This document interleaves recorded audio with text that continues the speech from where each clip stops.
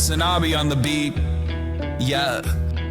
The people, they won't leave. What is threatening about divesting in one apiece? The problem isn't the protests, it's what they're protesting. It goes against what our country is funding. Block the barricade until Palestine is free. Block the barricade until Palestine is free. When I was 7, I learned a lesson from Cuban Eazy-E. What was it again? Oh yeah, fuck the police. Actors and badges protecting property in a system that was designed by white supremacy. But the people are in the streets. You could pay off Meta, you can't pay off me. Politicians who serve by any means, APAC, Kufi, and all the companies. You see, we sell fear around the land of the free. But this generation here is about to cut the string. You could ban TikTok, take us out the algorithm, but it's too late. We've seen the truth, we bear witness. Seen the rebel, the buildings, the mothers and the children, and all the men that you murdered, and then we see how you spin it. Who gets the right to defend and who gets the right of resistance? It's always been about dollars and the color of your pigment. But white supremacy is finally on blast, screaming free Palestine to their home at last. We see the lies and claiming it's anti-Semitic to be anti-Zion, assessing Jewish brothers and sisters out there writhing in solidarity and screaming free Palestine, with them organizing and learning and finally cutting ties with the state that's gotta rely on apartheid system to uphold an occupying violent history been repeating for the last 75. The Nakba never ended, the colonizer lied. It's students' intents posted on the lawn, occupying the quad is really against the law, and a reason to call in the police and their squad. Where does genocide land in your definition hot? Destroying every college in Gaza and every mosque, pushing everyone into Rafah and dropping bombs. The blood is on your hands, by that we can see it all. And fuck no, I'm not voting for you in the fall. Undecided, you can't twist the truth. The people out here united, never be defeated when freedom's on the horizon. Yet the music industry's quiet, complicit in their platform of silence. What happened to the artist? What you gotta say? If I was on a label, you could drop me today. I'll be fine with it, cause the heart fed my page. I want a ceasefire, fuck a response from Drake. What you willing to risk? What you willing to give? What if you were in Gaza? What if those were your kids? If the West was pretending that you didn't exist, you want the world to stand up, and the students finally did. Let's quit it. What's going on, everybody? It's me, Haslamore, coming to you live from somewhat cloudy Los Angeles, California, on this beautiful, wonderful, fantastic Thursday. It's Thirsty Thursday, folks. That's right, I made this song. This is my rap. This is my rap song. Macklemore's my favorite artist now. No, Sorry, no, Kendrick. no. That's Austin Knox's Hinds Hall, HasanAbi AI cover of Macklemore. We're alive, and I hope all the Blues, Girls, and Ebbies are having a fantastic one. This is the part of the broadcast where I tell you a little bit about my personal news about what's going on in the world of HasanAbi Piker. LA is pretty much a cloudy eclipse. It's 55 degrees out here right now. It's 55 degrees. And not only is it 55 degrees, but it's also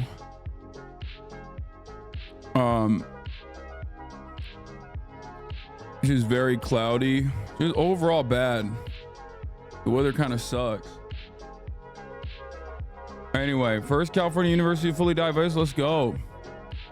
I'm wearing the merch out here, and I think a lot of people are just now getting their merch.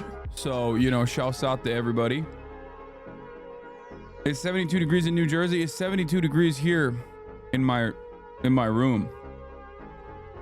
Anyway, folks, we're live and alive, and like I said, this is the part of the broadcast where I tell you a little bit about my personal news about what's going on in the world of HasanAbi Piker. And as far as personal news goes, yesterday I ended the broadcast because I had to go to dinner after playing a little bit of Disco Elysium, after almost implementing full-blown communism, okay, like it's never been implemented before, because obviously it's never been attempted and it's never been perfected. After going full fucking post-com or full left-com, I stopped in between my conversation with Measurehead, the craniometric, the greatest, most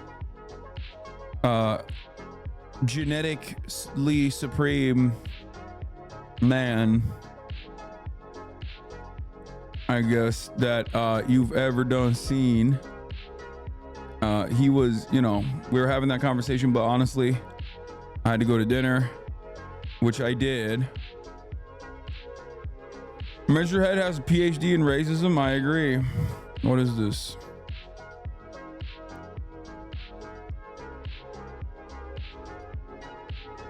All right, we'll look at this in a second. Did you smack him? Fuck no, dude. Why would I smack him? He's the Seminese supremacist. Like, he is right. He's right. Al Ghul has overtaken my puny ham sandwich body. And you can see Al Ghul speaking out from, you know, when I open my mouth and I speak, you think I'm speaking, but it's actually Al Ghul speaking. Anyway, what the fuck are you talking about? Yeah, you would know if you fucking, you would know if you fucking watched the, if you watched the actual gameplay last night. Anyway.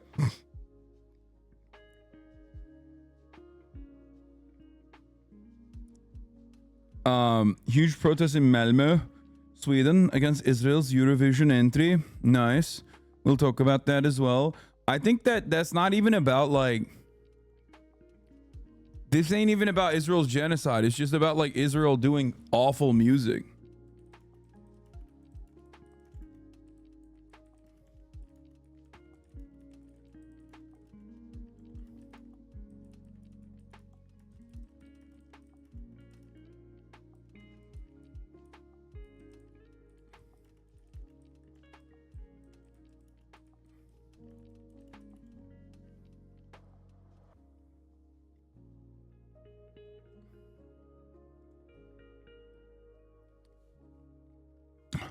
Anyway, I tweeted that Hades 2 is somehow more bisexual than even the first game.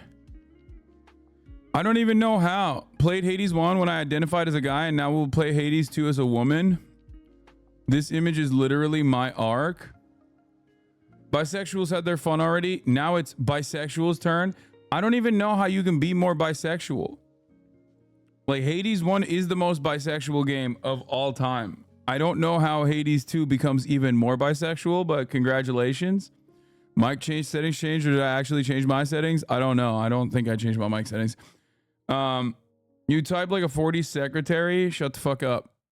Okay. Women are bold, brave, and beautiful. And I'm glad that in the 40s they were allowed, well, they were allowed to be secretaries. So what's your resting heart rate right now? Right now, I've been running around before the stream, so it's at 96. It's pretty high. Well, as of 13 minutes ago. A hog you converted showed up in Caroline's chat yesterday. Okay, we'll take a look at that as well. Banger Juniper tweet, we'll look at that. Northern Line Ooh Woo types, we'll look at that as well. Anyway, listen to me. No, that's not resting. Here, I'll tell you what my heart rate is right now. Measuring. It's at 89 3 minutes ago. 91 BPM currently. Anyway, it's not great. It's pretty high. Usually when I'm not streaming and just sitting around, it's at like 60. How much you weigh now? Still in my 240s, like low 240s. Is being fat a choice? Yeah, fit versus fat. We're gonna do that. Don't worry. Myron they brought in from Fresh and Fit as well because they're fucking stupid. I can't believe Jubilee brought that desperately. Jubilee's that fucking desperate. They brought Myron. Anyway, do you take any days off from lifting? Yes, I do. Like today, I did not lift today. I played basketball today. I work out every single day, but having said that, if I am not lifting, if I am not training, then I will be playing basketball, which is what I did this morning. Where's the hat from? MSDVX is where the hat's from. Cutie give Kai a tier list in streamer pet list. Cutie gave Kai a last tier in streamer pet list? No shot. That's fucking bullshit. Play basketball and more, you're chill. Play basketball more, you're chiller. I didn't get to do too much. I didn't get to play too much basketball, but I did throw the ball around for Kaya quite a bit. That's why she's passed the fuck out as always. Anyway, but yeah, last night, ended the broadcast, went to dinner with my brother, with Chris. That was all right. This is like my third night in a row where I've eaten out, and it's kind of cooking me big time diet wise. Like I'm managing as best as possible, but it's not great. It's not great that it exists. It's not great that this problem persists in my life. From the bed to the PC, Kai will be free. Yeah. As a fellow hooper lifter who's a big boy, what do you prevent injuries and joint pain? I don't. I just eat it. I'm stupid. Do you stick to your diet when you go out, or just go for it? I mean, I try to track it as best as possible. Like last night I had steak.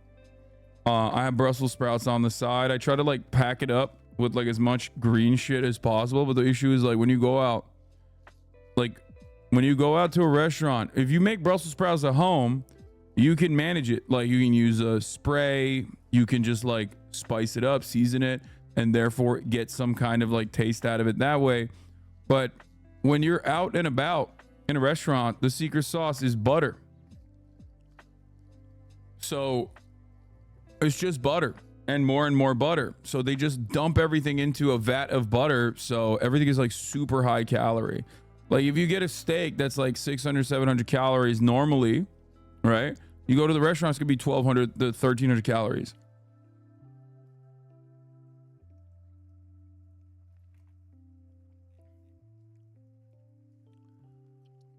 Anyway,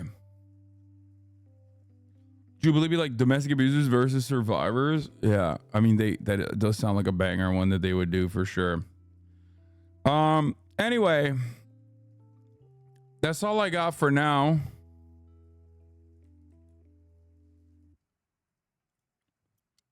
This morning I worked out, played a little bit of b-ball. Ran around with Kaya. Would switching to Zim be better than vaping? Does it give you any gum issues? I gotta save my damn lungs. Yes, it probably is better. What is this? Lit up We are Emma? going to be What is this? making the weapon of my people, okay? This weapon was wielded by the Ottoman sons, not daughters, mostly sons.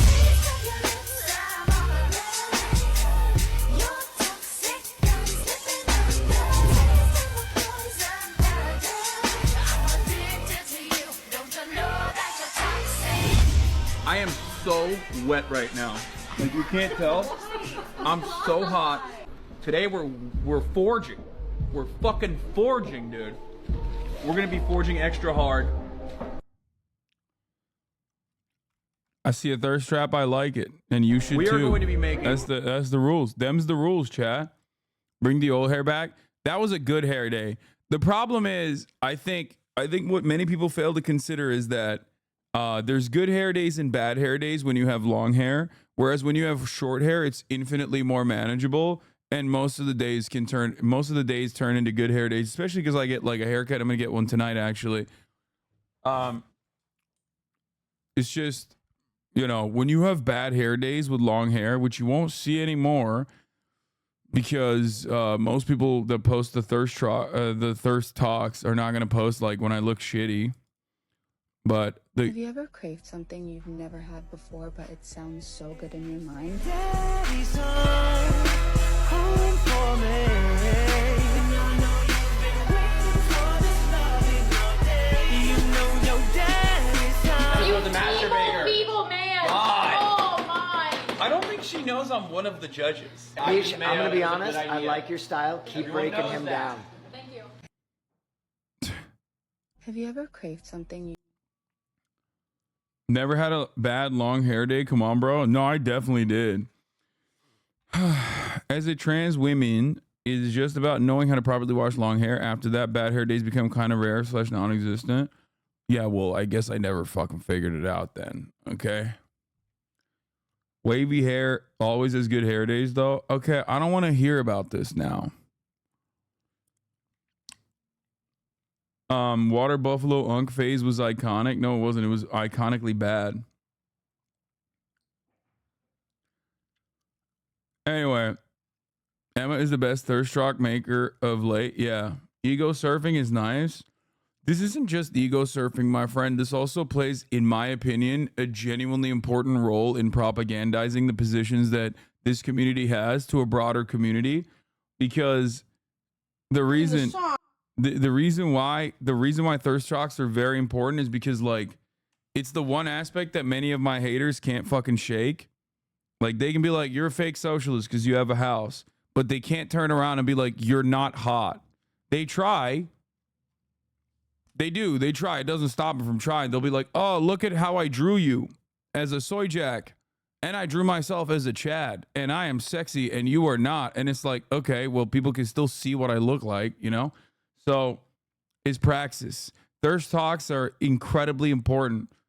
Thirst talks are incredibly important in propagandizing a lot of my positions in general. I mean, ego of death, it helps with my ego too, for sure. But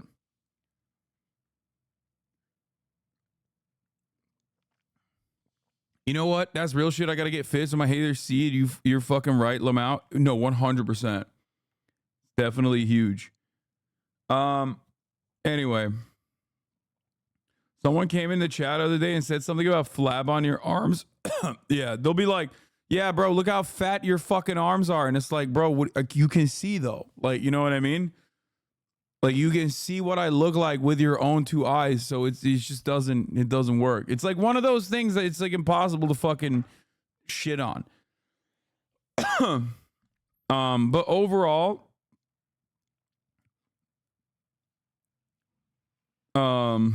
yeah. Build the socialist revolution from thirst traps up. Yeah. I lost my job from a shitty boss and now I'm getting fit because I already know even I'm better than that bitch ass boss, but now I'm going to be thriving even more. Good shit. Yeah.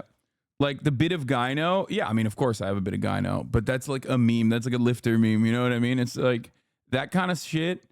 That kind of shit is just like literally inner community memes overall. If you know what that is, and if you are like throwing that accusation around, you're already too far gone. You know what I mean? The average normie is not someone that's going to think about that or know what that is. Anyway, what is this? Rennie explaining the rap beef between Kendrick v. Drake to their parents. You said this is what you sound like to the older viewers? He says, certified lover boy, certified pedophiles. Then he does some ad lib and then says, why are you trolling like a bitch? Ain't you tired? Trying to strike a chord. It's probably A minor. Which he sings. Yo, so much respect for this family. He sings. So much unimaginable respect for this family. They are me. I have this as well. A Chick-fil-A a Chick-fil-A sauce on deck, the type that you can only buy at like a Ralph's or like a Walmart, you know what I mean? That's me for real. I have that shit. I put that shit on my breakfast sandwiches.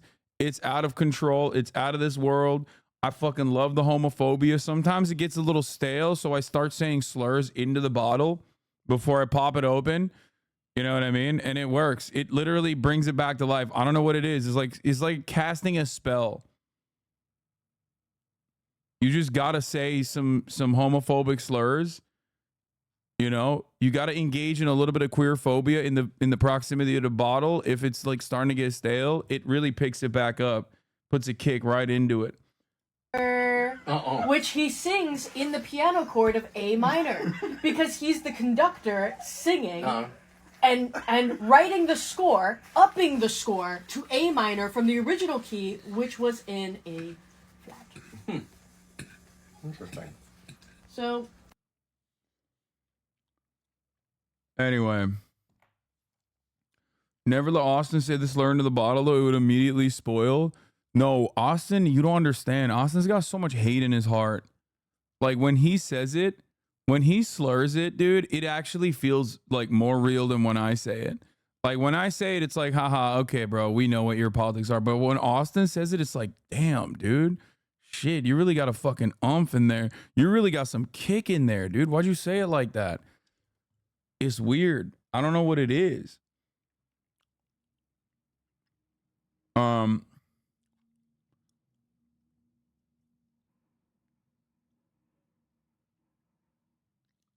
Gaming last night was pogged up, but it's absolutely unacceptable that you didn't mention that the scab leader was 2016 era Peter Dow.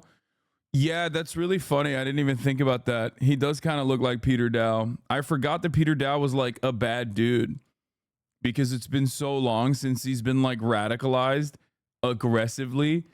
He's had a very funny character arc overall. I just don't think about him at all nowadays, but there was a moment where he would definitely exist in my mind quite a bit in the 2015, 2016 era where he was just like the most annoying, most relentless dick rider of the DNC. Anyway, hey there, Hasan. I live in the EU and found you on many reaction channels. Always cool to catch you live and loving the new gaming content. The Walking Dead and Disco Elysium. Thanks for watching, my friend. Why don't you start a Majority Report style show? I don't know, because I do that already on my own, like by myself pretty much. And with you guys, actually, I'm not by myself. It's just like me and you guys. We do it together.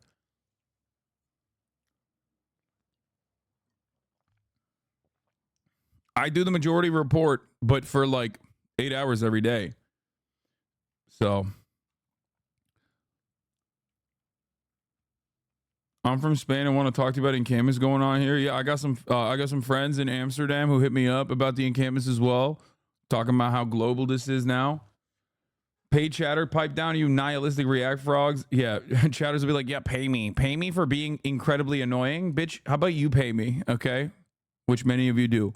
All right, what is this Northern Lion clip? And then I'm gonna blast off. You know, you got your twinks, you got your bears, you got your otters, you got your dommy mommies, you got your uwu submissives and stuff like that. You know, you got your... Okay.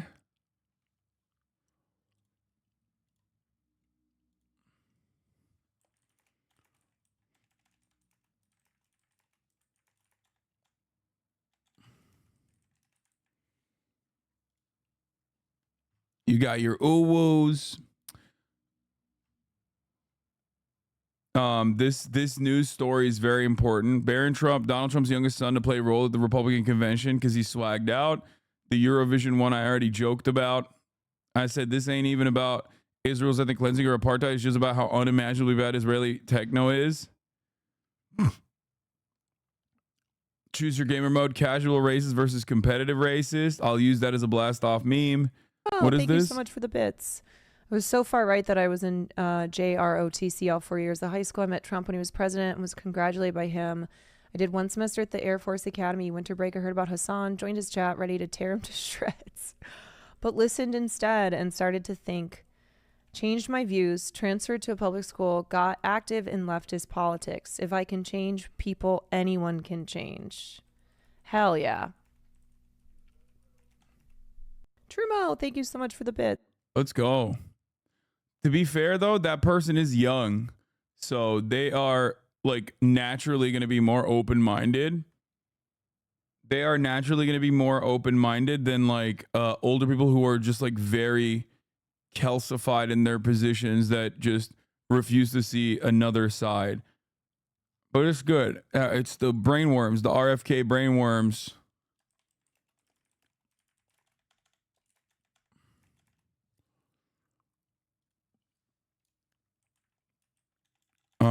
Okay, DEMS save Christofascist Mike Johnson's speakership because they love weapons contracts, RFK brainworms, and more, and the fat V fit Jubilee later. Get in now. Change my mind. Dems are fascist. I mean, they're just like fascist, but a little gay. That's it. Do we have a good blast off meme? I was trying to become a libtard from being apolitical, right? Until I found you. My mom loves you but hates your politics. That's crazy. She loves me but hates my politics.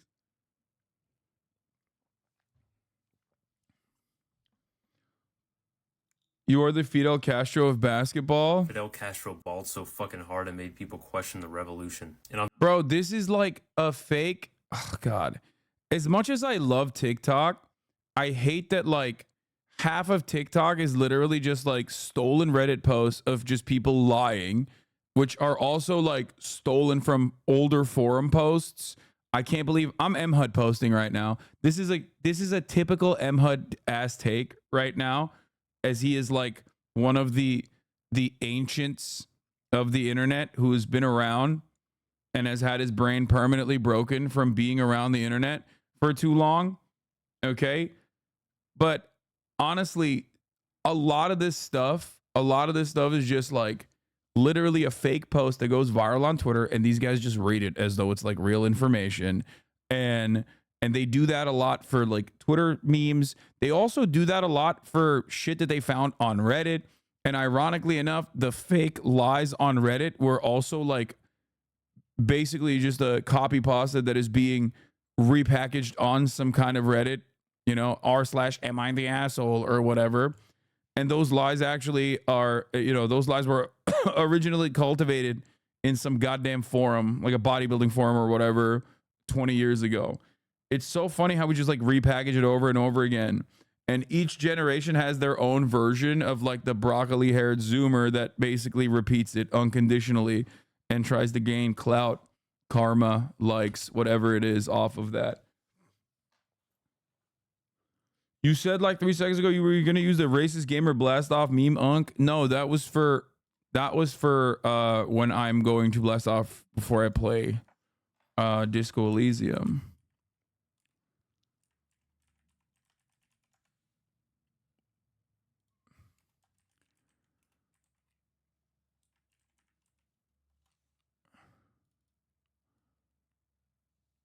All right, anyway, you know what? I'm going to put that. You know what? Fuck it. I'll do that. I'll use that.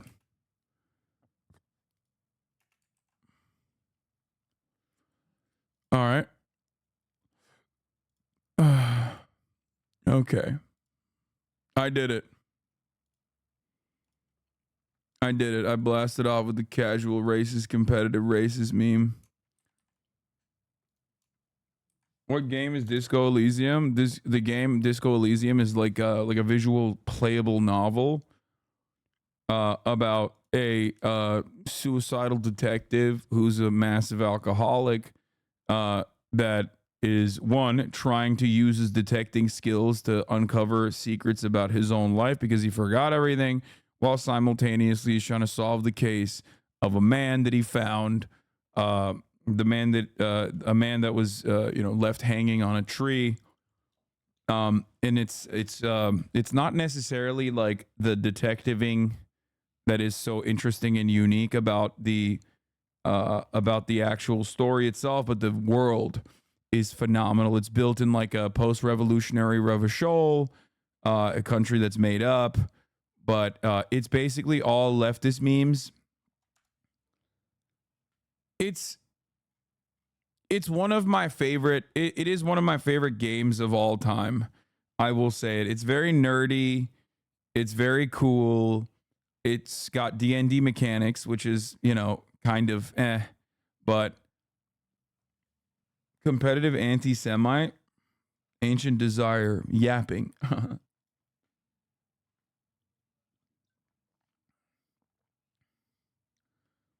Lots of fun accents too. I agree. Breaking, Netanyahu has said his country is prepared to stand alone. Yeah, no, that's fake.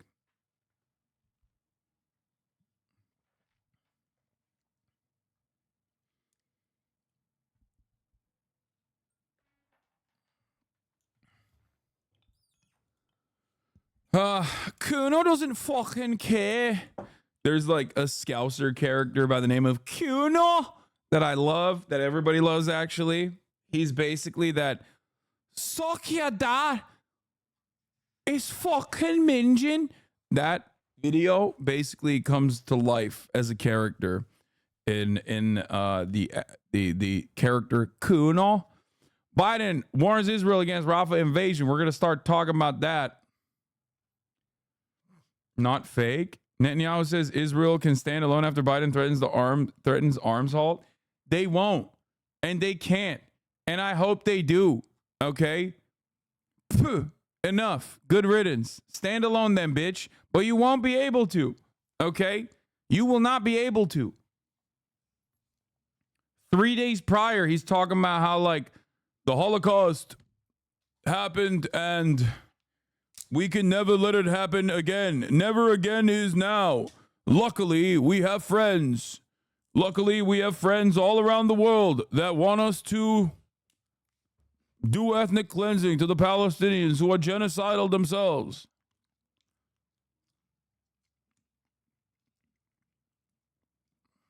Yeah, they're mad as fuck, dude.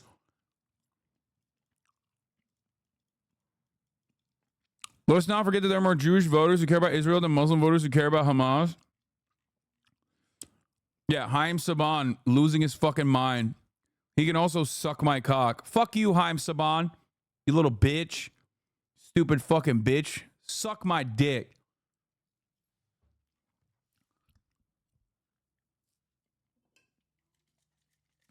Bro, that shit sucks, honestly. Yeah, Mehdi Hasan. Yep, now Biden is Hamas too. Can't make this stuff up. Yeah, bro, they're fucking unhinged, dude. They're unhinged. What do you mean? Like, they're just completely out of fucking control, dude. What is this? Tomorrow, Dr. Phil's dropping a 1 hour long unedited interview with the Israeli Prime Minister on a shitty version of Disney Plus. Yeah, I love that Dr. Phil was like, yeah, I got to do voices that are unrepresented in mainstream media. And that's why I'm going independent. And then what does he do? He has fucking the Israeli Prime Minister on. Yeah, there's a voice that's not represented in mainstream media. Thank you, Dr. Phil, for going independent and doing things that are really fucking, doing things that are really unique.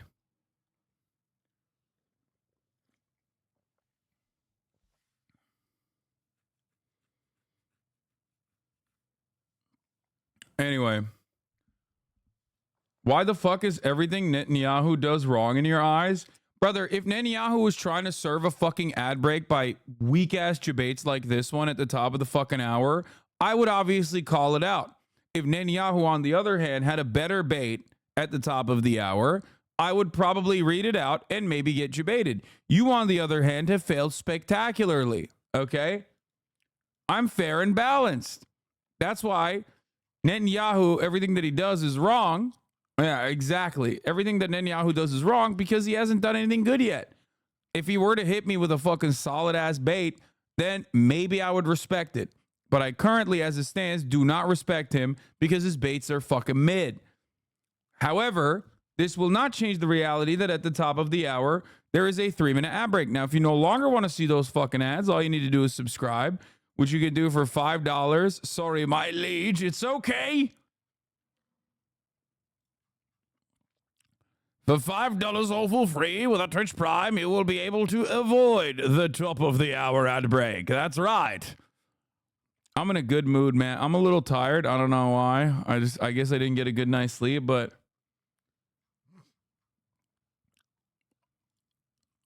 here's the 3-minute ad break now.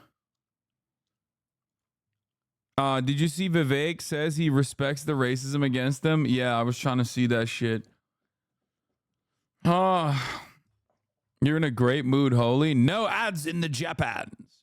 How the fuck did you pick out a singular person trying to bait you? It's just that like I'm in this business for quite a while, you know. I can smell it. Not good. RFK Jr.'s worm started dropping spice in his brain, and now he's having visions of galactic jihad.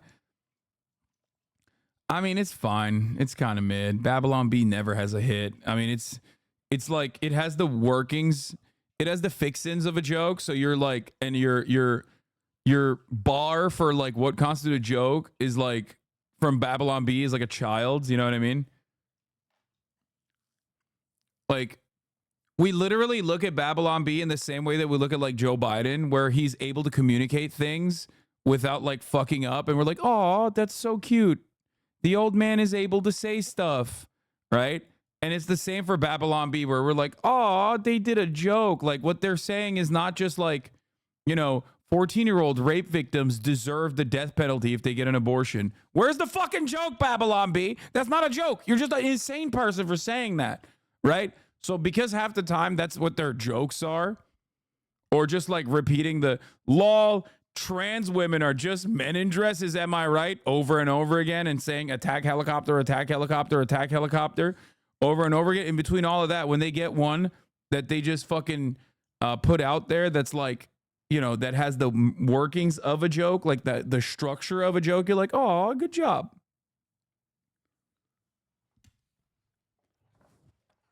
Anyway. What? I told myself I wouldn't send you this because it will only bring us pain, but it's also content. Oh my God. You know what we needed? More of this kind of like Family Guy ripoff style fucking show. We definitely needed that. There aren't enough on Hulu. There aren't like a million versions of this show on Netflix and Hulu. I'm so glad that they're doing it on the Daily Wire as well. Yeah. I fucking love that, man. Thank you so much. Did I see RFK Jr.'s brainworms? I've seen it every goddamn day.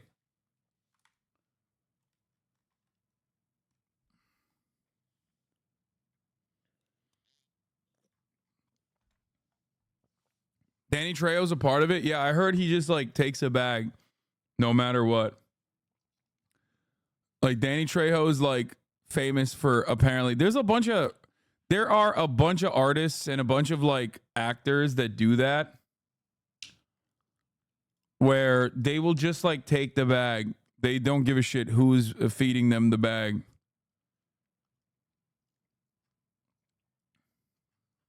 Snoop Dogg is like that. Nicolas Cage is like that.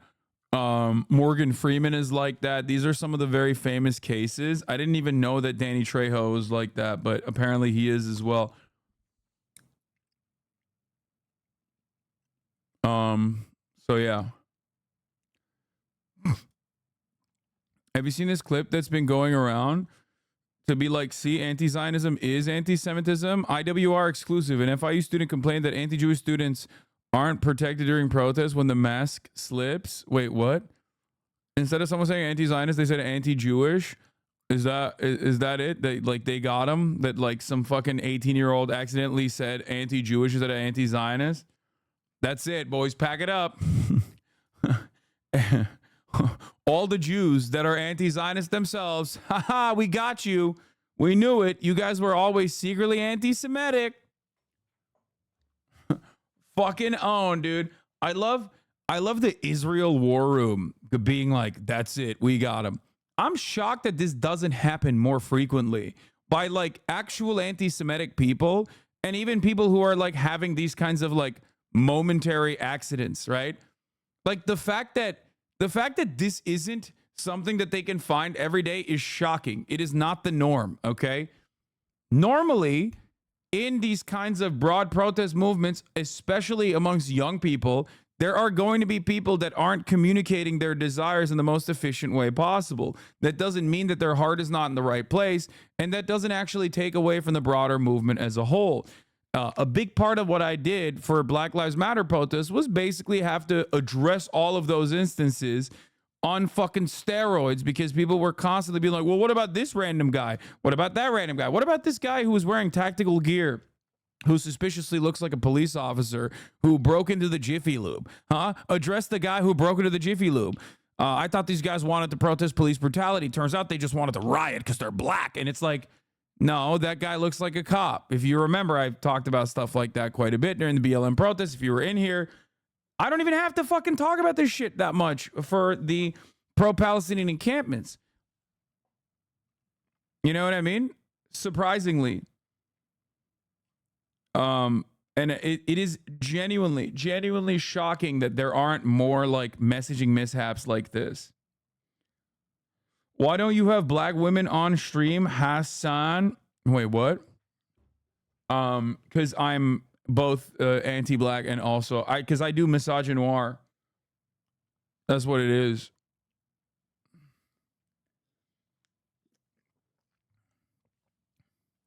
Olami was just on, but it doesn't matter. I hate that line of questioning, because it's always literally just like, well, here are the black people. Like, it's just like a weird thing to fucking answer. You know what I mean? It's like being like, tell me about all of your black friends. Like, they're not fucking Pokemon cards, man. They're my friends. You know what I mean? I feel weird just being like, here, let me prove it to you. Like, that's so dumb. And it's almost always, in my opinion, it's almost always a white dude that says that.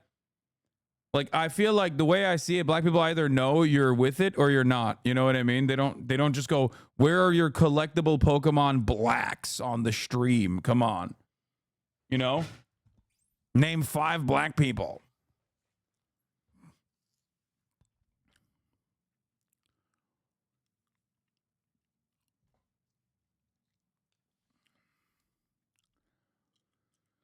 Yeah. Okay, chat, you don't have to do the FT signifier was just on. You don't have to do it either. When people say this kind of shit, just like move on. Be like, that's weird, man. That's a weird line of questioning. Please stop. You don't have to literally start naming all the black people you've seen on this stream over the course of the past month, okay? It's a weird thing to say. Again, a conversation almost entirely had by white people on both sides. Both the side that's like asking, where are the black people? Why don't you have any black people on your stream? And also the other side being like, no, you don't understand. Here are all the black people that are on his stream. I've noticed he has quite a long list of black people that he's had on his stream, as a matter of fact. Like, just don't be normal. Be normal about it. Like, you know?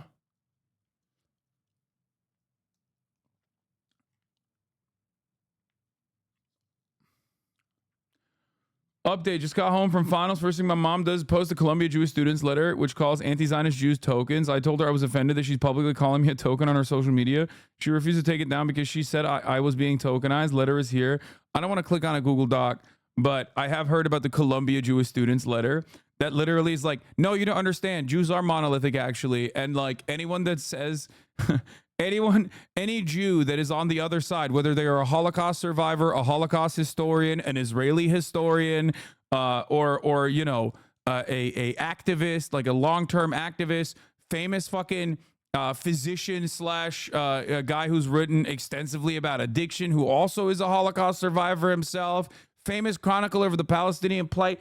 All of these people, they're actually, or even the majority of young Jews in America, they're all tokens. Okay? They're all tokens. They're all fucking tokens. It's just, they're all tokens, and no, you don't understand. Jews are actually monolithic, and yeah, we control the media, we are monolithic, and we have all the power, and also Israel represents our interests. It's like, what are you doing? What are you saying? Half the time, defenders of Israel that are Jewish that put their name on Israel being a Jewish state, a Jewish ethno state, unironically keep doing like Nazi style conspiracies about themselves, not realizing that that in and of itself literally fucking feeds into anti-Semitism. It is very odd. It is a very odd thing to do. Why are you personally being like, no, everything you heard on 4chan is true, actually?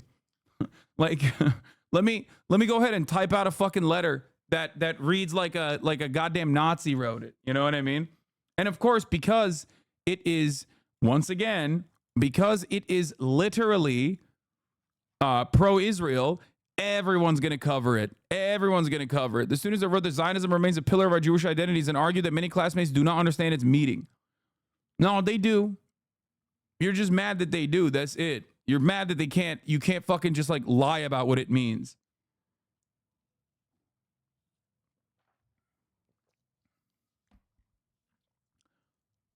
Do you think Trump will win the election? I don't know. You mean Nick Fuentes isn't pro-Palestine? Yeah, that's oh God, Nick Fuentes. I feel like Elon Musk as a psyop brought back Nick Fuentes specifically so he could be like, see, all the pro-Palestinian voices are actually Nazis or some shit. Like, why in the ever-loving fuck would you bring back a straight up, open, out and about, Holocaust denying neo-Nazi? By the way, Kanye West confirmed a Fuentes stream on Instagram story. I want to fucking, oh my God, I hate this shit so much. I hate this shit so fucking much, dude.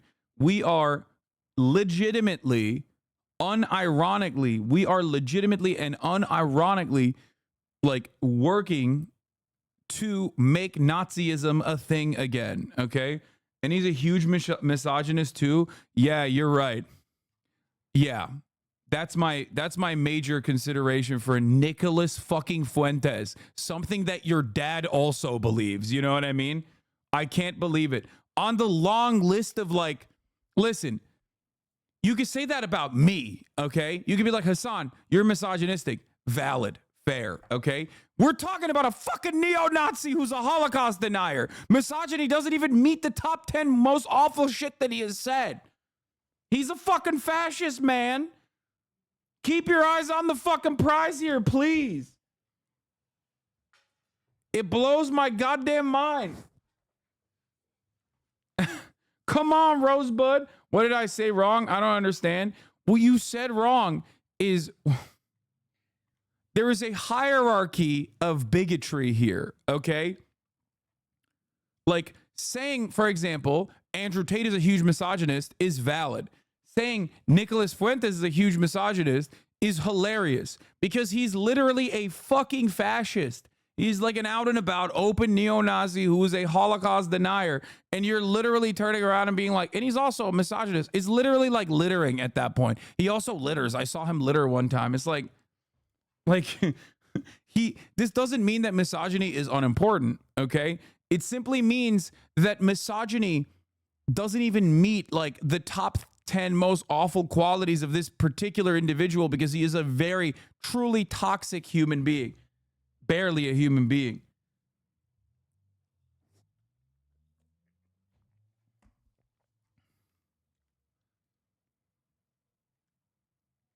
Anyway.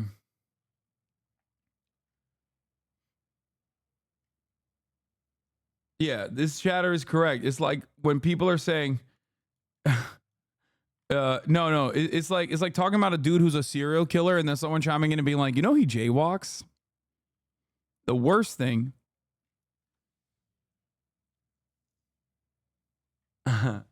Anyway, also being a Nazi is basically 100% correlated with also being misogynist. Like who's out there being a Nazi, but also is a feminist too? Lauren Southern. Hello. Excuse me. New Lauren Southern is a Nazi feminist now. Old Lauren Southern was trad wife status. New Lauren Southern, feminist, but also still very right wing.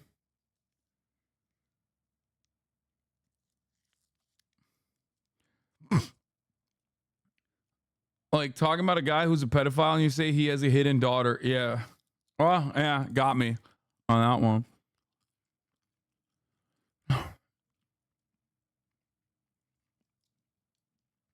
Anyway, where were we?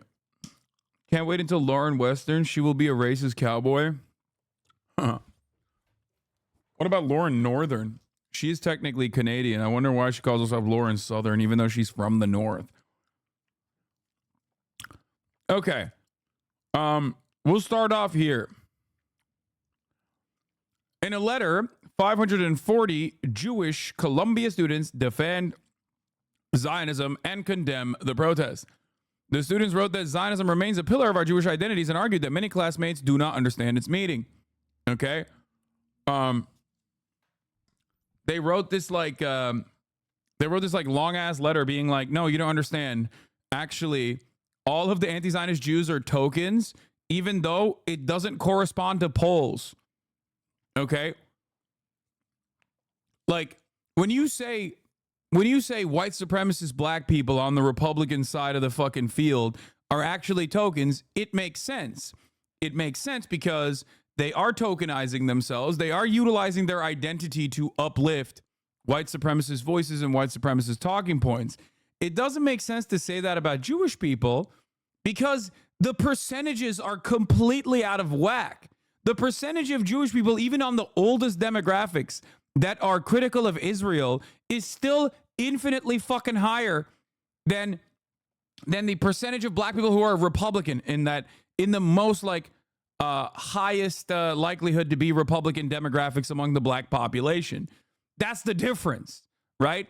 But beyond that, people do have the capacity to be duped by media narratives. People have the capacity to be duped by their social conditioning, by nurture. That doesn't change the reality of what they are saying. Okay? It would be akin to saying, well, white people are tokens in the civil rights movement. Okay? They're tokens in the civil rights movement because they're not broadly represented in the broader subsect of the population of whites that actually despised the civil rights movement and thought it was angry and thought it was violent and thought it was too disruptive and thought that Martin Luther King was like a communist adulterer or whatever. That doesn't change the reality that we're still morally righteous, okay? Just so you guys understand. But of course, this is shitty on two different fronts because the notion that they're tokenizing themselves, the anti-Zionist Jews are tokenizing themselves, doesn't even make sense from a statistical percentage. Like, it is not a statistical anomaly that there are anti-Zionist Jews, especially in the demographic that these fucking dumbass students are talking from. Okay? In the letter, the students argue that Judaism cannot be separated from Israel. They also charge that anti-Zionist Jews who deny Israel's right to exist and stand with pro-Palestinian protesters tokenize themselves and try to delegitimize the experiences of Zionist Jews on campus. It's just so fucking entitled and so annoying. And perhaps even more damaging than like people being like, you're doing anti-white racism, because obviously anti-Semitism is a real type of bigotry, a real type of hatred that exists, right? That persists. So like they're using something that is real, unlike the unjustifiable state, the apartheid regime of isn't real. Okay. They're using something that is like an actual thing in an effort to cynically weaponize it against those who are criticizing an apartheid regime that is doing ethnic cleansing. It's fucking insane. Some of the students who signed the letter, which had 540 signatories as of Thursday morning, have already spoken publicly against Colombia for the anti-Semitism they say they face there. One student testified before Congress about the issue. Others have been counter-protesters of pro-Palestinian rallies. Others have not spoken before. Eden Yadigar wrote a written testimony before the United States Representative Committee on Education and the Workforce, roundtable with Jewish students impacted by anti-Semitism. Stunning, astonishing, awesome, jubilant achievement. These are the words that a professor at my university used to describe the deadliest massacre of the Jewish people since the Holocaust. Chairwoman Fox and distinguished committee members, oh my fucking Lord, is still, oh my Lord, oh my fucking Lord. Oh my God. We have to fire everyone. I'm not even gonna fucking do it. I'm not even gonna entertain this dumb shit, okay?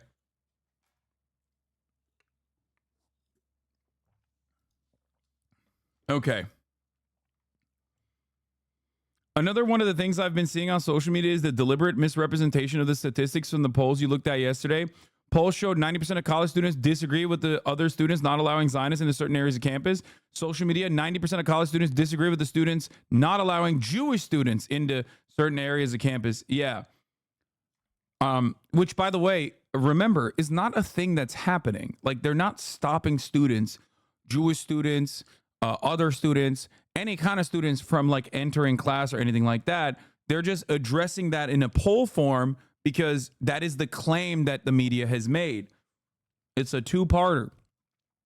All in all, by Thursday, the letter was signed by just over 10% of the estimated 5,000 Jewish undergraduates and graduate students at Columbia and its affiliated colleges. All signatories gave their names, college affiliation, year graduation, unlike some public letters that allow for anonymous signatures. Now, one could say, where is the counter to this from Jewish students at Columbia? Except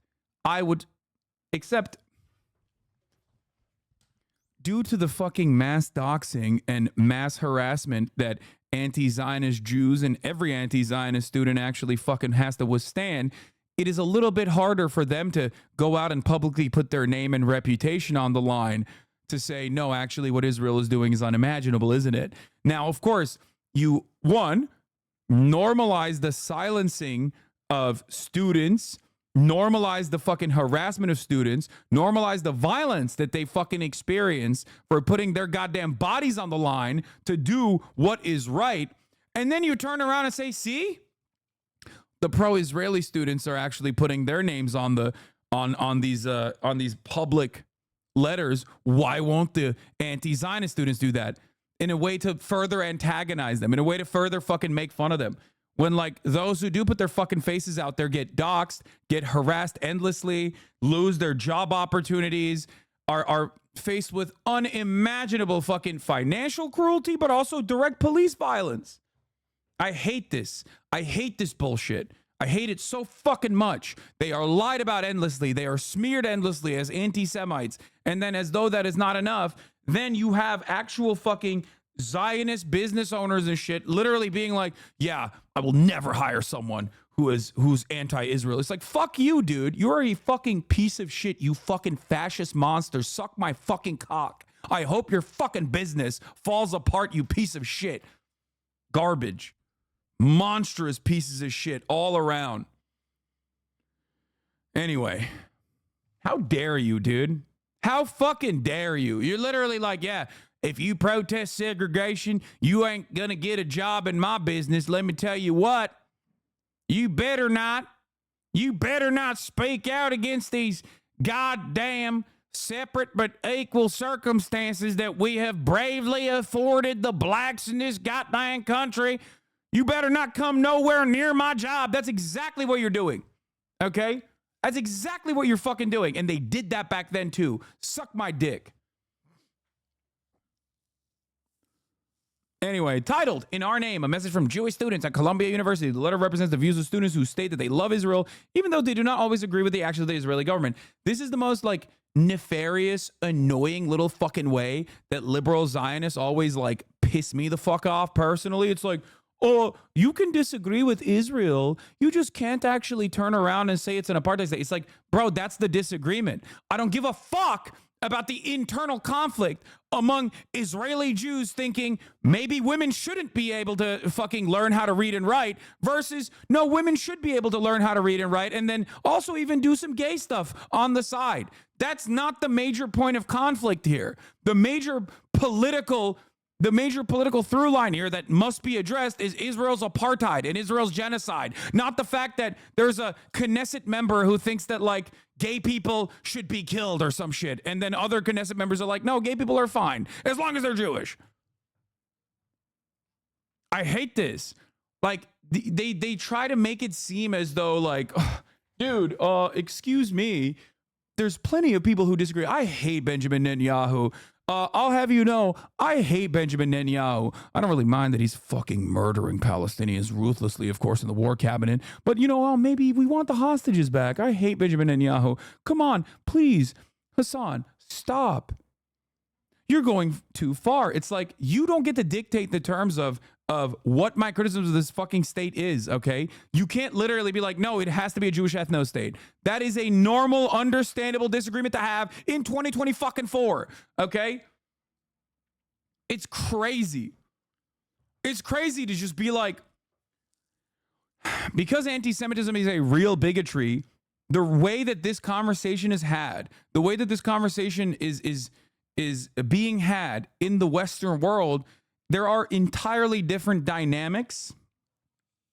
There are entirely different dynamics at play when we have this conversation in the Western world, where Jews do have a tendency to be marginalized. Obviously, like Jews in general, especially a lot of the Ashkenazi Jews in general, in the Western world are perceived white.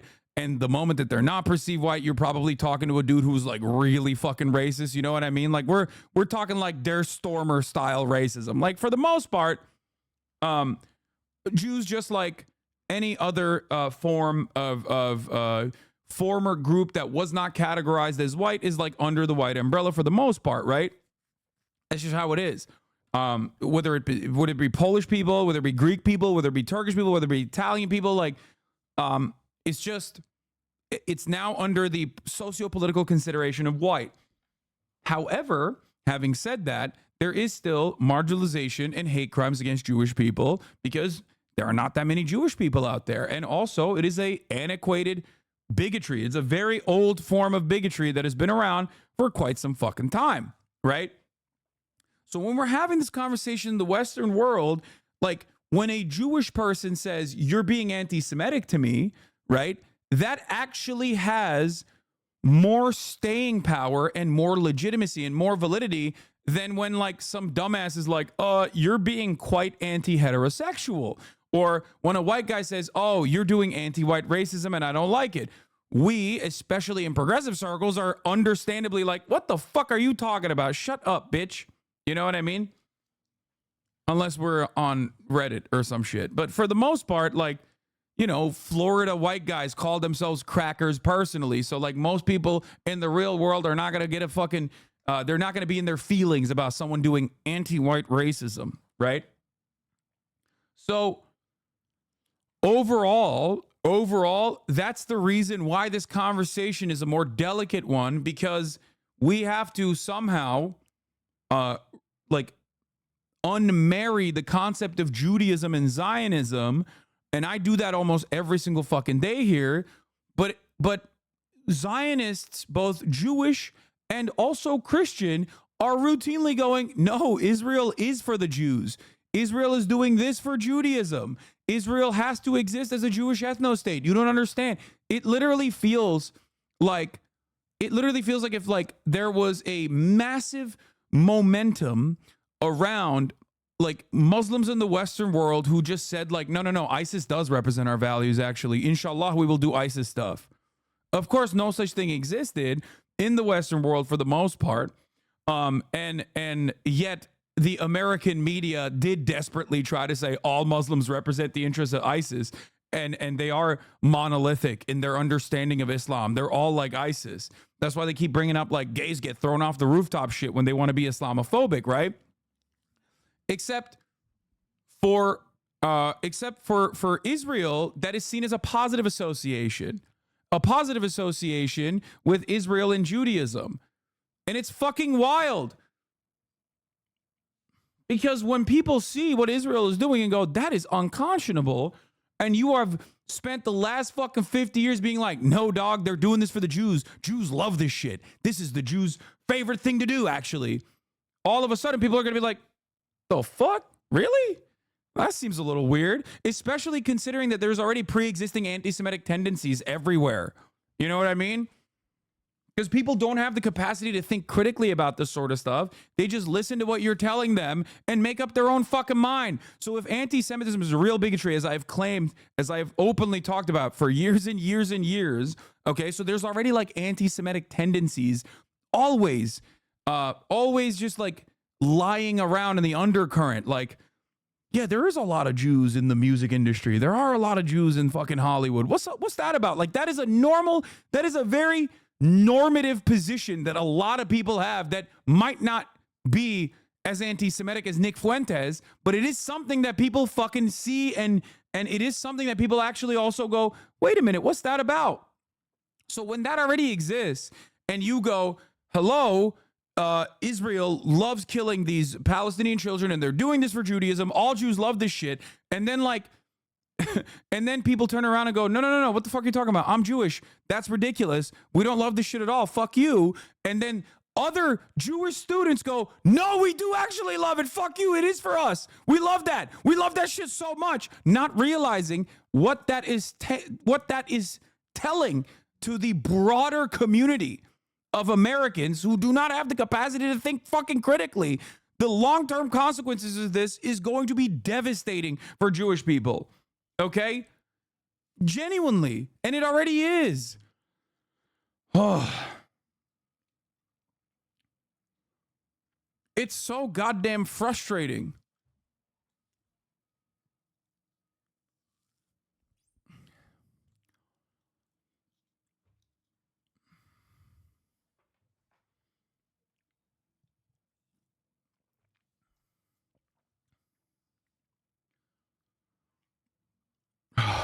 Okay. Yeah, here is the Google Doc. I guess we can read this shit. Can we, let me see if I can just like,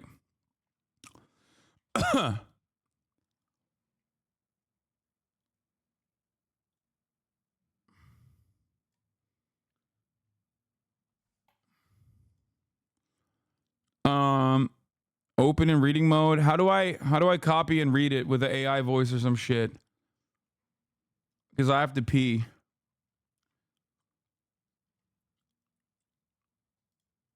I mean, I copy it, but like, how do I get an AI voice to read it?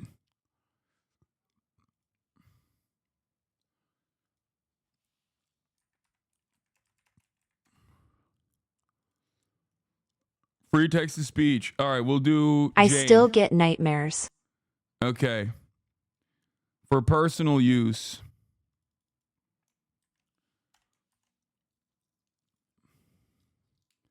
Here. To the Columbia community.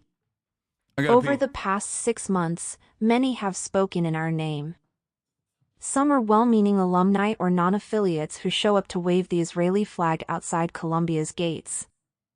Some are politicians looking to use our experiences to foment America's culture war.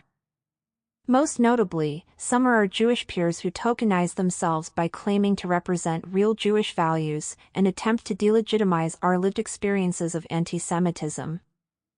We are here, writing to you as Jewish students at Columbia University, who are connected to our community and deeply engaged with our culture and history. We would like to speak in our name. Many of us sit next to you in class. We are your lab partners, your study buddies, your peers, and your friends. We partake in the same student government, clubs, Greek life, volunteer organizations, and sports teams as you. Most of us did not choose to be political activists. We do not bang on drums and chant catchy slogans. We are average students, just trying to make it through finals much like the rest of you. Those who demonize us under the cloak of anti-Zionism forced us into our activism and forced us to publicly defend our Jewish identities. We proudly believe in the Jewish people's right to self-determination in our historic homeland as a fundamental tenet of our Jewish identity. Contrary to what many have tried to sell you, no, Judaism cannot be separated from Israel. Zionism is, simply put, the manifestation of that belief.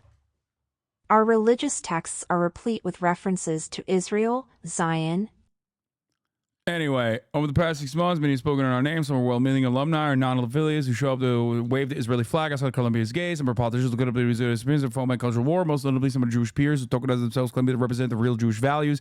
I like that the token Jews that are anti-Zionists are are a worse offense in the eyes of the Columbia students, supposedly, that wrote and fucking co-authored and signed off on this, than Mike Johnson. Mike Johnson will march you into the gas chamber if he's given the opportunity. And you think anti-Zionist Jews who are literally on the historical side of Jewish culture, revolutionary Jews that have been at the forefront of resisting against the Holocaust and everything else, those guys are worse than Michael fucking Johnson? Are you that insane? He's not simply fomenting culture war. Dumb fuck. Get a goddamn education. Your brain is so fucking broken by Zionism. Mike Johnson would literally kill every single Jew in America if given the opportunity. He wouldn't even think about it. Okay? Oh my God.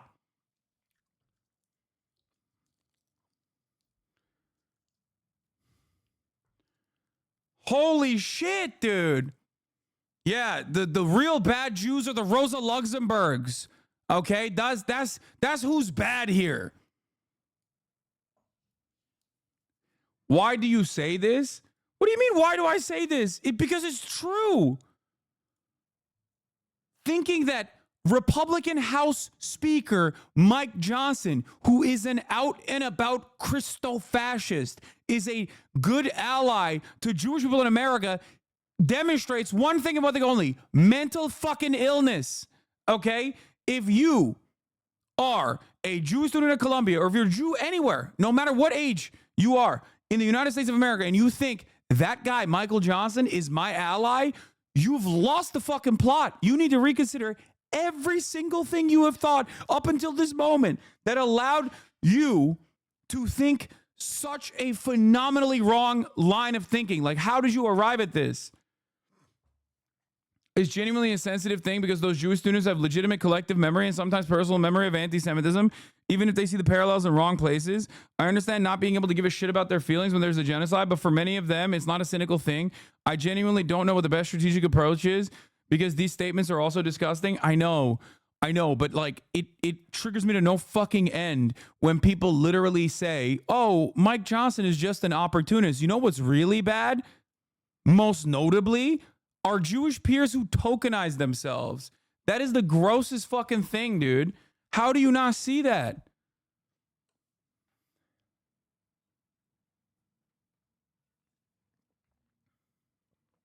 Like, to me, this spells so much trouble in the collective consciousness of many young Jews, at least 500 of them, in this fucking Ivy League institution where they're getting like the best education physically possible.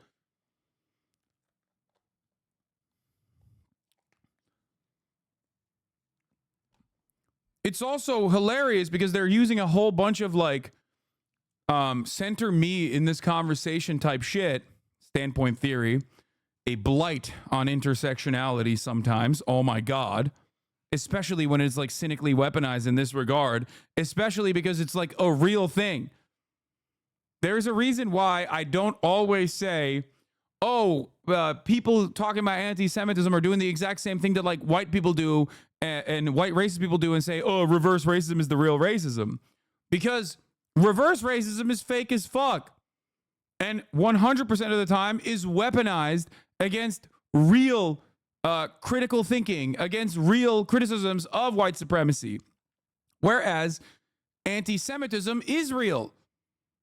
Okay? That's a real thing. That's a real bigotry. And whether willingly or unwillingly, these students are deploying anti-Semitism and claiming anti-Semitism in this regard in a situation that where it doesn't fit the bill, but they legitimately believe it. So what are you supposed to do? What are you supposed to do? As a Jewish person, I find it genuinely depressing that so many Jews legitimately think Zionism is inherently part of Judaism and not an entirely modern secular political belief with no real basis in our actual theology or history.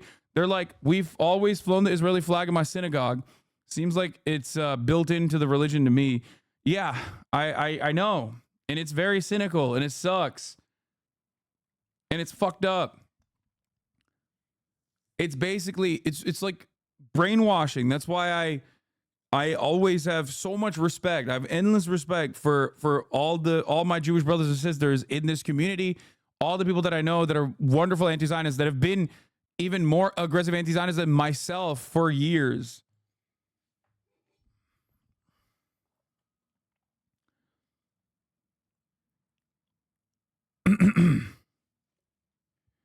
Anyway,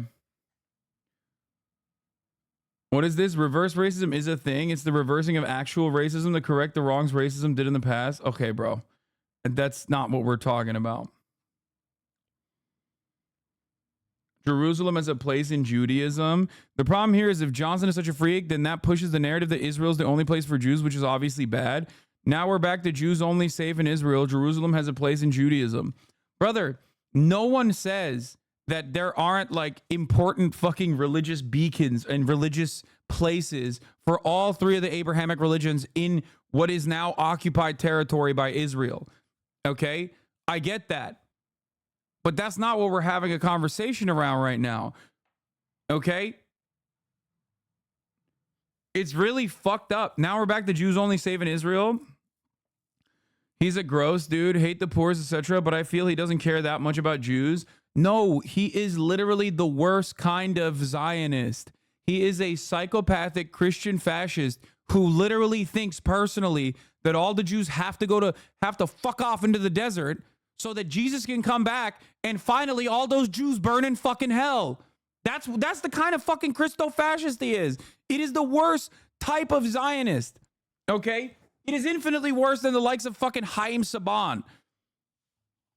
The actual worst, like a literal believer in the fucking anime style theological Armageddon trigger point of Israel. That is a psychopathic thing to believe. And that's an adult. And that's not just an adult who believes that. That's an adult with a shit ton of power. That's an adult who the Democratic Party defended literally yesterday and voted to keep in that position of power. Think about that.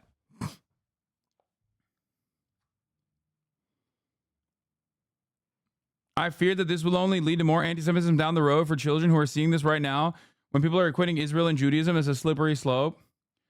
It is so damaging. It is so damaging to discourse to not be delicate when discussing matters that are so severe and so significant and so important, such as anti-Semitism. Anti-Semitism is the canary in the coal mine, okay?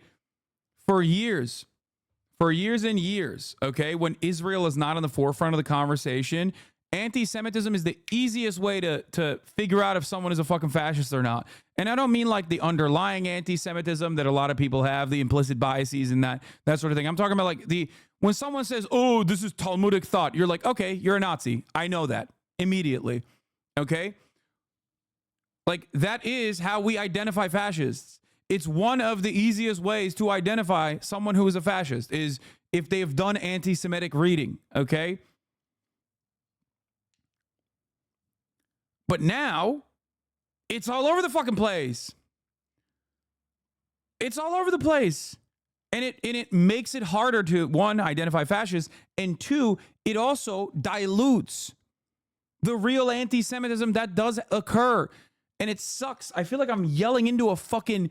Like, I'm yelling into a dark room about this kind of stuff every day. And people that are completely far removed from ever listening to what I have to say, far removed from anything that I ever have to say because they just decided that, like, I am an anti-Semite because I think that Israel is an apartheid state, even though it is, right? They will never listen to me.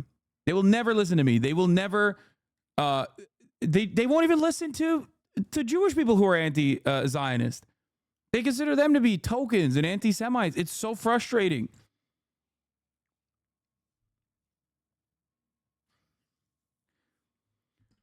They look at me in the same way that like people who are like well invested in their own narratives about how things are. Like when trans people sometimes come in here and are like, yeah, you're anti-trans.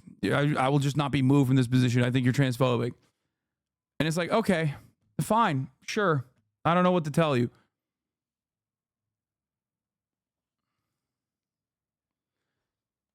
And yeah, the worst part is it's a perfect narrative for Zionists because they want Jews to feel unsafe. They want there to be anti-Semitism occurring in the Western world so Jews feel less safe, so they have to go to Israel and present themselves as a strong nation.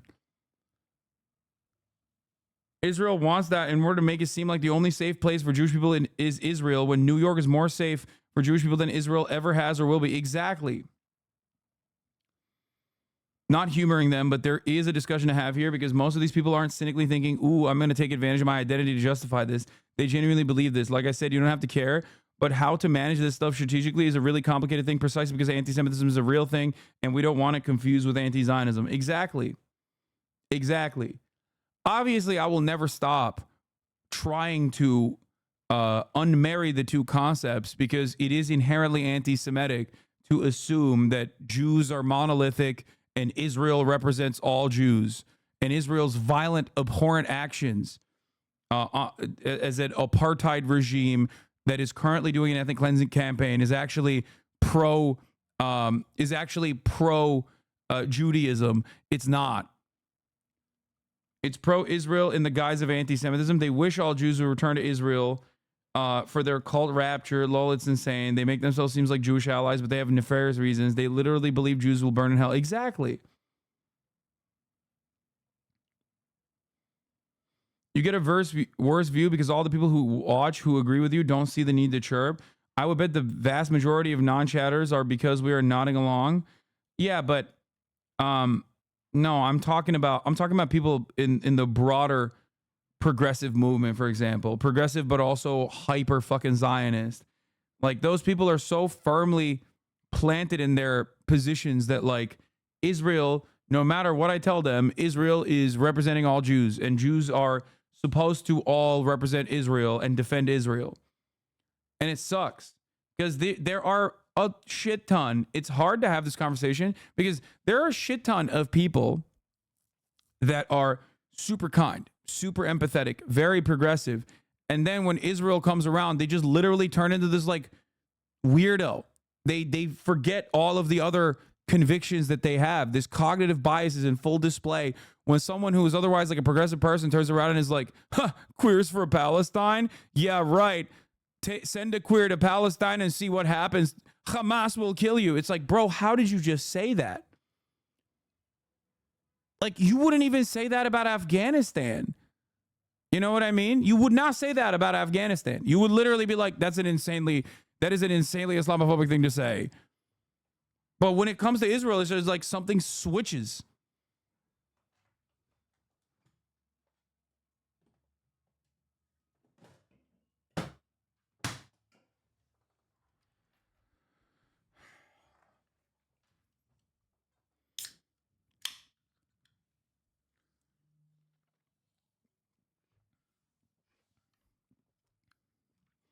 Please don't relate trans people experiencing mental strain and venting it in the chat to these actual real life fascists. There's no analog to this behavior outside of other fascist movements and action. No, you're misunderstanding the point. I'm talking about a very specific type of otherwise very progressive Jewish person who has just been like brain broken by Zionism. Okay?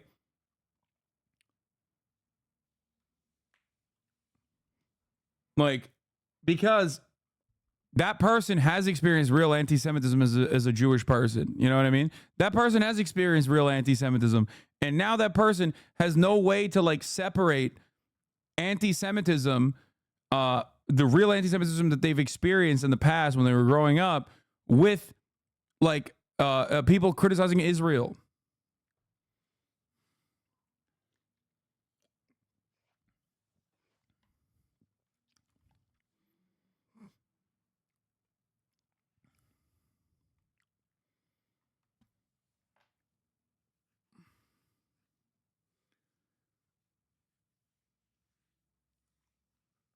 Yeah, I don't really think it's undermining anti-Semitism to say Jewish people should direct their concern to neo-Nazis and alt-right movements.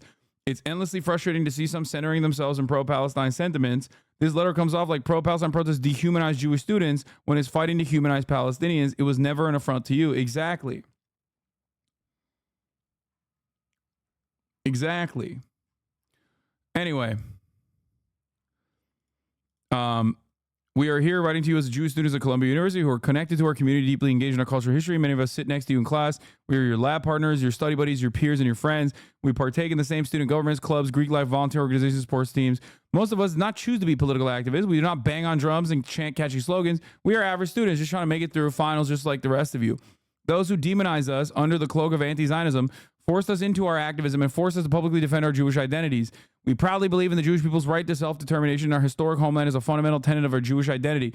Yeah. This is the problem. Okay? You're literally saying my Jewish identity and my sovereignty and my autonomy as a Jewish person relies on ethnically cleansing Palestinian children, okay?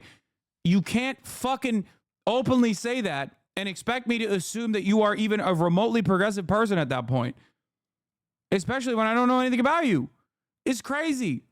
Also, you're here. You're in New York. You're at Columbia. What the fuck do you mean? Oh my God.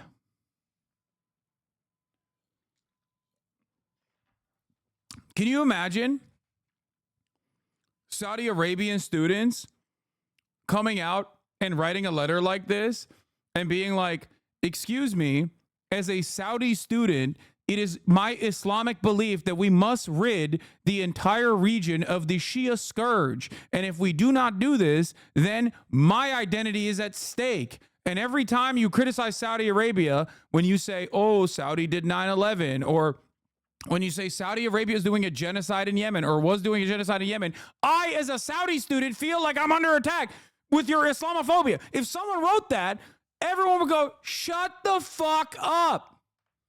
Okay? But when, and Islamophobia is real as well, but when a group of Jewish students get together at Columbia University, this gets fucking featured in the New York Times. Can you imagine? Literally, everyone would be like, shut the fuck up, terrorist. That's what they would say if a group of Saudi students wrote a letter like this. Okay? It's so dumb. It's so ridiculous. It is literally the liberalization of fascism, okay? Whether the people are fully committed to fascism or not, whether they themselves are actually harmed by fascism, and of course Jewish students would be harmed by fascism. Fascism almost always is anti-Semitic. It's ridiculous to write such a fucking piece of shit letter.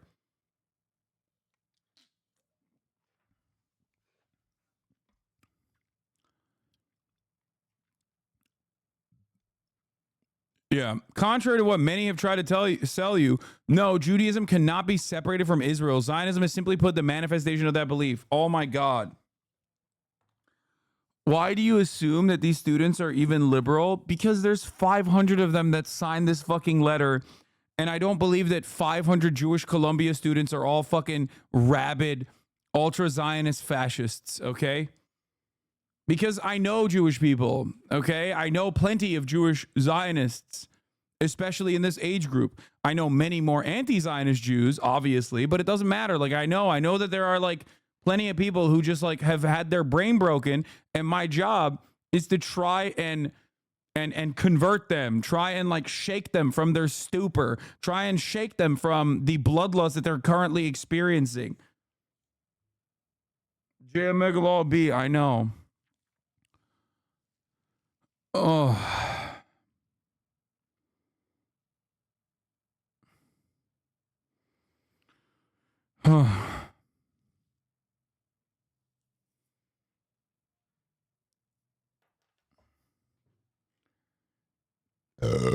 Name one Zionist now. I'm fucking not going to do that.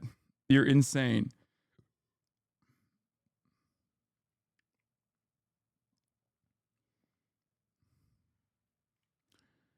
Our religious texts are replete with references to Israel, Zion, and Jerusalem. The land of Israel is filled with archaeological remnants of a Jewish presence spanning centuries.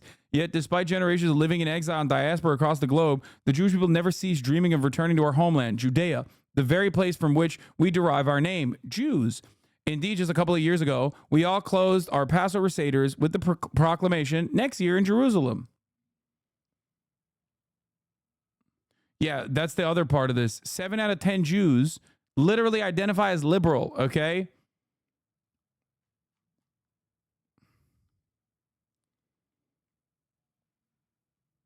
Half of all U.S. Jews describe themselves as liberal.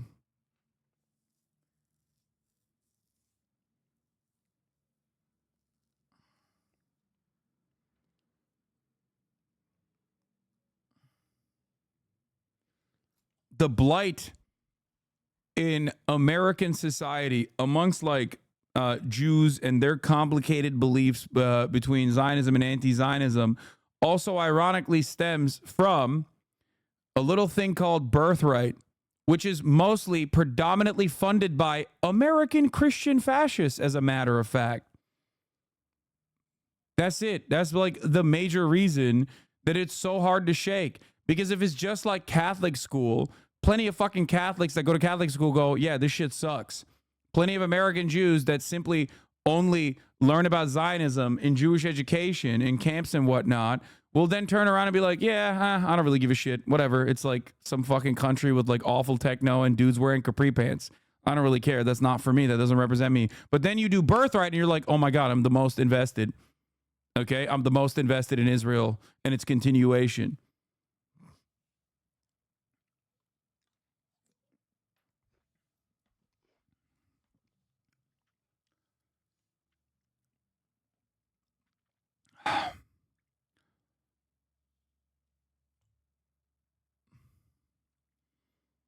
That's the problem. And birthright is mostly funded by American Christian evangelicals. Okay? Just say Ethan is a fucking idiotic take. Ethan and I obviously have disagreements on this stuff, but Ethan has also personally said it isn't apartheid. What the fuck do you want? As a dude who did go on birthright, he is infinitely more progressive than, you know, a lot of these people that are writing these fucking a lot of these people that are writing these letters and shit. Okay, please stop fucking yelling about Ethan all the time. Jesus Christ.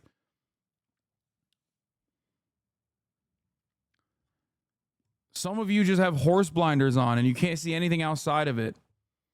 And you just want to be right. And by the way, you might be, okay? It's just like, doesn't matter. I don't care.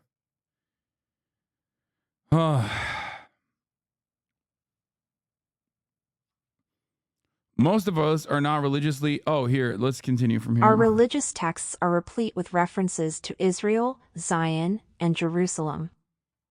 The land of Israel is filled with archaeological remnants of a Jewish presence spanning centuries. Yet, despite generations of living in exile and diaspora across the globe, the Jewish people never ceased dreaming of returning to our homeland, Judea, the very place from which we derive our name. Jews.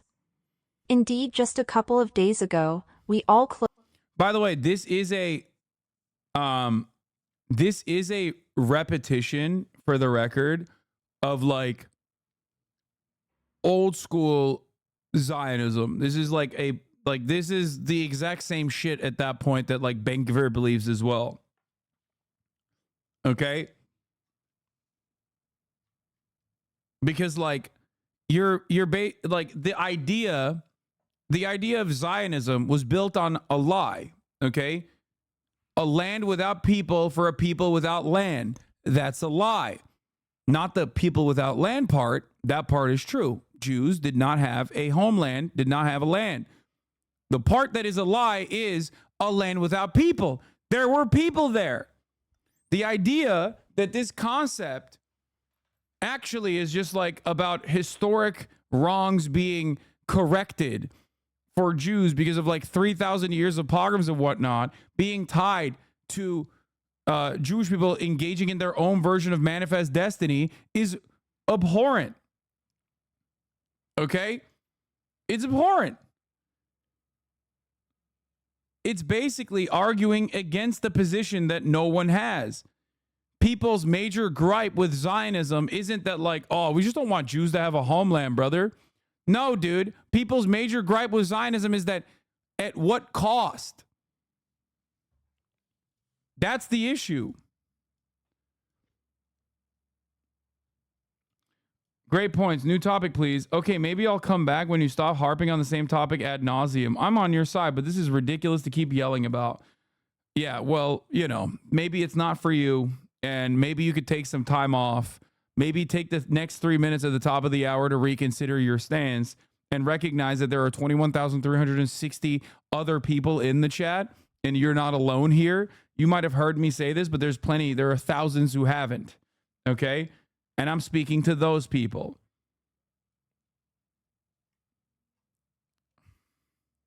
But yes, at the top of the hour, there is a 3-minute ad break. If you no longer want to see those ads, all you need to do is subscribe.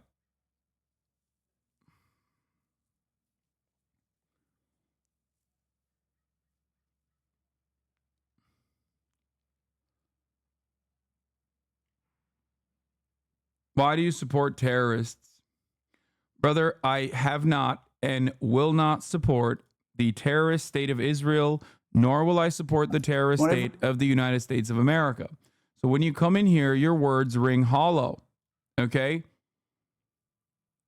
The terrorism that you will see will be at the top of the hour, however, when you see a 3-minute ad break. It will terrorize your sensibilities, okay? Here is the 3-minute ad break now. Oh my God, Hilary Clinton. Oh Lord. Let's continue. Jews. Indeed, just a couple of days ago, we all closed our Passover Seders with the proclamation, next year in Jerusalem. Many of us are not religiously observant, yet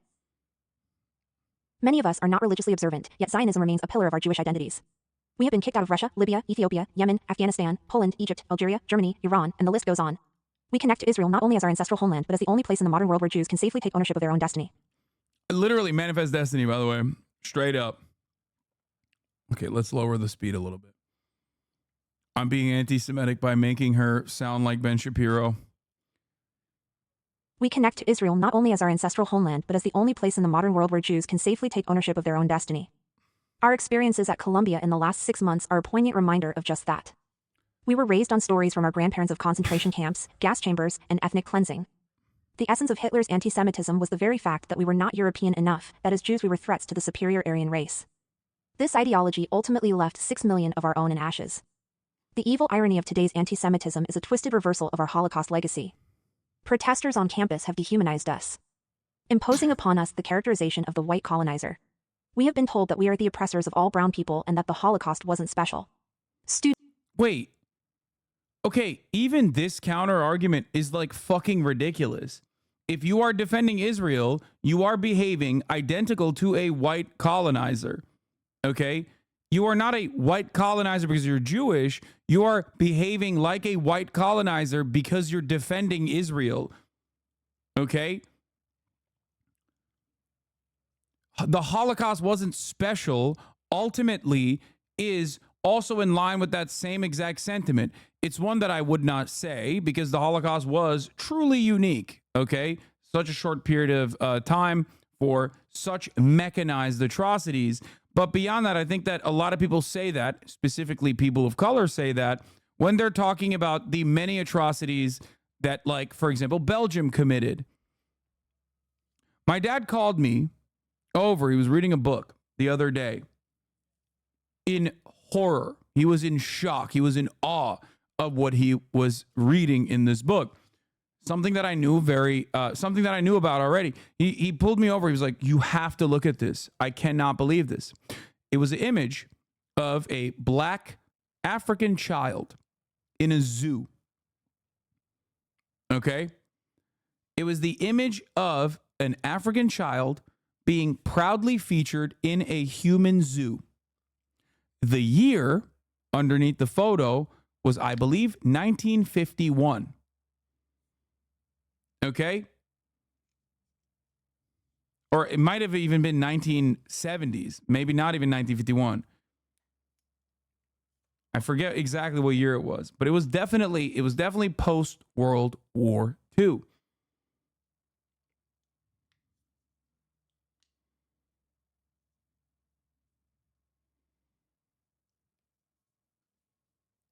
White smiling faces were trying to feed this African girl in a human zoo.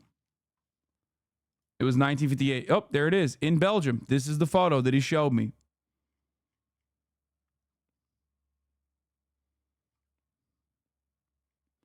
This is what black people are talking about when they say that the level of cruelty that they were subjected to, the level of dehumanization that they were subjected to, and the fact that people are blind to, for example, what the Belgian monarchs did.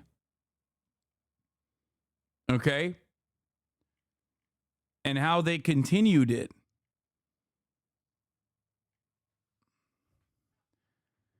The atrocities that many European colonizers subjected African nations to is comparable to the Holocaust as far as the human toll, as far as the cruelty. Okay? But it does not get a mention in the same vein. That's why I always say there's two instances throughout history that most historians will take a position on and will offer a opinion on and say, well, is objectively bad. Chattel slavery and the Holocaust.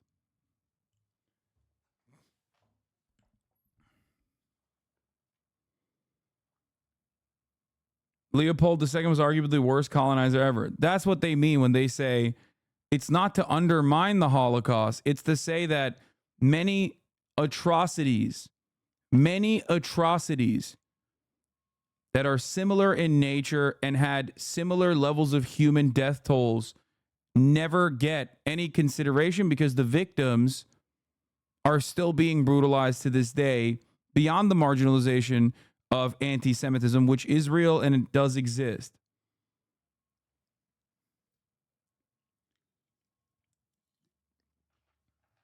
Belgium killed 10 million Congolese in 20 years.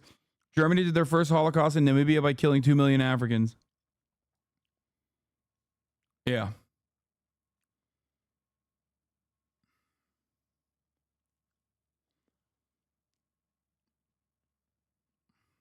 So,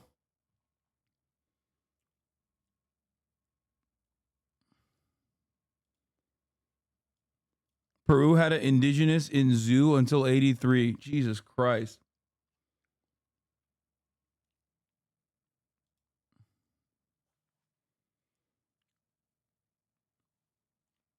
Yes. The Holocaust was special in that the victims were European. They were obviously not seen as white in the eyes of those who perpetrated it, but it was victims that were otherwise European in origin.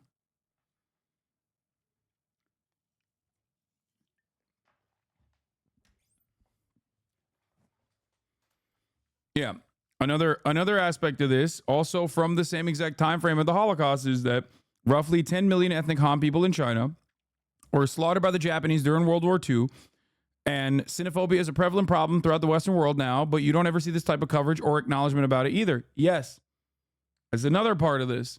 This isn't like all lives mattering the Holocaust, mind you, because I do openly recognize the atrocities during the Holocaust were, especially with the severity, especially with the speed and the intensity of the Holocaust itself, is truly unique. It was like these motherfuckers were using all of their autism powers, like in Zone of Interest, specifically on most efficiently fucking murdering Jewish people, murdering the Roma people, murdering disabled people. Like, they were going fucking crazy. They were going crazy mode. They were like German engineering, baby. That's right.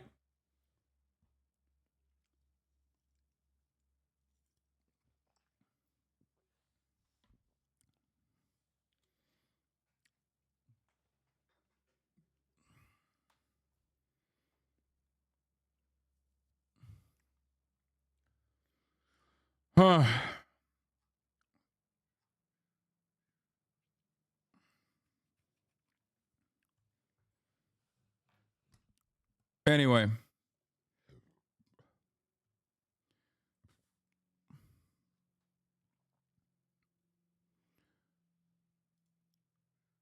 That's where that comes from, though. The idea that the Holocaust wasn't special. It's not like this is the worst possible way to frame it. But that's what a lot of people, at least I've heard, make mentions and inferences to the many actions, sometimes even done by the German state.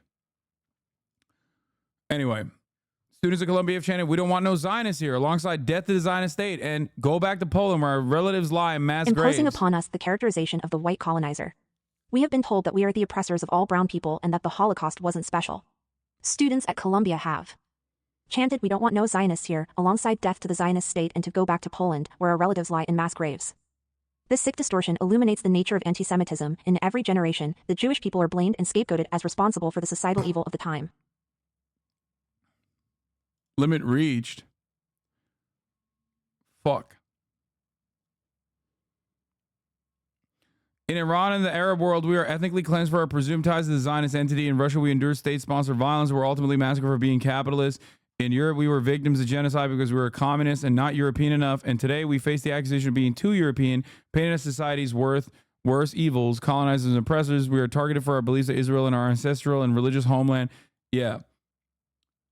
The Iran thing is like, I don't know what the fuck, you know. We are targeted by those who misuse the word Zionist as a sanitized slur for Jews, synonymous with racist, oppressive, and genocidal. We know all too well that anti-Semitism is shape-shifting. We have historically been diasporic. Today, many aren't. I'm saying that because our history of displacement and dispossession, there's almost no permanence to any of our narratives. In Israel, many Jews Hebrewized their surnames into crude translations like Har Zahav, and we often joke about that. But that's no less artificial than the original Goldberg, forced on Jews by the Germans. The exile narrative is pretty much just as selective.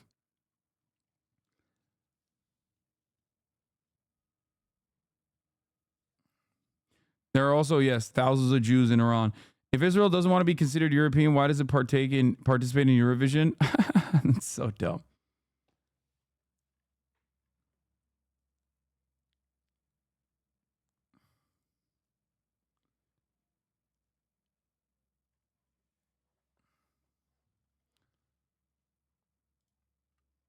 Anyway, we are proud of Israel, the only democracy in the Middle East. Israel is home to millions of Mizrahi Jews, Ashkenazi Jews, and Ethiopian Jews. Bro, shut the fuck up, okay? Shut your stupid bitch ass up for being this fucking dense and this stupid. I'm sorry. It's utterly ridiculous. Oh yeah. We're the only democracy in the Middle East. The supremacist attitude just fucking jumps out right there. Oh fuck, it says limit reached. God damn it, how do I fix that? Anyway, whatever.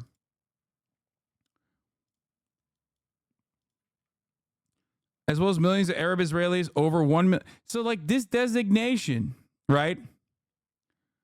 This designation ultimately is one that, in my opinion, wait, oh, maybe I can do, can I do TTS, text to speech? Maybe this will work this time. I still get.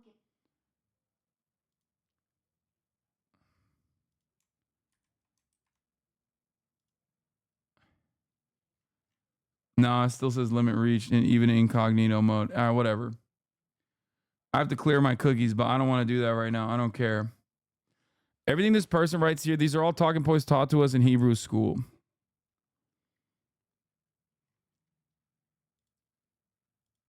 Anyway. Our love for Israel does not necessitate blind political conformity. This is where the liberal Zionism kicks in. First, you hit the supremacist ass, like, we're the only democracy in the Middle East. Bullshit. You can't be a fucking democracy when you're in apartheid. Okay? Israel, where we threw away medically donated blood of Ethiopian Jews in the 90s because, yeah.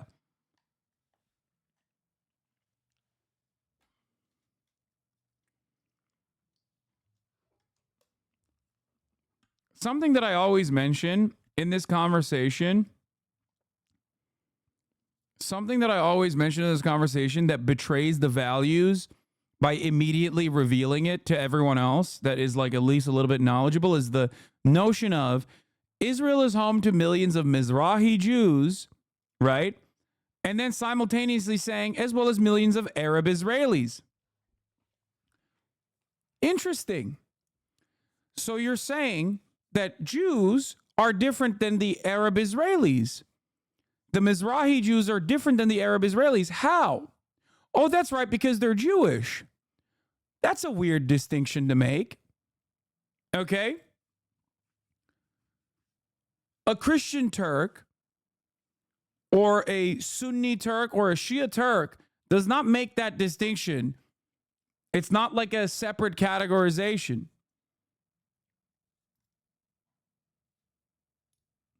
Your ethnic background does not change in that circumstance unless there is a specific designation made by the state that you have a separate classification that gives you, I guess, sometimes more rights than others.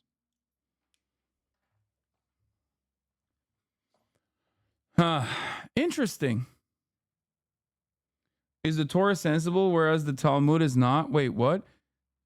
What are you talking about? So this is a Talmudic problem? Bro, shut the fuck up about the Talmud. What the fuck do you mean?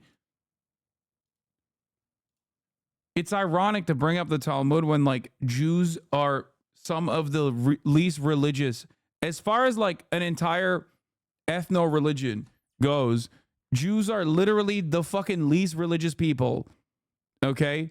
Like, the least firmly committed to the fucking religion people out there as far as, like, any religion goes. There's an infinitely higher percentage of fundamentalist Christians in comparison to just, like, Christians who just say they're Christian but don't really give a shit about it, or fundamentalist Muslims versus Muslims who just say that they're Muslims. That's probably a lower number there, a lower percentage there. Higher percentage for Muslims who are firmly committed to their religion versus Jews. Okay, there are entire sects within Judaism, like Reform Jews or Reconstructionist Jews, that are literally just like, yeah, I don't give a shit. I'm just Jewish. That's why it's so funny when people are like, oh, the Talmud. Like, bro, in Israel, the supposedly Jewish supremacist ethno-state, the number of Jews that are secular is higher than the number of Jews that are firmly committed believers. Okay? Zionism was created by secular Jews as an ideology. It's so fucking stupid. Anybody that tries to be like, yeah, no, this is their, like, Zionism inherently is more of a religion for some of these people than actually, like, being firmly committed to the tenets of Judaism is. Okay? A big point of contention within Israel, quite literally, before this last siege on Gaza, was the fact that the hyper right-wing Jews that are fundamentalists were basically taking advantage of Benjamin Netanyahu's, like, politically precarious position, his disposition, to basically undermine a secular institution, a secular apartheid organ for the record, but still a secular one nonetheless, in the form of the Supreme Court.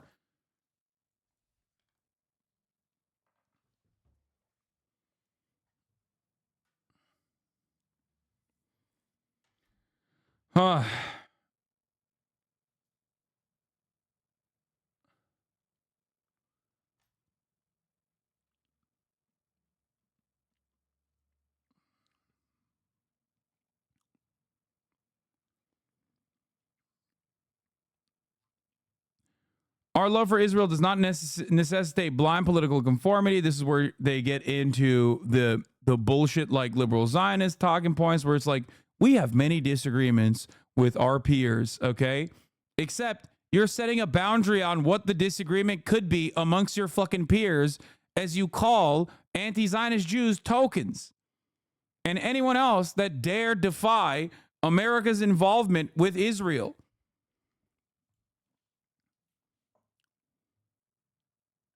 That's what's fucking ridiculous. For many of us, it's our deep love and commitment for Israel that pushes us to object when its government acts ways that we find problematic. Except we don't find Israel's genocidal actions to be problematic, so you should shut the fuck up about that. Except we don't find Israel's, you calling Israel an apartheid state, which it is, to the apartheid state's existence to be problematic. We find you calling it an apartheid state, which it objectively is, to be problematic. So shut the fuck up. Israeli political disagreement is an inherently Zionist activity. Look no further than the protests against Netanyahu's judicial reforms. Exactly. Remember, the judicial reforms from New York to Tel Aviv to understand what it means to fight the Israel we imagine. Not recognizing that those judicial reforms literally happen only because of your inability to understand the other motivating fascist principle of maintaining an apartheid. If you truly had a broadened understanding of Israeli politics, if you truly cared, and if you wanted to open up the scope a little bit larger to like the recognition that Palestinians are human and not just fucking subjects, your colonial subjects in your endless colonial ambition, settler colonial ambition, then you would realize that it is actually that feverish nature of Zionism that has allowed further and further right-wing, more fundamentalist aspects of Israeli governance to come into positions of power and to change Israel from the gay utopia that you foresee it as.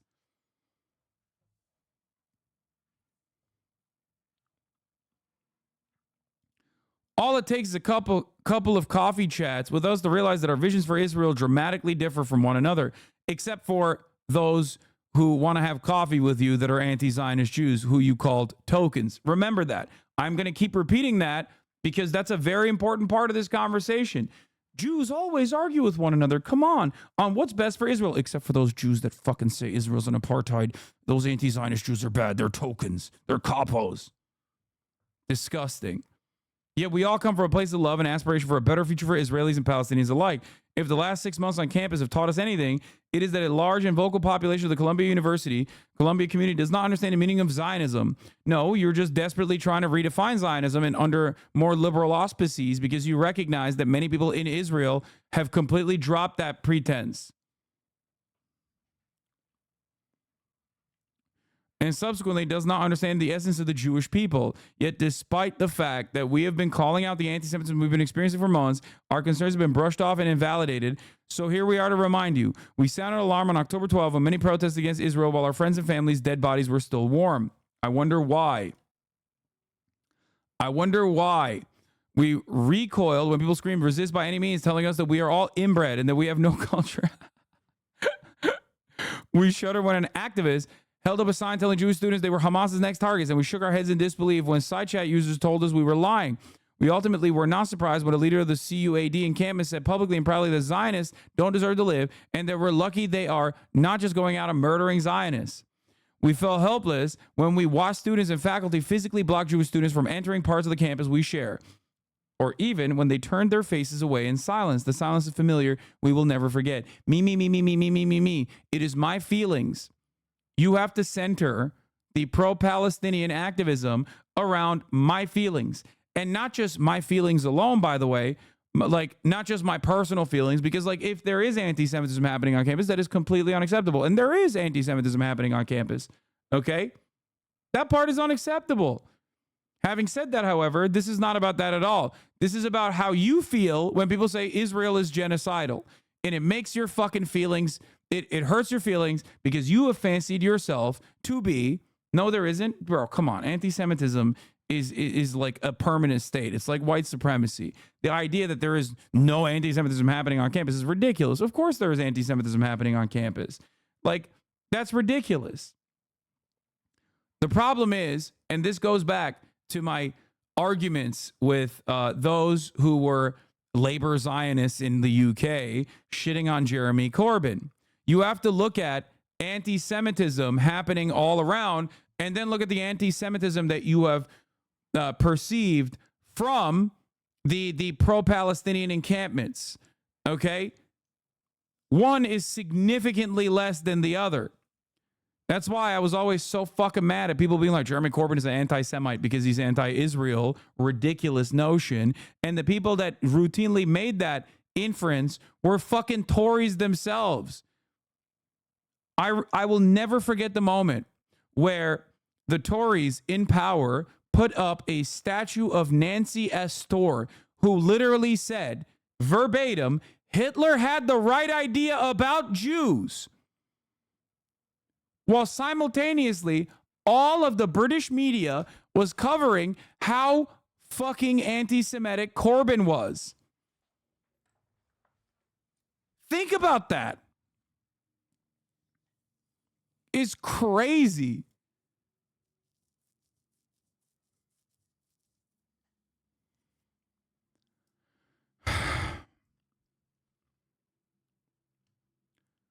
Just like when the Canadian Parliament gave a standing ovation to a dude who was a part of the foreign Ukrainian Nazi brigades. Okay? Because he was a SS member, and he didn't even fucking hide it, because he's anti-communist. This kind of shit is a genuinely important part of the redevelopment post-World War II of Western Europe. Okay? They didn't know, Hasan. Stop it. Yeah, dude. Yeah, they didn't know. They couldn't do a background check to see his fucking blog posts before giving him a standing ovation. Except they did know, dumb fuck. They literally promoted him as an anti-communist Ukrainian soldier. During World War II, if you were an anti-communist Ukrainian soldier, you were in the minority. You were in the Nazi minority, as tens of millions of Ukrainians fought the fucking Nazis and died. Those guys, on the other hand, were too predisposed with sending Polish people into concentration camps and Jewish people into concentration camps. What happened when it became clear of his background? Cheers. Brother, his background was clear in the way that they promoted him. You are coping.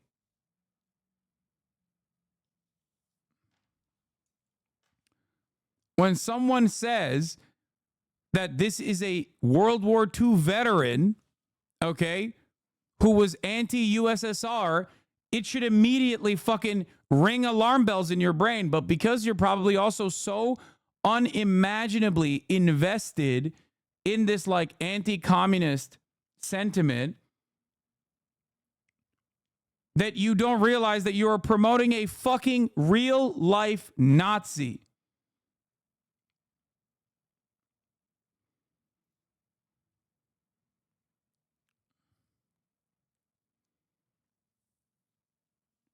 There are no anti-USSR, anti-Soviet veterans in World War II that are not on the Nazi side.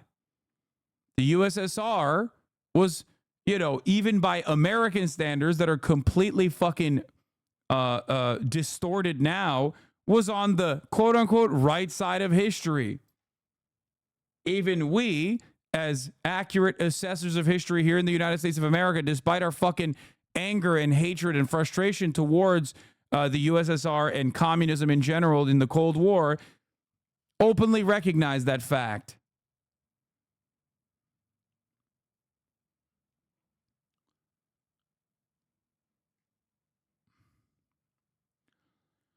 Anyway, we came to Colombia because we wanted to expand our minds and engage in complex conversations, except not like that.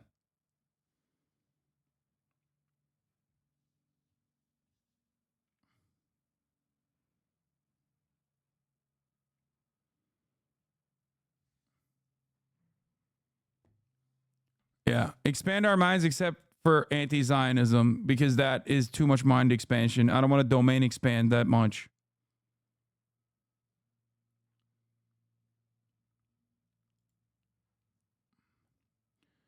Over 1,400 alumni from Columbia University. Columbia University's 20 schools have pledged to withhold all financial, programmatic, and academic support until the university addresses the demands of pro-Palestinian protesters regarding divestment, student discipline, and community safety. This won't get the same level of fucking interest from the media, and will probably be tragically considered to be another anti-Semitic screed.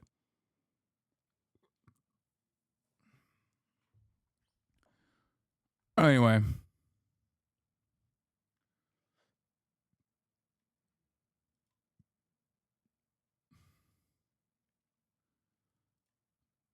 Something to consider for all of you wonderful folks. Now we should get back to the real news. All eyes on Rafah. President Biden warns Israel against the Rafah invasion in a sea change, in an attitude change, or at least like one of the most public actions that the United States of America has taken against Israel since October 7. Something that the reason why I brought up this Columbia letter, by the way, was because Norm Finkelstein said something very true yesterday. Okay? Because this action did not happen on its own.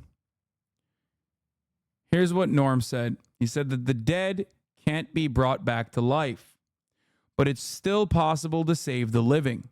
President Biden announced today that he won't supply certain weapons if Israel attacks Rafah. Even if this policy shift saves only one life, still, that one life might be your own. It was primarily the student demonstrations that forced this change. Let it weigh heavily on the conscience of every university president contemplating the expulsion of these students. You are punishing young people who have saved lives that, but for the grace of God, might have been your own. And I think he's right. And I think that in spite of all of the state violence, in spite of all the state violence, these brave students all around the country on college campuses, and these brave individuals all around the world, as a matter of fact, student encampments and pro-Palestinian protests are actually happening in places like Amsterdam, in Spain, in France, and state repression of free speech is very much in full display there as well. Japan, Brazil, even fucking Germany.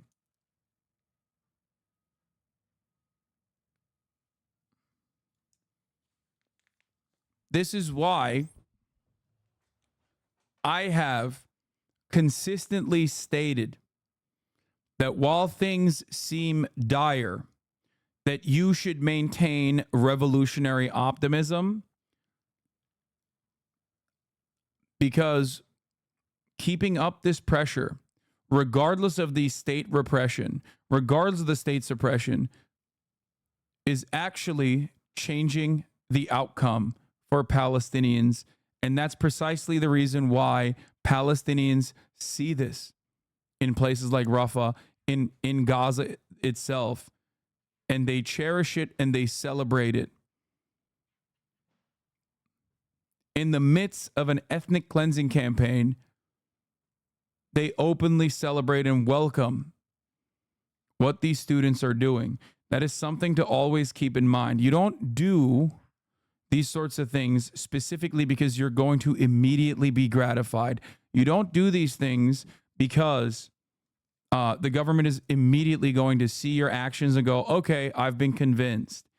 You do it because it's right. And it's much easier to maintain revolutionary optimism if you have been knowledgeable of the Palestinian plight for longer than a couple decades. That's why, while I am one of the most cynical, one of the most pessimistic people on every issue, this is not one where I have let up. In spite of the nihilistic edgelords that come into this community over and over again and say, these fucking protests are meaningless, they're stupid, they're useless. No, they're not. And they reflect a genuine sea change. Okay? So if you are, as many Palestinians are because they're born into this, knowledgeable of the Palestinian plight for years and years, you will see that they say, no, this is fucking phenomenal. They experience severe cruelty, severe violence, subjugation, unlike anything Palestinian people have ever withstood in the past couple of decades. And yet, if you hear them, they say every voice matters. They say this is a phenomenal change in attitude from the Western world. So believe me when I tell you that this is truly a wonderful moment.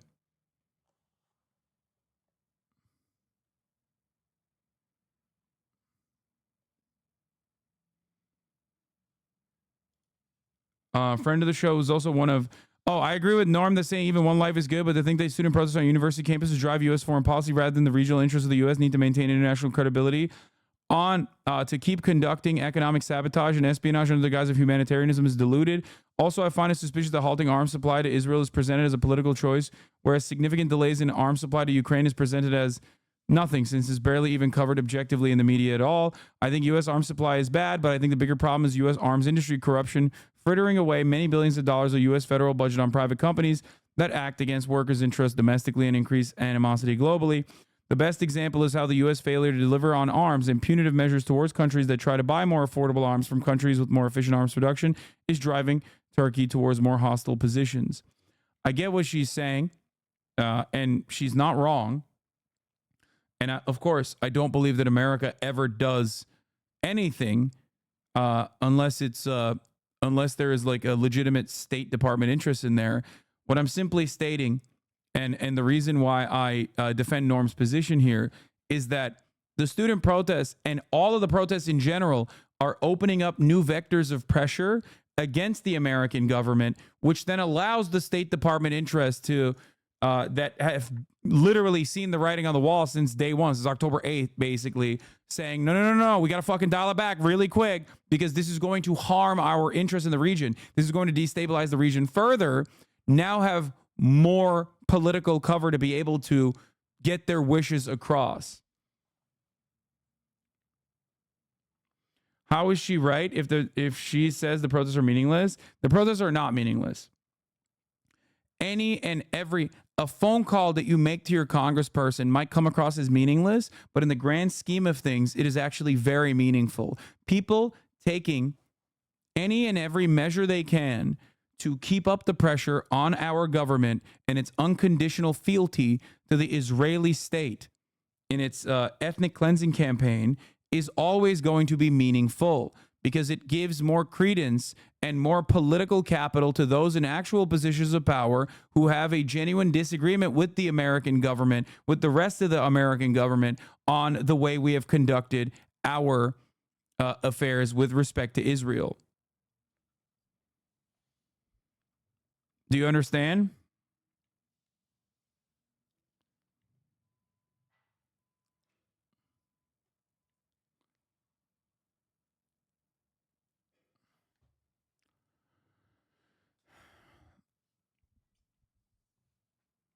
All of it makes a difference, 100%. It all makes a difference in the sense that that kind of public pressure gives others the confidence and the courage to also say something. And if it didn't actually make a difference at all, there wouldn't be such violent state suppression. Okay? It is reactionary thinking to look at the actions of the state to be like, oh, your cause is just. Look, see, I'm not saying that alone. I'm simply using that as another galvanizing principle. Okay? If it was insignificant, then the government would just do away with it. They would just ignore it. But the more students go out, the more people go out and take it to the streets, the more people publicly demonstrate, the more people continuously demand divestment, the more people continuously demand boycotts, the more they demand sanctions, the more the government will be forced to respond, at least internally. The people who have a difference in agreement, not from humanitarian reasons, mind you, but simply on a tactical decision making, simply a tactical disagreement with the way that America and Israel's relationship currently stands, the more they have power to make these decisions and enforce their opinion on the matter. This does not mean that Palestine will be free tomorrow, of course. But the quicker you stop the bleeding, the better. And that's what I agree with Norm on.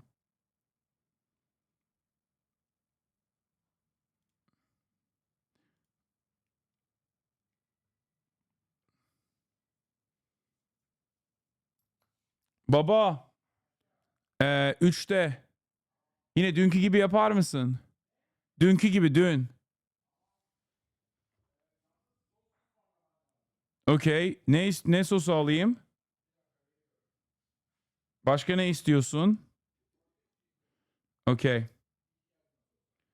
You genuinely told me what was actually happening in Palestine way back in the day from one of your breakdown videos. I don't remember the title or anything, but I remember that being the first time I had a conflict actually explained to me. My Republican family always described it as Jews and Muslims fighting. Kayayı çıkarsana dışarı.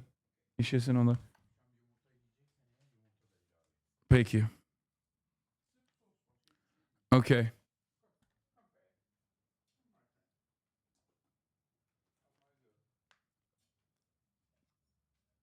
Let's continue. I still haven't even gotten to my first fucking topic, dude, today. It's crazy. Begin with the war in Gaza and Israel's reaction to President Biden's warning on the supply of US weapons to its ally. Mr. Biden has said America will continue to give Israel the weapons it needs to defend itself. But he added Israel won't keep Washington's support if it carries out military operations in heavily populated areas. Israel's UN envoy has called Mr. Biden's remarks disappointing. More on that in a moment. But first, here's more of what President Biden said. Civilians have been killed in Gaza as a consequence of those bombs and other ways in which they go after population centers. And I made it clear that if they go into Rafah, they haven't gone into Rafah yet. If they go into Rafah, I'm not supplying the weapons that have been used historically to deal with Rafah, to deal with the cities, to deal with that problem. We're going to continue to make sure Israel is secure in terms of Iron Dome and their ability to respond to attacks like came out of the Middle East recently. Well, for more on that, our North America correspondent Will Vernon sent this update from Washington.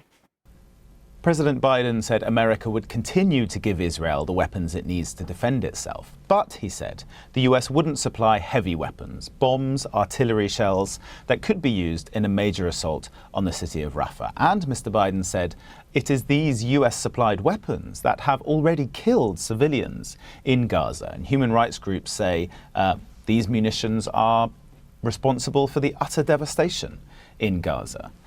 Now, earlier we heard from US officials who confirmed that one shipment of heavy bombs was delayed last week and that other shipments were under review. And that was a hugely significant announcement, a historic step. Gaming. Not for 40 years has the Thank you for the 5, give the subs. The US held up any arms deliveries to Israel for this kind of reason. The Israeli government said that it was very disappointed. Now, the US, of course... Haaretz reported that Israel will hand over the Rafah crossing to a private American corporation once the operation is over. Meanwhile, Egypt said that it'll halt all truck shipments until Israel gives it a date for when it'll leave the crossing. Yeah. I guess Jeremy Scahill's breaking reporting on that was 100% solid. Now that Haaretz is also confirming it. Is Israel's biggest supplier of military equipment, its most important ally. And Mr. Biden has already come under criticism from Republicans in Congress, for example, who say he is abandoning a key US ally. But I think... Abandoning. Damn, dude. I can't believe they pulled back a little bit to be like, hey, how about you fucking stop routinely shitting all over our fucking hegemony here and remember who the daddy is, okay? We told you, like, 35,000 killed is enough. You need to fucking halt the genocide, okay? You can't just, like, blow up every part of Gaza. Like, you need to let people live in one part of Gaza. What the fuck are you doing? And Israel's like, what the fuck? I can't believe it. Biden is Hamas. Biden is Hamas. Yeah, here's also, like we talked about earlier, Haim Saban, a donor to the Democratic Party, pausing transfer of bombs to Israel sends a terrible message to our allies in the region and beyond that we can flip from doing the right thing to bending to political pressure. Piece of shit. Fuck Haim Saban. Suck my dick. Monstrous fucking asshole. Mr. Biden is hoping that by making this move, there have been many months of expressions of deep concern from President Biden, from other officials too, about the conduct of the war in Gaza, about the plans for Rafah. Those warnings have been more or less ignored by the Israelis, who've said they're going to go into Rafah regardless. So I think Mr. Biden is hoping that this will send a clear message, sufficiently clear, to the Israelis that they must change course.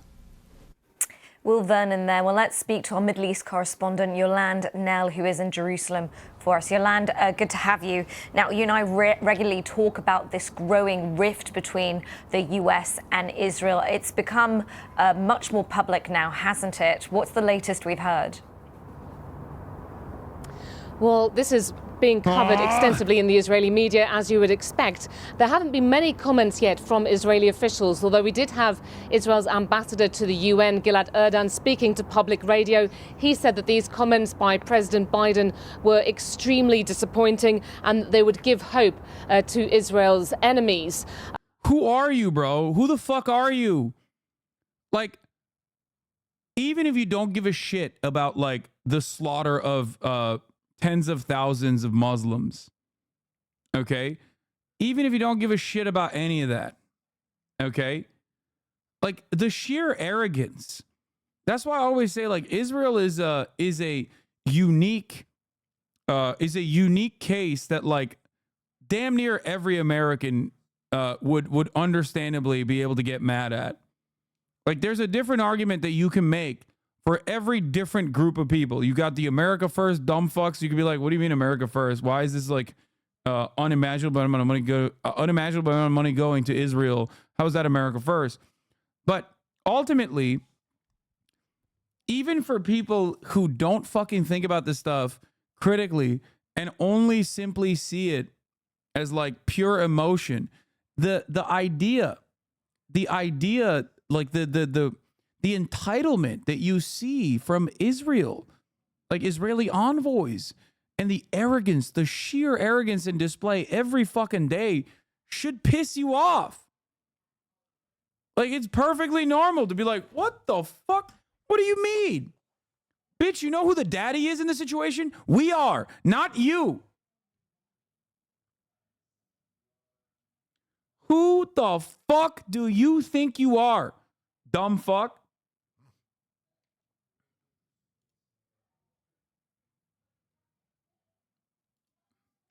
Hey, I was the guy who said the situation of Palestinians and Jews in World War II weren't the same because Jews were integrated in the German society. I did some reading like you always tell people to do, but I'm still not convinced that Israel had a responsibility to give Palestinians food and water. Dude, it's literally not even top of the hour right now. That is such a bad bait.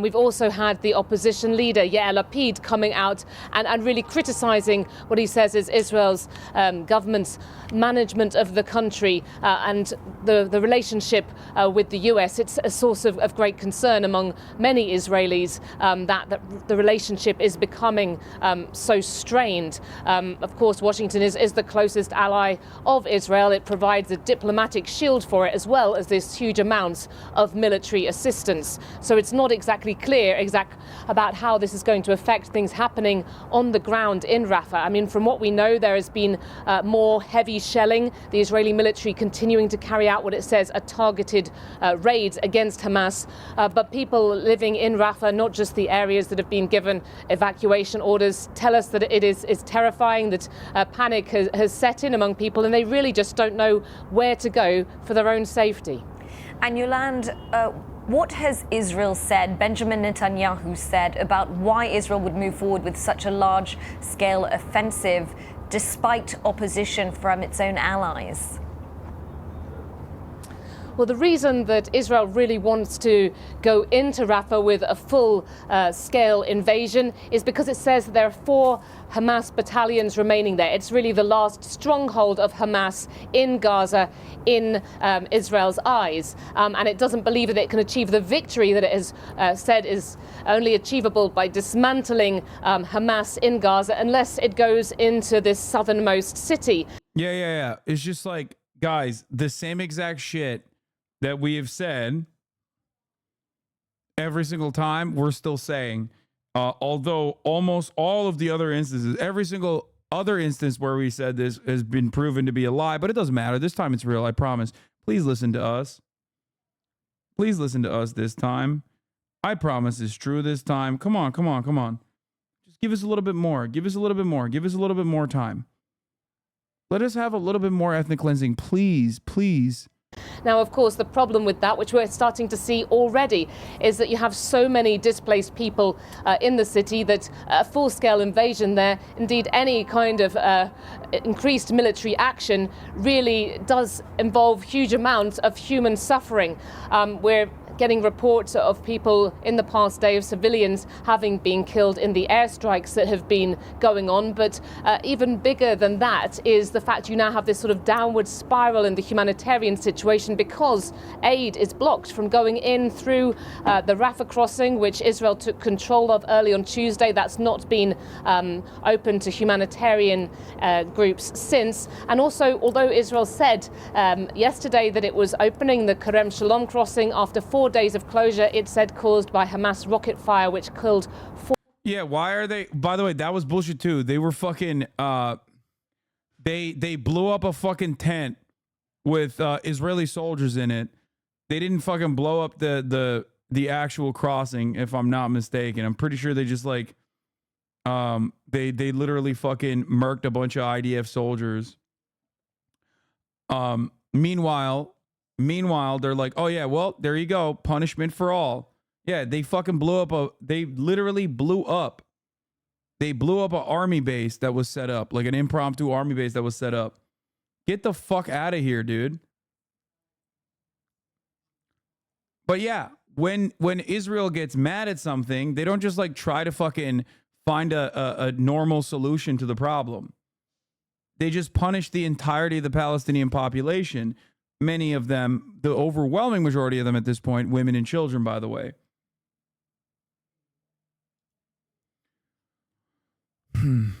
For Israeli soldiers nearby. There's so much fighting going on in that area, and Palestinian workers fled with the start of the Israeli military operation. That really means that no aid is able to get in there in effect either. And Yolande, as this rift becomes public, there are also domestic pressures on each of these leaders in the US and Israel. What pressures is Benjamin Netanyahu facing domestically right now? Women and children is kind of weird too. People think men can't be civilians. The reason why I say predominantly women and children is because, one, there's a lot of psychos out there who don't see Palestinian men as anything but terrorists.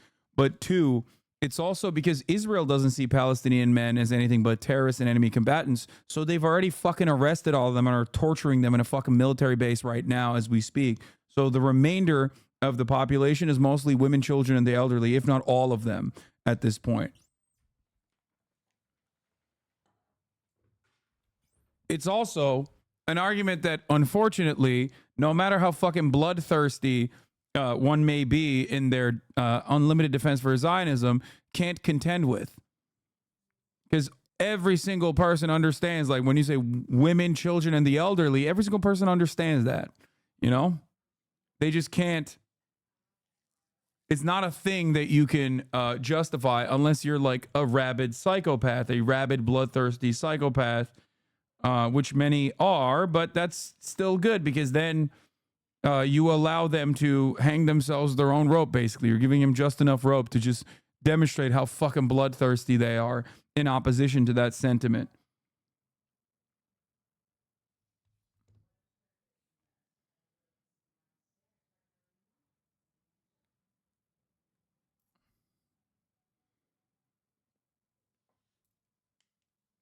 Anyway.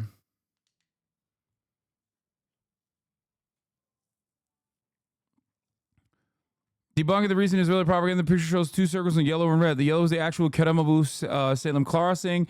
The red is the military Kerem Abu Salem military post. The recent attack by Palestinian resistance was not at the Kerem crossing. The targeted site is the Kerem Shalom military site, not the Kerem Shalom crossing. The military site is more than 2 kilometers away from the crossing. Yeah. They didn't fucking strike the crossing. They struck the military base that they had set up and killed a bunch of fucking Israeli occupying force soldiers, which, by the way, tough titties. Okay, so Israel is, of course, seeking to punish them. Not Hamas, mind you, not the resistance, mind you, but the entirety of the Palestinian population, because Israel makes no distinction in reality. The right finally jumped on the America backstabbed us line. The second, Amit Segal, a prominent BBC journalist who doesn't say a word without Netanyahu's permission, went on Channel 12 to say there's an American plot against Israel with regards to the hostage deal. The battle line was drawn. Yeah, I think that reason is because America did literally go, America did actually cut a deal with Hamas directly. I think they took a enough is enough approach. I suspect that everything I've read on this points to America literally going, okay, dude, yeah, we get it. You don't want to stop the fucking violence. So they basically gave assurances on their own to Hamas that, like, yeah, if you secure this hostage deal, we will make sure that Israel doesn't fucking invade Rafah and kill a bunch of civilians in Rafah. That's what I think is going on. Because you can't have the fucking CIA director be involved in the fucking ceasefire agreement and then Israel turn around and be like, oh, we didn't have a say in this. It's like, yeah, big dog, we did. Because we are the ones who fucking knock. We are America. You are Israel. Know your fucking place. What the fuck do you mean?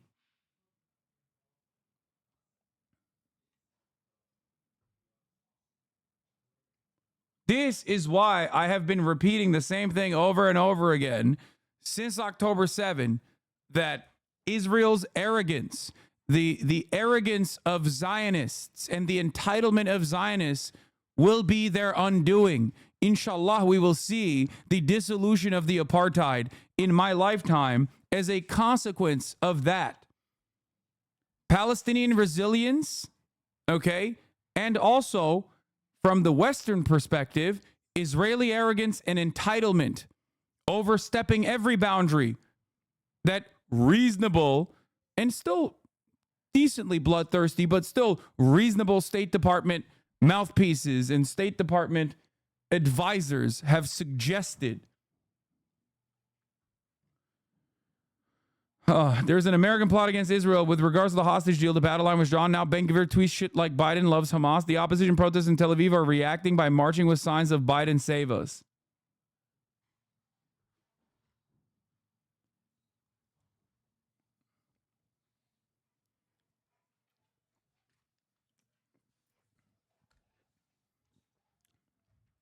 Remember that.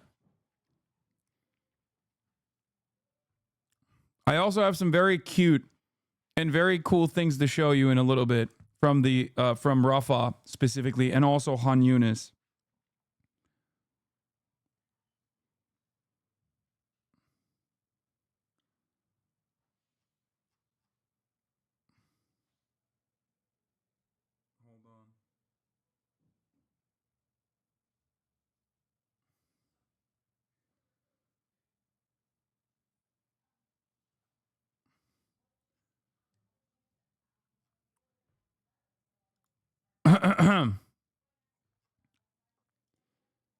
I mean, he has two pressures, really. I mean, you have on the one hand the hostage families who have so much public support in Israel. They're carrying out near daily demonstrations. They say Rafah can wait, bring the hostages home. They can't wait.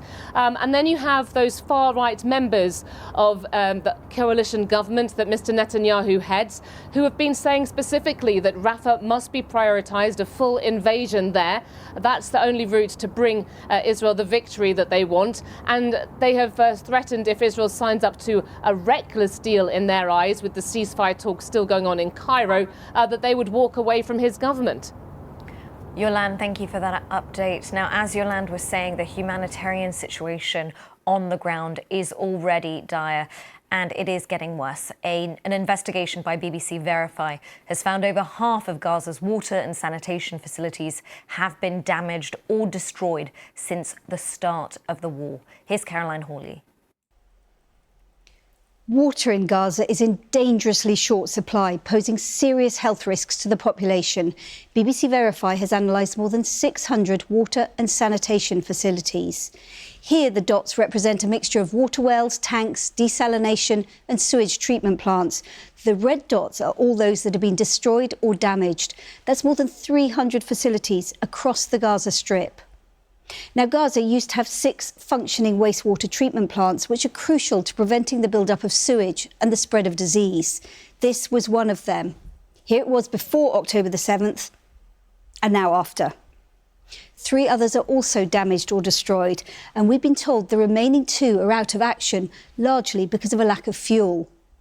Now, to compound the problem, officials in Gaza say they're struggling to repair damaged infrastructure after an attack on a key warehouse where fuel and spare parts were stored.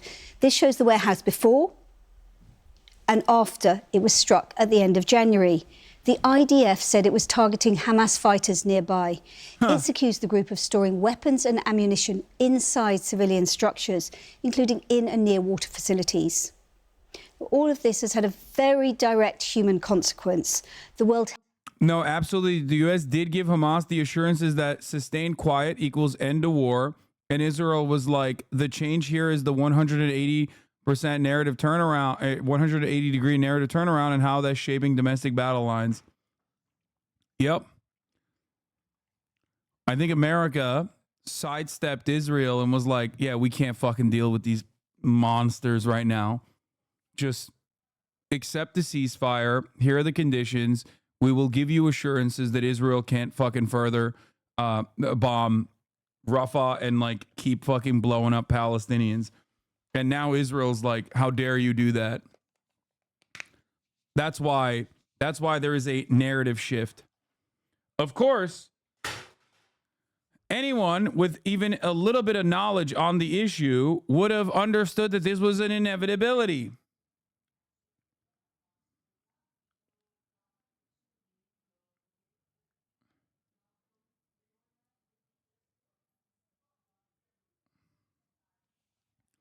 So they should have done it before 35,000, and that is the most conservative estimate. Palestinians were slaughtered ruthlessly in the hands of Israel. That's precisely the reason why there were plenty in the State Department at the time, since October 8th, that were saying like, we have to restrain Israel. We have to restrain Israel. Yep. But it's a tightrope for Biden to walk domestically to do while keeping a pro-Israel facade, which is why this limited Rafah invasion puts him in a pickle.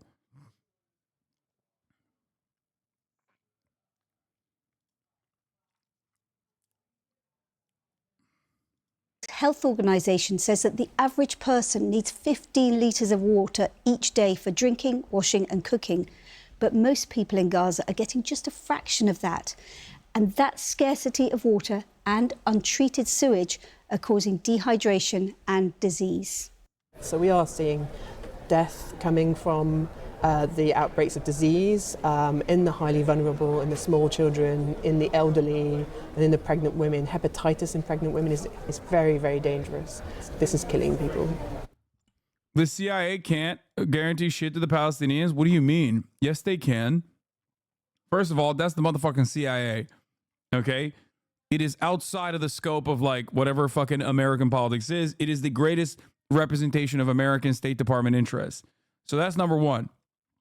Number two, this is about immediate resolution, because everyone in Israel in the war cabinet knows that the longer there is a ceasefire, the more people will have an appetite for the cessation of hostilities. That's the reason why they literally were like, okay, we did a 7-day ceasefire. That's done. We're going back to bombing. Because if that 7-day ceasefire turned into a 20-day ceasefire, it would make it infinitely more difficult for Israel to continue its campaign in Gaza. There's a limit. And everyone in the war cabinet knows that. So for the CIA, their assurances come with this. We will start taking real action against the Israeli state if they do not abide by our wishes. We are giving you assurances on our end that we will stop Israel from continuously bombing Gaza.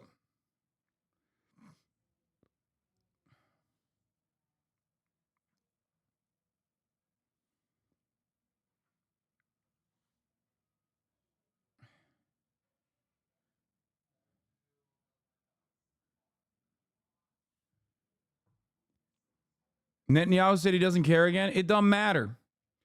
Netanyahu can only say he doesn't care as far as America actually doesn't punish Israel. If America turns around and punishes Israel by saying, okay, no more guns then Netanyahu will care.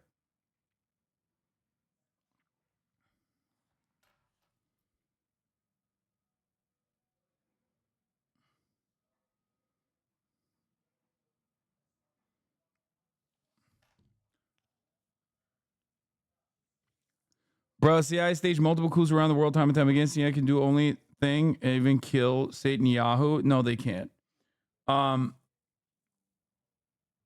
Would it be shocking if Israel had a false flag plant? No, that's... Yeah. The idea that Netanyahu doesn't care, is a ridiculous one. Sorry, I'm talking to I'm not fully aware of what the fuck's going on in the chat or on screen because I'm also simultaneously trying to get groceries ordered for my dad.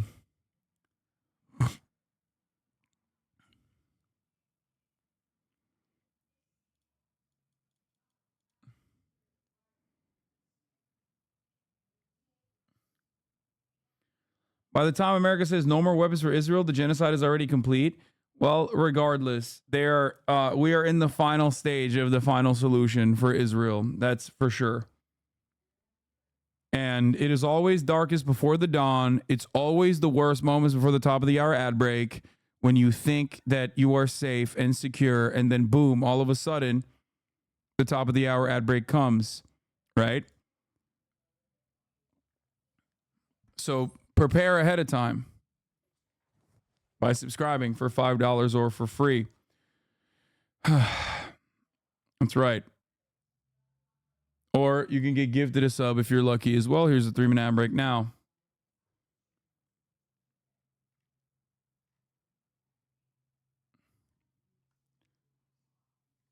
Anyway, but yeah, what I said originally, it's always darkest before the dawn, is correct. It probably will get more violent.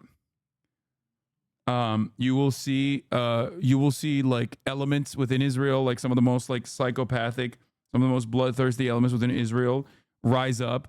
We're hearing reports now of Israeli settler mobs under the supervision of the Israeli government sabotaging roads leading to Gaza to block humanitarian aid. We're seeing reports from the UNRWA facility being burned or something. This evening, Israeli residents set fire twice to the perimeter of the UNRWA headquarters in occupied East Jerusalem. Like, they're going to get way more nutty in the upcoming days before the quiet comes. Okay? You will see ultra-Zionist terror occurring. Historically speaking, and this is why I always mention, like, in the one-state solution, the violence would not actually come from the Palestinian front. Although there would be probably some violent escalations on the Palestinian side as well. But the broadest majority of violence, at least historically, always comes from those who do not want to dismantle the racial pecking order, just like the invention of the Ku Klux Klan. In the Reconstruction era, the major violence was not the newly freed slaves, okay? The major violence came from those who did not want to give up on chattel slavery or the racial hierarchy that existed in the South. The actual terrorism was conducted by the Klan with state supervision, mind you. Okay? And that is what I personally think would happen in the hypothetical, beautiful utopian future where, Israel's apartheid is dissolved and it's a singular nation state.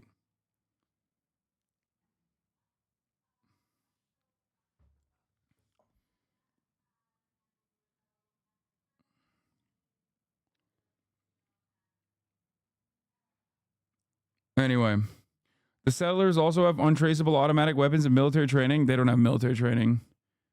A lot of the settlers are dumb, inbred fucks with no training whatsoever.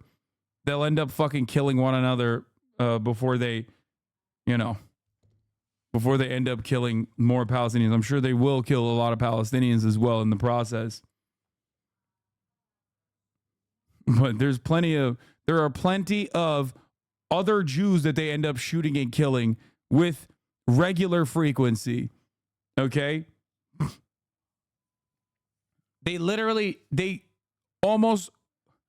One of the most consistent narratives in the West Bank is obviously the pogroms that they engage in.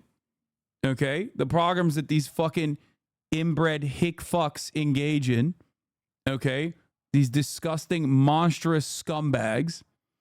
But then they almost always shoot one another too. They shoot other people in the West Bank that are also Jewish regularly. Why this guy always rude? Bro, we're talking about like the Jewish version of the Ku Klux Klan. The fuck do you mean? Why would I mix words there? You know what I mean? The fuck? Yeah, no, they're awful. They're awful, monstrous pieces of shit. And the same goes for the actions they take against other Palestinians. Yesterday, we saw hundreds of demolitions of the Bedouin village Wadi al-Khalil. Now the demolitions are under Ben Gvir's mandate. The day before, many two-story homes demolished in Masafer Yatta. Horrific scenes, though no international coverage for either, mind you. Yeah. Oh no, I can't believe I'm being fucking mean to literally psychopathic. Like, we're talking about the Jewish version of the Klan. Okay? Straight up.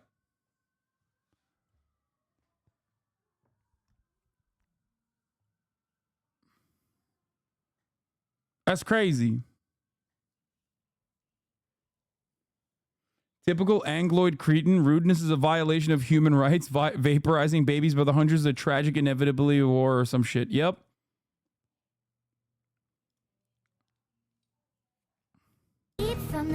Spend the morning, I enlist with me. Oh my god, they finally made a Get Ready With Me War Crimes edition.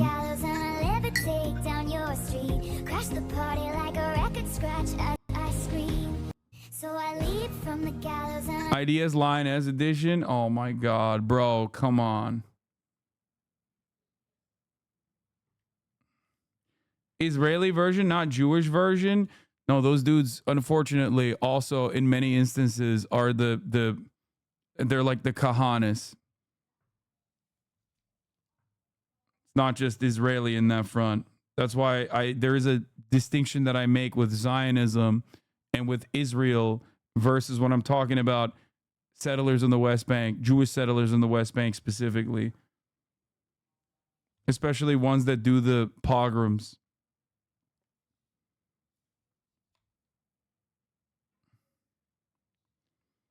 Obviously, it does not reflect it doesn't reflect Judaism as a whole.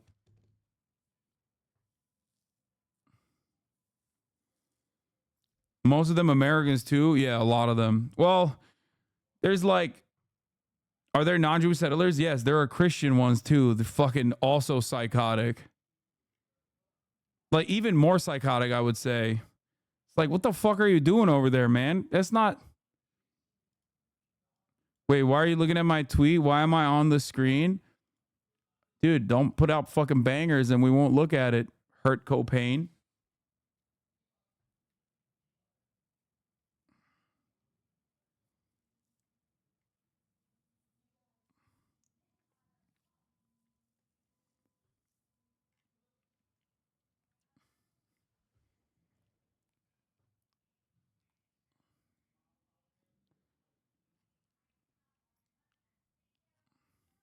Anyway.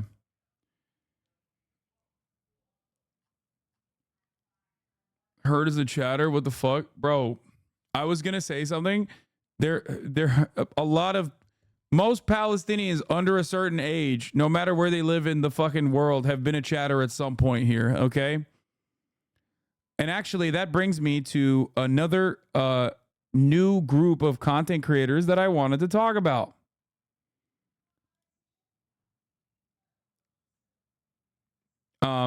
It's called the Hertz and Omar Show, Omar Hertz Show.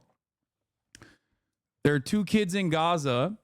Two friends are in an adventure amidst the war towards success. They currently have 75,000 followers. Okay. And they've actually been documenting their daily experiences. It's a phenomenal Instagram account. I highly recommend you guys watch them. Apparently, they only had 10,000 followers like a week ago or something. Taylor put me on. Taylor Lorenz, friend of the show, was like, have you seen these guys? So I watched some of their videos, and their resilience and their enthusiasm is incredible. Obviously, I follow a lot of accounts of all of the horrific atrocities that occur in Gaza. Okay? But this also shows, like, you know, the day in the life. And they're super charismatic. They're wonderful people. And I reached out to them, and they were like insanely stoked. They were like, dude, what the fuck? Why are you reaching out to me? Why are you following me? I'm a fucking massive fan, is basically what they said. And I'm going to have them on the show as well. But here, I'll give you a little taste. It genuinely is like, it's heartwarming. It's phenomenal to see. It's good to see this aspect of everything as well. Here. We started the day with first day of the tournament, and we played 3 games of kickoffs. So because there's some rumors that they are going to invade Rafah, the prices in the market are going above the range. So we are going now to the market to see what's new.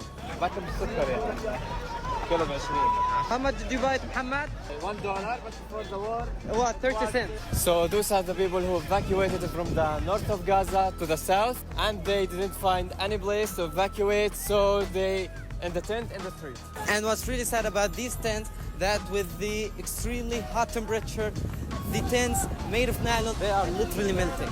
We Gazans, whenever we get lost in the streets, we never just feeling lost in life, we hit to the sea. It's the only breath.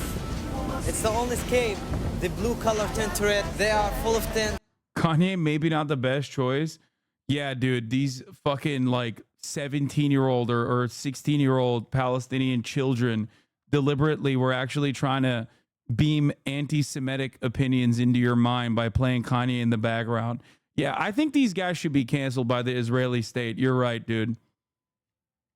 Like, motherfucker said bad optics to literally children currently documenting their experiences during an ongoing ethnic cleansing campaign. I'm done with these fucking liberals, man. I'm so done. I don't know what to tell you. That is fucking insane. Okay? Someone needs to shake you out of your fucking stupor. Holy shit. A full-blown demonstration personally of your selfishness. That's crazy.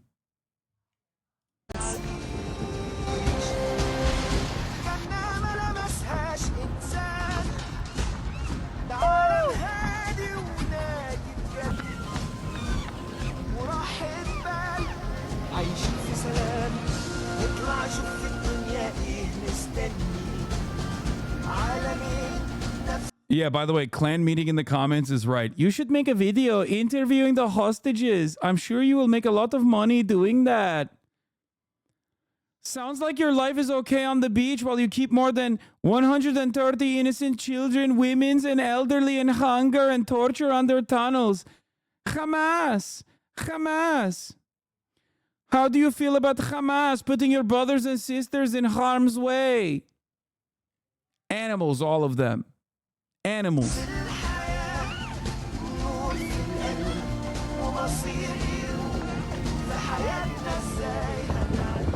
What you doing, man? Be good, man. Are you good? Do you feel the breath? 23 of sharing our daily routine in war zone. I love them. They're fucking incredible. Okay. Obviously, I love Bizan and all of these other people who have like documented the atrocities. But it actually, I mean, dude, there's no better testament to the Palestinian resilience than like than the fact that like in spite of all of the circumstances that these kids have been these kids have met with in the truly most unjustifiable thing that could have ever happened to any child around the world, that these guys are just like still showing their daily experiences. Incredible.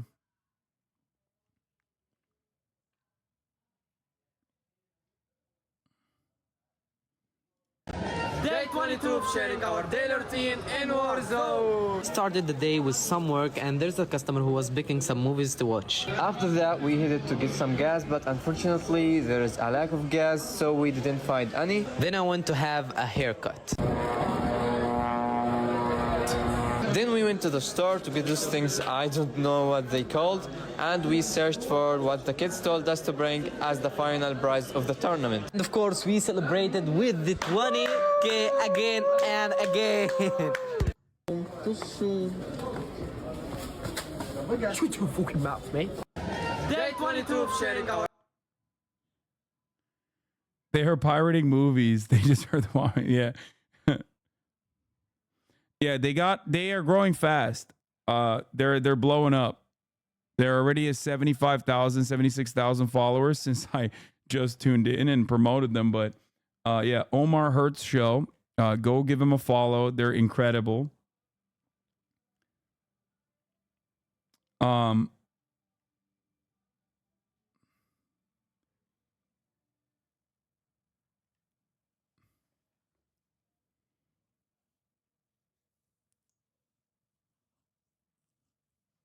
But choice of words. Oh my God. Come on, guys. Jesus Christ. Oh. Hamas Milli Savunma Bakanı mısın sen AK? Sana ne? İsrail can win alone. Abi Türkler İsrail'i savunan Türkler o kadar komik ki. Yani tam köpekliğin son noktası. Aynen bunu söyledim. İlk başta bunu da söyledim. Halen aynen aynı şeyi söylüyorum.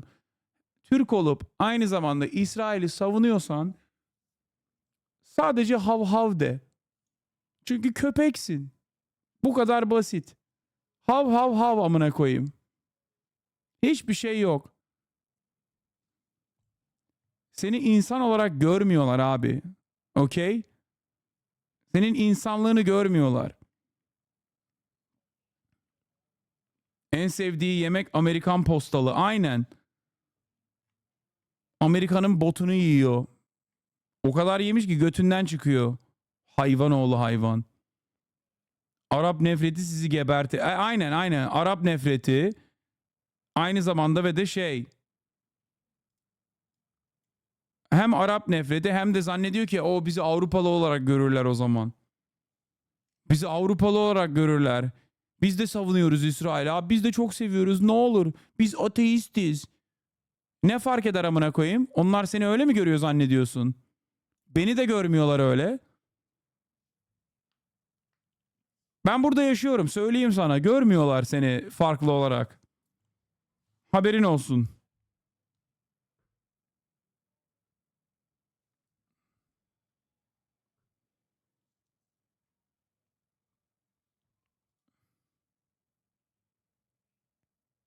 Ciao'dan geliyor bunlar, haberin olsun. Sikmişim götlerini. Gerizekalılar.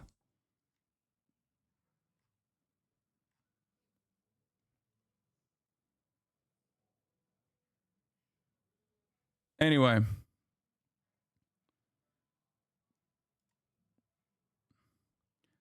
I'm just reiterating the same thing that I said in early October, that Turks who defend Israel because of their unimaginable hatred towards Arabs think that the Europeans or the Western world sees them as something separate.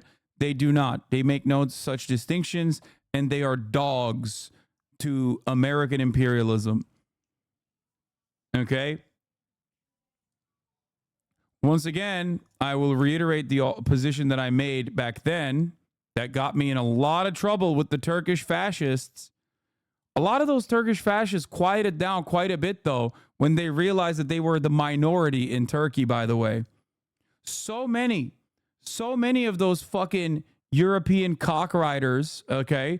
So many of those Western imperialism lovers turned around and shut the fuck up so quick. And we're like, no, we're actually, oh yeah, no, we're Filistin'i seviyoruz, Filistin'i savunuyoruz. So many of them had to embarrassingly go against their early position that they were pro-Israel when they saw how much unimaginable support in Turkey existed for Palestinians. Cowards nonetheless.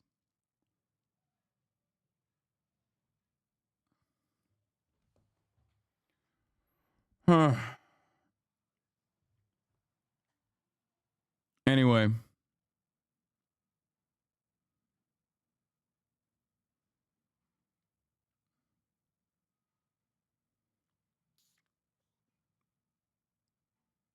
Does the anti-Arab hatred come from the Ottoman remnant of superiority? Yes. Some Turks believe that Palestine and Palestinians betrayed them. Okay? And they've never given up on that gripe. Like, many in the MENA region that were under Ottoman occupation cut deals with the British and the French in their own pan-Arabic nationalist revolutions in an effort to develop a statehood themselves. The obvious consequences of such actions are in full display in the MENA region to begin with. However, regardless, holding on to that gripe and getting mad at them now and continuing the oppression or justifying the oppression that they face now is idiotic, especially when Turkey itself is a little vassal state to the Western imperialist interests.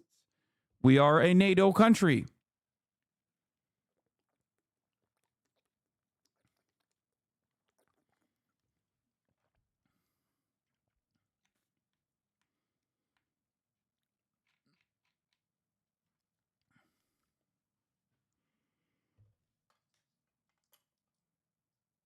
Anyway, most Turks are not like this, by the way. We're just talking about a very, very specific hyper online group of Turks.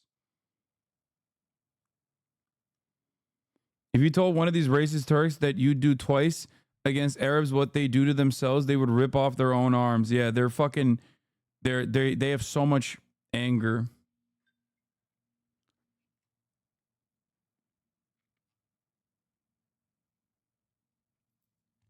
I want to know how Hasan got 25K viewers. Let me tell you. Are you ready? This. That's how I got it. By doing this over and over again. That's also subsequently because I'm pro-Palestine. That's how I got these muscles too. So if you want that, you should also be in favor of Palestinian emancipation. Yep.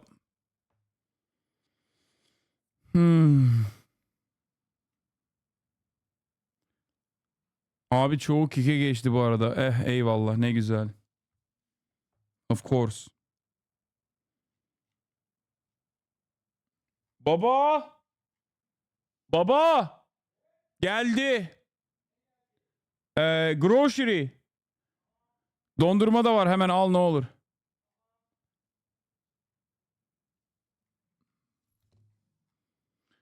Imagine if you were on gear, though, I would be unstoppable. But I'd also probably lose my hair, so I don't want to do it.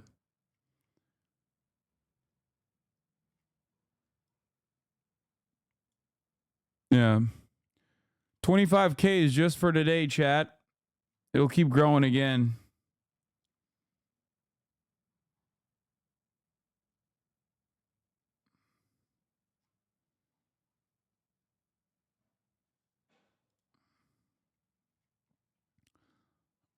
Let's continue. People in Gaza have told us that they're queuing for hours to access drinking water. Others are drinking dirty water. Aid agencies want to truck in more water, but say they can't because of limited access to fuel. And this isn't just an acute problem now, exacerbated by the current Israeli operation in Rafah. Gaza's infrastructure will take years, decades to rebuild. You can see our full analysis on the BBC News website. Caroline Hawley there. Now to President Biden, delivering a warning to Israel saying he'll stop some weapons shipments as Israel invades the city. This is actually something that isn't brought up a lot. Even before there was a Balfour Declaration, there was a 1915 McMahon-Hussein correspondence where the Brits promised the independent Arab state in Palestine in return for the Arab revolt against the Ottoman Empire. Afterwards, though, they said, what? Did we do that? I don't remember that. Even though internal letters show that they knew they were lying. Yeah. All right. Biden is really... this actually was a strong warning, by the way. It's too little too late, but it is definitely a change in attitude. Now, one must ask themselves, where the fuck was this vibe and energy on like October 19? Because I remember I looked at my earlier Piers Morgan appearance. My mother died, and Wait. I cried Hold a lot. on. And I look over at Hold on. Here. My Is earlier... Israel not allowed to defend itself from the... I went to on Piers Morgan, okay? I went on Piers Morgan in early in the early stages of Israel's unjustifiable ethnic cleansing campaign. And I wonder if you'll be able to figure out how sad a fact that I will reveal here was. Worst terror attack since 9/11. If their mission now is to get rid of Hamas, then what they are doing is consistent with that, isn't it? No, you said Israel has a right to defend itself. Absolutely zero people think that this is a ridiculous statement. However, how Israel is defending itself is collective punishment. Collective punishment in the form of depriving 2.2 million people of electricity, of water, of food, 51 people dying in the West Bank where, there is no Hamas in the West Bank, killing 3,480 Palestinians so far in Gaza. You hear that?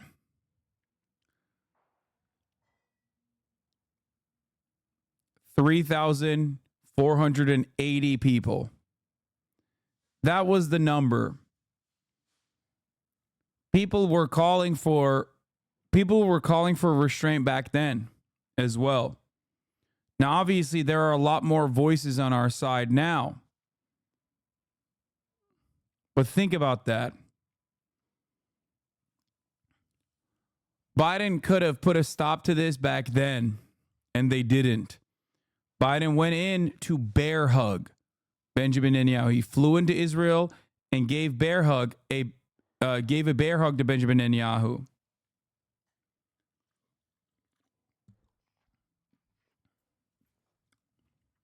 Gaza, 1,000 plus children, 22 hospitals being bombed. These are horrifying crimes that you would openly say are horrifying and unjustifiable when Russia does it, but when Israel does it, Israel has a right to defend itself. This is identical to the same talking points that I've heard from every Israeli administration official. It's the same thing that I've heard from everyone else in the media. You might have been against the Iraq war, but you're using that for evil, in my opinion, at this point, if you are not sitting here and condemning those war crimes, those acts of violence, those acts of collective punishment.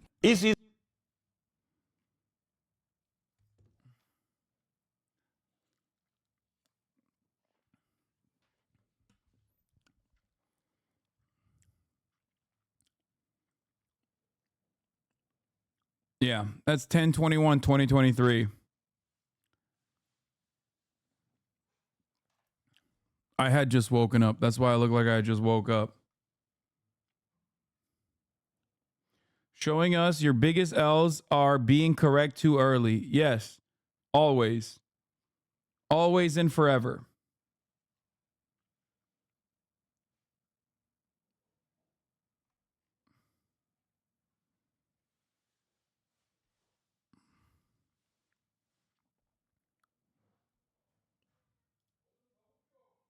Ha, tavuk da mı alacaktım?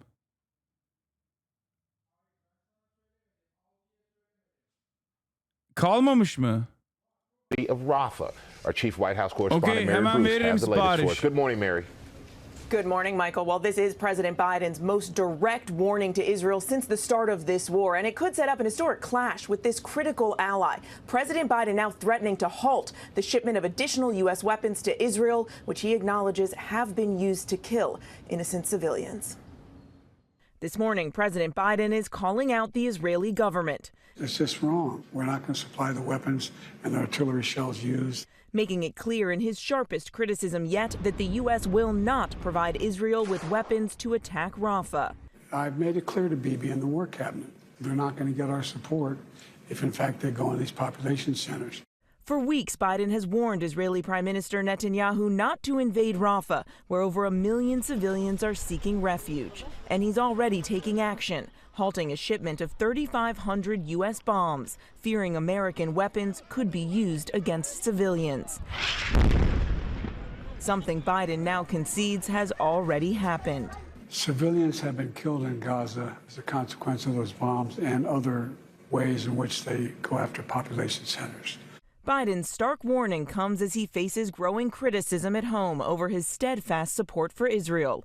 Our latest poll finding voters now trust Donald Trump more to handle this war, as some Republicans now accuse Biden of undermining Israel. This is obscene. It is absurd. Give Israel what they need to fight the war they can't afford to lose. But Biden insisting U.S. support for Israel remains ironclad. We're not walking away from Israel's security. We're walking away from Israel's ability to wage war in those areas. Now, the president says the U.S. will still continue to provide for Israel's defense, like the Iron Dome missile system. But after months of urging Israel to do more to address the humanitarian crisis in Gaza, President Biden is adamant if Netanyahu invades Rafah, the U.S. will not supply offensive weapons to Israel. Israeli Prime Minister Benjamin Netanyahu is refusing to agree to a ceasefire deal unless. Before we get to the Joe reacts to Lindsey Graham's latest political gesturing, propaganda is not education, says this fucking asshole. Let's take a look at what this rabid psychopath has to say about Israel-Palestine. I like the pants. They are Carhartt. WIP collection. Carpenter jeans.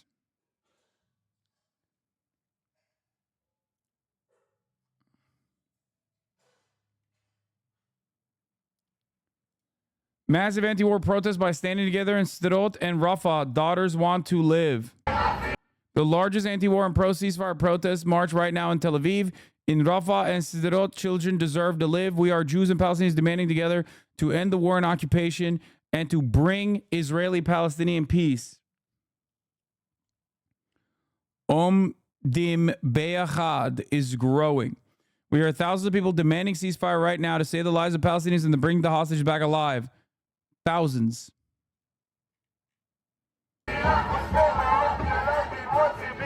By the way, this is why I don't shit on Dim Be'achad, because for Israeli society and how fucking rabid Israeli society is across the board, okay? Like this kind of political momentum growing, specifically singling out, once again, specifically singling out the ceasefire as a demand from the virtues of Palestinian humanity is very important. Okay? It's very important. This is, I think, different. Dim Be'achad. Did I say it wrong? Dim.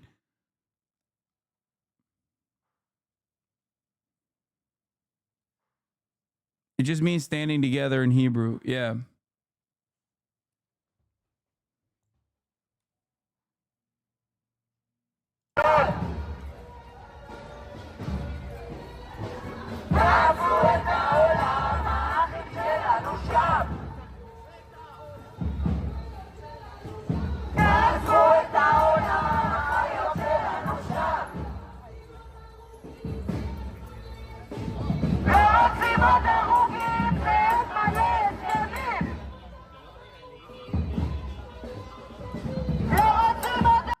Also, notice, again, not as many Israeli flags in this crowd, which, you know, is definitely significant.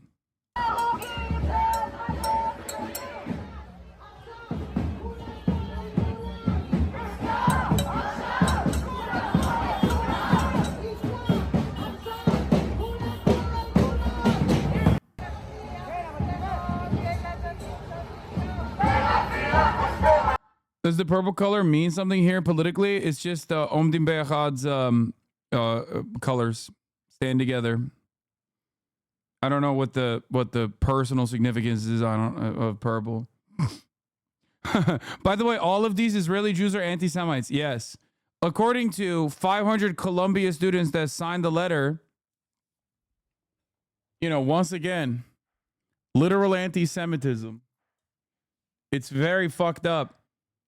The Israeli government must deal with these anti-Semitic monsters, okay? All of these tokens, all of these anti-Semitic monsters must be put an end to violently in the hands of the state. One speed, baby. Full throttle. The only thing we got.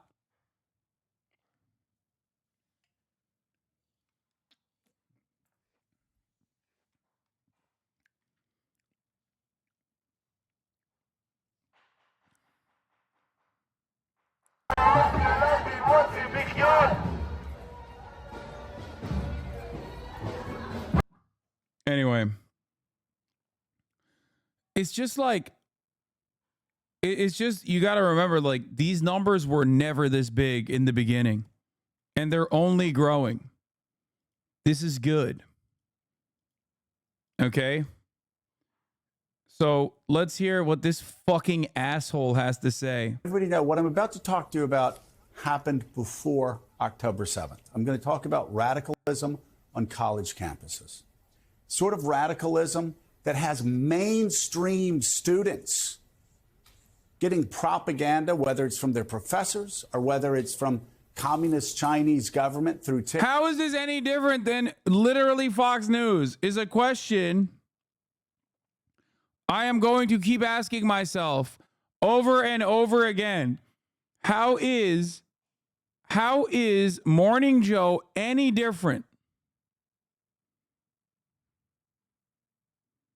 TikTok calling the President of the United States Genocide Joe, calling you and President Clinton war criminals, actually stopping the naming of a building after Madeleine Albright because they claim, professors claim, some of the same professors that took part in the most radical elements of the protests over the past couple of weeks, called Madeleine Albright a war criminal. And we're still waiting for the building for Foreign Service to be renamed after Madeleine Albright. Here with First Secretary of State. Bro, what are you talking about? She's a fucking war criminal who literally said 500,000 dead Iraqis as a consequence of sanctions that her fucking husband put in place, by the way. Oh, you're literally talking to another fucking war criminal ass psychopath about another war criminal ass psychopath.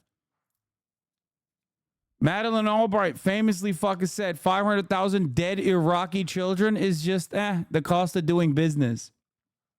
She was directly asked, the sanctions that we are placing on Iraq, the sanctions that we are placing on Iraq has led to 500,000 dead Iraqi children. To which her response was, that's the cost of doing business. Okay? He's asking a war criminal to defend another war criminal. Yup. For what it's worth, Hillary's been championing Zionist policy in Hasbro for decades. She zealously urged towards the Jerusalem embassy move in the 90s. You are correct. That is true. She did. We have heard that 500,000 children have died. I mean, that's more children than died in Hiroshima. And you know, is the price worth it? I think this is a very hard choice, but we think the price is worth it. Iraq's military. We think the price is worth it. These demons are why I hope in my heart that maybe there is a hell and a heaven, and I hope that they are burning in eternal damnation. Military threat to its neighbors is greatly diminished. Most of its missiles have been destroyed. Iraq's behavior and intentions must change before our policies can change. Otherwise, we will allow the scorpion that bit us once to bite us again.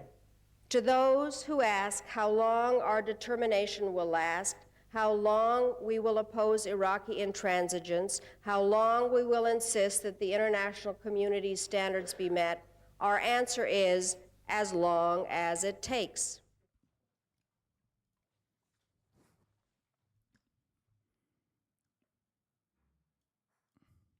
Of countries like my microphone is off. There we are. What do you have to say about dictators of countries like Indonesia, who we sell weapons to, yet they are slaughtering people in East Timor? What do you have to say about Israel? Yeah, by the way, practices that haven't really changed for the record. Israel, who is slaughtering Palestinians, who impose martial law. What do you have to say about that? Those are our allies. Why do we sell weapons to these countries? Why do we support them? Why do we bomb Iraq when it commits similar problems?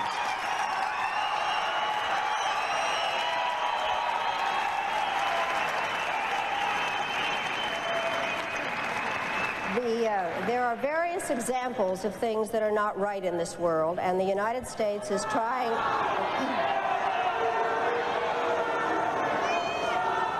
I really am surprised that people feel that it is necessary to defend the rights of Saddam Hussein, when what we ought to be thinking about is how to make sure that he does not use weapons of mass destruction. I'd like to. Who are shouting? Just a moment. I'm not defending them in the least. What I am saying is that there needs to be consistent application of U.S. foreign policy. We cannot support people who are committing the same violations because they are political allies. That is not acceptable. We cannot violate UN resolutions when it is convenient to us. You're not answering my question, Madam Albright.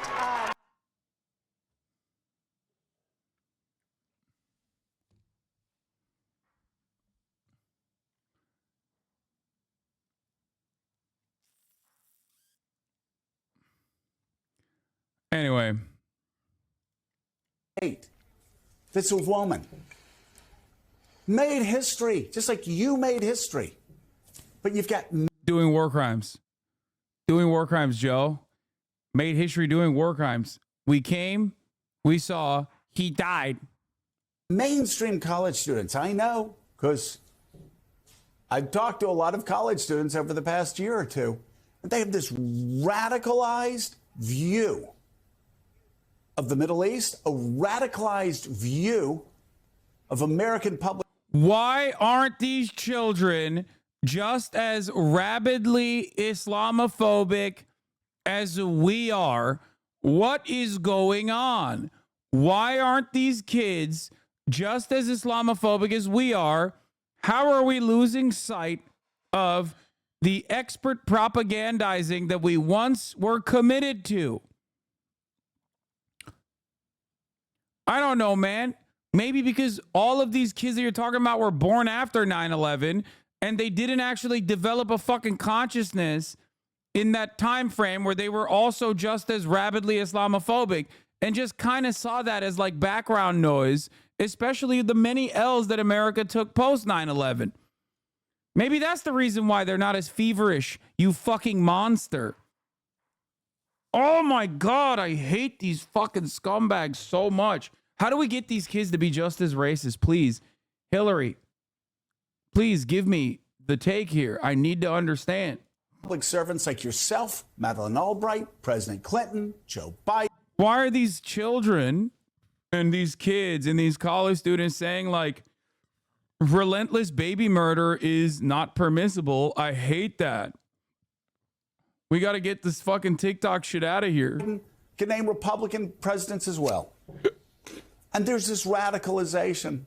And I just want to know, first of all, it's distressing. What do we do about it so public servants aren't taught that American leaders are war criminals and that Joe Biden's not Genocide Joe? He's literally mad that, like, younger generations have the correct view. All of these fucking screechings of the media class about issues such as this one, by the way, are basically going against the spirit of democracy, right? They talk a big game about how they love free speech and how they love discourse and how discourse should thrive in a normal functioning democracy. And then they literally turn around and they're just fucking mad that the kids are correct. Why are they calling our presidents war criminals? What happened? What happened to America? We used to be a nation. I don't know, bitch. Maybe you should give people something to be proud of, and then maybe they'll be more proud of America's accomplishments.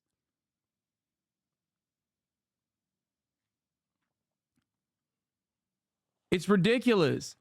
Kids these days, the next generation, and my generation as well, have nothing to fucking look forward to. Why the fuck should they be proud of America? For some, like, all we have seen in our development is endless and senseless death and destruction overseas, and the inevitable consequence of said senseless death and destruction. No fucking money in the banana stand for healthcare, the roads, education. No public transit. Life is getting more and more costly, more expensive. No dream of being able to fucking own a home or be able to retire at a reasonable age. No sense of autonomy. No sense of security. Why aren't these kids actually fucking more... why aren't these kids dick riding America? They can get their burgers. It's like, dude, what the fuck have you given us? What has your generation given us to be proud of? Nothing. Nothing. Why the fuck should they be proud? You're mad that they're not dumbasses like your fucking freak ass generation was. Why aren't these kids more lead poisoned like our generation is, and more aggressive and more violent and stupid? I can't believe it. I can't believe they're seeing the truth of the American project for what it is. Just a bunch of different corporations with imperial ambitions of global dominance that does not reflect positively in the in-group either. Quite the opposite. And secondly, the stupidity of the slogans that ignore all the history since 1948 about what the United States has tried to do, about what you... Yeah, this is funny. Why are the children saying war crimes are bad? Chinese communist propaganda. And not repeating State Department talking points, which of course is not propaganda. ...tried to do, about what President Clinton tried to do in bringing a two-state solution about... I remember when you talked about a two-state solution and it was considered radical. They couldn't believe, oh my God, Hilary Clinton actually is talking about a two-state solution. She hates Israel. And that... By the way, what a question. 2 minutes and 27 seconds of Joe just sucking the dick of the American State Department. Hillary Clinton's dick as well. Hey, Kaya, come here. Kaya, come here. Baby, place. Place. Good baby. Good baby. I'll give you a gift. Now, that's been flipped to you're a war criminal. Madeleine Albright's a war criminal. Bill Clinton's a war criminal. Joe Biden. It's disgusting. And I want you to tell us what needs to be done, what you would hope would be done, one. Number two, how do we get Madeleine Albright's name on that building? Because she's been slandered in death. She's been slandered in death. A public servant who escaped the Holocaust, gave her entire life to the United States of America, and has been slandered in death by extremists, I'm sorry, funded by Qatar. And number three, I told you we were moving past therapy session. And number three, maybe this will get on YouTube if the communist Chinese will allow it to get on YouTube. Please tell any students watching what President Clinton and you put together in 2000 in the Dude. This is literally Morning Joe is just straight up Fox News, dude. Straight up Fox News. Isn't it wonderful that this is the one program that Joe Biden watches? Just absolutely unhinged. China controls YouTube. Qatar controls the kids' minds because Al Jazeera. Holy fuck. Bro, these are the same fucking scumbags, okay, that will, in the inevitable turn, when Donald Trump does become president of our glorious nation, okay, will turn around and be like, why are you guys doing conspiracy theories? Remember those fucking ads from like early 2016, 2017, 2018, like New York Times would do ads like, this is an apple, but some people think it's an orange, but it's actually an apple. This is why truth matters. Meanwhile, this is what the liberal media has become under the Brandon regime. Remember, MSNBC is supposed to be the liberal version of Fox News. Okay? Cuckold joke, slobbing up genocide Joe, and praising mass grave Madeline / atrocity Albright.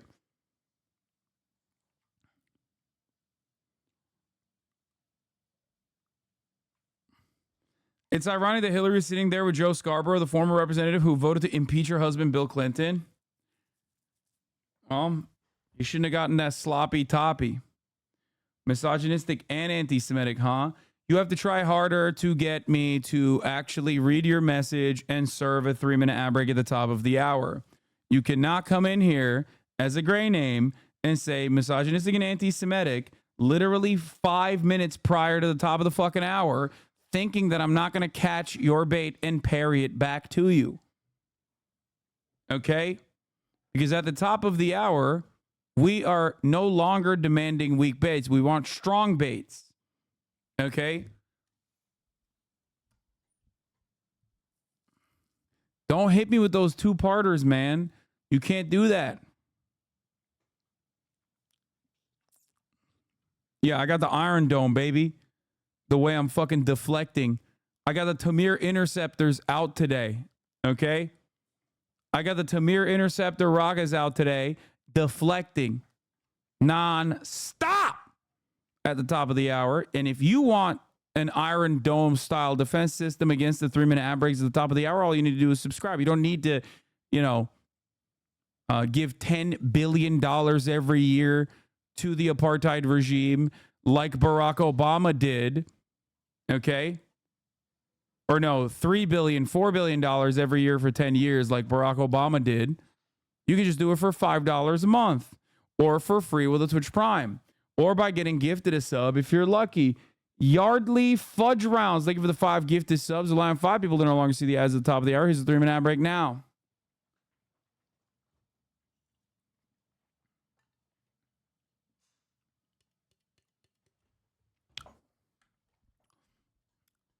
The amount of hate in my heart that I have for these two fucking figures is probably not good. Oslo Accords. You gave the Palestinians a pathway to peace, and they were scared to take it because they knew they would be slaughtered by Hamas. Wow. That's so funny that this ahistorical nonsense is still being repeated by Morning Joe, even though I've showed on this broadcast time and time again how hard he got fucking owned by Zbigniew Brzezinski, his father-in-law, on this exact issue. I'm not going to do it again, as I've shown you time and time again. That's a 4-minute. That is 4 minutes of sloppy toppy gawk guac 3000 Suckmaster 11 that you just saw from Joe Scarborough. Okay? Holy fuck, dude. That boy could suck the chrome out of the tailpipe. He's got a mouth that won't quit. He's got the spirit, dude. Hillary getting back at Bill with this incredible amount of public dome that she's receiving, maybe not in the Oval Office, but at least in front of many, many Americans on Morning Joe, including Joe Brandon. Certified throat goat. Yeah, shit's looking like the Oral Office right now. Joe would put Nancy Reagan to shame.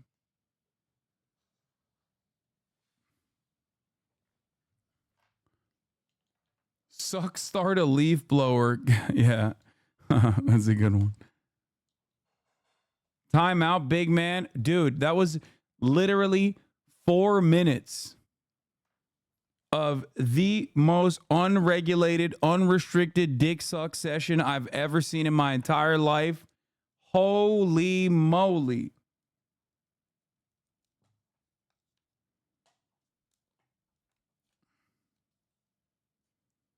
She said, wow.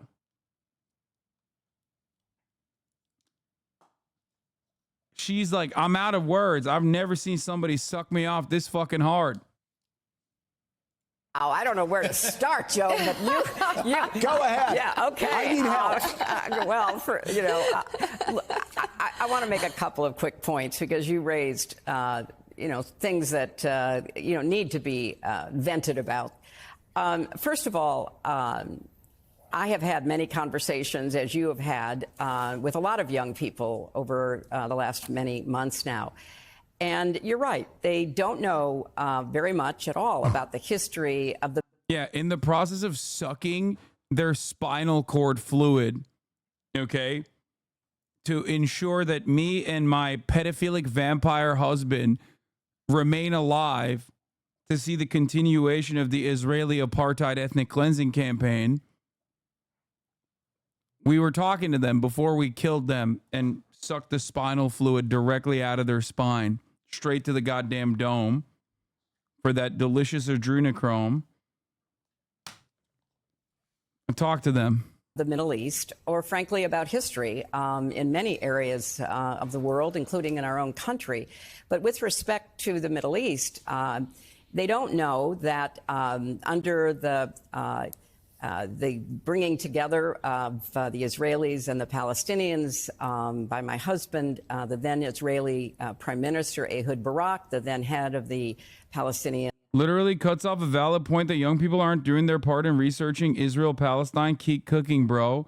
Brother, every single thing that Joe Scarborough mentioned in his Guac Guac 3000 session has literally been dismantled apart, as I correctly pointed to, by Joe Scarborough's father-in-law on the Morning Joe program literally 20 fucking years ago.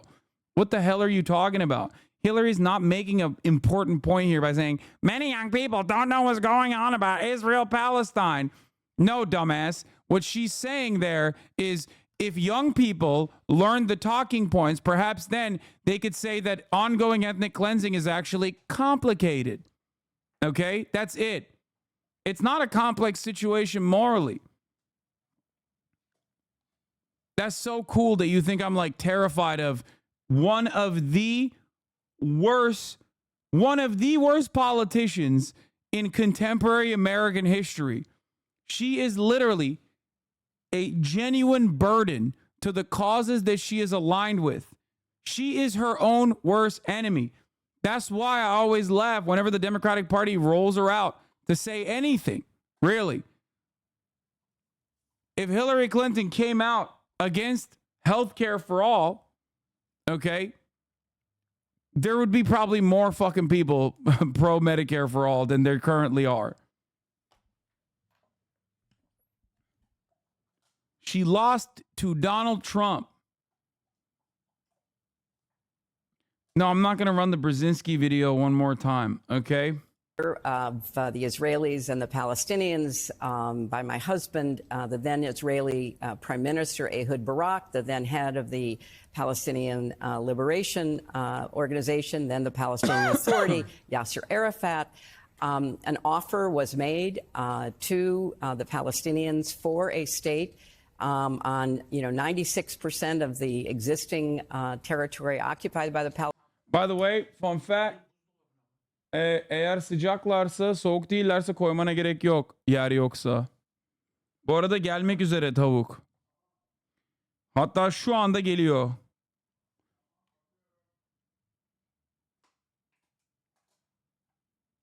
İki dakika sonra. Palestinians with 4% of Israel to be given to reach 100% of the amount of territory that was hoped for. And this offer was made, and if Yasser Arafat had accepted it, there would have been a Palestinian state now for about 24 years. It's one of the great tragedies of history that he was unable to say yes. My husband has a book coming out later this year, Joe, in which he talks about. Don't think you're scared of arguing against her, but you don't think a significant amount of younger voters refusing to vote over Israel-Palestine is indicative of not understanding what someone like Trump would do in office? You and I do not see the world in the same exact ways. If you have this kind of attitude, you think that the Democratic Party is entitled to people's votes. I do not, because I actually understand how politics works. You, on the other hand, are a relentless dick rider of the Democratic Party who believes they are entitled to people's votes because of lesser evil voting. Whether I agree with lesser evil voting or not doesn't matter, because Americans demonstrably do not vote on lesser evil voting margins. They do not care about lesser evil voting. That is why the plurality in this country historically doesn't vote for either party. The plurality of eligible voters in this country does not vote for either party. Now, obviously, this is a more complicated situation than simply not having like a decent partner, a decent elected representative to vote for. However, that is a major part of the problem. If the Democratic Party genuinely made efforts to capture broader swaths of the voter-eligible population while simultaneously opening up easier ways of voting, right, against the Republican efforts to stop people from voting, especially poor people and young people, people of color in general, then perhaps they would have an easier time with these elections. They should have an easier time with elections. The problem on this issue, however, as far as like Israel-Palestine goes, and you are talking to someone who has, of course, laid a big amount of the blame in Trump administration's mishandling of Israel-Palestine, okay, especially for October 7, but one that also recognizes that we currently don't have Donald Trump in office. We currently have Joe Biden in office. And Joe Biden, perhaps also channeling that same exact idiotic sentiment that many Democratic wonks channel, that like people should of course vote for us. We're not bad as the other guys. Duh.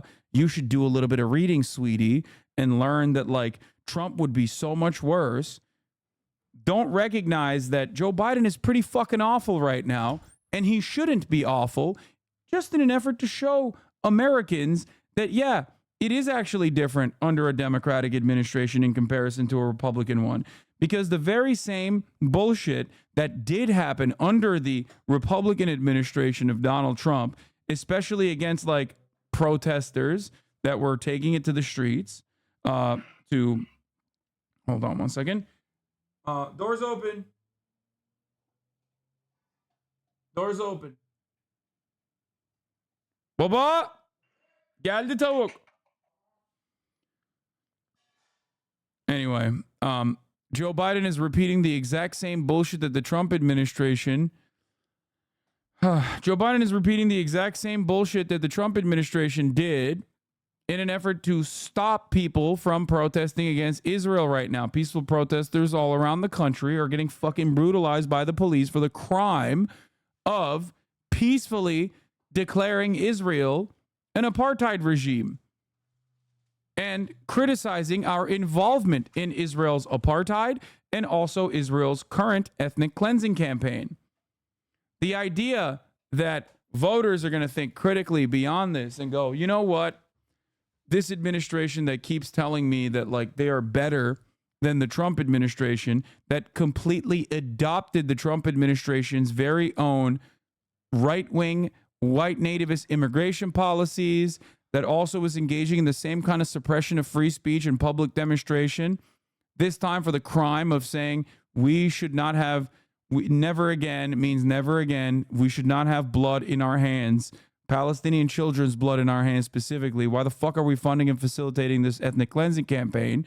Those people getting violently and brutally suppressed by the police in a direct... Baba? Kapı? Bence çıkamadı. Şeyi söyle. Batına bassın. Yeah, those people should turn around and just simply vote for the Democratic Party, because like we promised that the Democratic Party is going to be better. Whoa, sorry, last thing, because I heard you say it. Joe Biden's office has the same immigration policies as Trump. Joe Biden, I don't know if you've been hiding under a rock or something, or maybe you came out of a coma literally yesterday, but Joe Biden pushed a right-wing white nativist immigration policy that would continue Donald Trump's wall, and also on top of that would give more than 20 billion, even more than 20 billion, I believe, but at least $20 billion to the Border Patrol to harden border security. Joe Biden was the one who was pushing that legislation, although it was, not exactly popular, and it actually hurt his chances against Donald Trump further by basically reaffirming Donald Trump's commitment to his anti-immigrant sentiment and justifying why he has such anti-immigrant sentiments to begin with. He did. Joe Biden's last Border Patrol bill that didn't pass through Congress as a consequence of Trump standing against it because he wants to use it as a political tool, directly would have contributed to the white nativist anti-immigrant sentiment that the Trump administration pushed, last time they were running for president. I did say that because it's true. You might not want to recognize it, or maybe, perhaps, if I'm being charitable, you were oblivious to the goddamn reality of the matter, but that is what happened. About how Arafat kept saying he intended to agree, he wanted to agree, but he was, as you rightly point out, pretty sure he'd be killed because, Sadat was killed by extremists when he made peace with Israel. Our dear, dear friend, Yitzhak Rabin, was killed by a radical Israeli when he was pursuing the two-state solution. So 96% is a made-up number. I'm going to fucking lose it. That was Tabah, not Camp David. Israel quit Tabah, not Arafat. She's also getting her numbers wrong. The final best Israeli offer at Tabah was 6% annexation with less than 1-to-1 land swaps. But that's besides the point. Funnily enough, the Palestinians suggested that the map include 95% of the West Bank as a middle point of the Clinton parameters, but Israel refused. Not only that, but there were certain aspects of the conversation that was presented by the Israeli side that were complete non-starters. Ridiculous. Permanent annexation of Jerusalem, which, by the way, this fucking dipshit has been championing since the 90s, was a understandable non-starter for the Palestinian position, as Arafat correctly pointed to time and time again, saying, I do not have the power to give you Jerusalem. Even if I were to say yes to this ridiculous proposition, I would be murdered and it wouldn't change anything. To which Bill Clinton was like, we'll give you a mansion. Come on, dude. We'll give you a nice little fucking mansion. To which he said, yeah, I'll get murdered before you'll watch me get murdered from said mansion. So this is a very important piece of history to understand if you're going to take any kind of position with respect to what's going on right now. And there's much more that we could go into, as you say, since 1948, but I mean, you could literally go back thousands of years. The important point I want to emphasize, though, is... Isn't it easier to move the needle further left with libs in power? Not easy, but easier at least. Yeah, it's so easy right now to move the needle fucking a little bit to the left of like what the right-wing Republican position is. Notice how it hasn't been easy at all. Notice how it hasn't happened. What happened? Oh, Biden will listen to the demands made by the left far better than fucking Donald Trump will. Yeah, dude, totally. That really has happened so far. Propaganda is not education. Propaganda, on whether it's TikTok or in the classroom, is actually. No, I'm not arguing to be contrarian. Truly, two different worldviews, but thanks for responding. My dude, I'm not learning shit from a Twitch stream, and neither are you. Do not pretend watching a stream is research. No, watching a stream is not research. You should do some research, though. There is no true two different worldviews. You are living in an entirely separate planet if you personally believe that Joe Biden's border bill that he was desperately trying to pass, which literally led to lower popularity for him on the issue of the border to begin with, because all it did was basically solidify the position that Republicans were right on the border, treating immigration as a national security problem and not one that is an economic issue directly created that benefits American capital owners, because that's what immigration is at the end of the day. It is not a real national security threat at all, okay? But basically capitulating to the right-wing framing on the issue of the border is fucking insane. It's bad politics and it's bad policy, a double Monty. Okay? The idea that you cannot contend with that and you consider that to be entirely different worldviews means that you're not living in this world that we are all living in. Having said that, however, I do try to make this stream as educational as possible. Educating people on the common talking points, educating people on how silly someone might be when they say things such as Biden's border proposal was very different than Trump's border proposal. It was not. Don't ask me. Ask Joseph Robinette Brandon himself. He literally said so.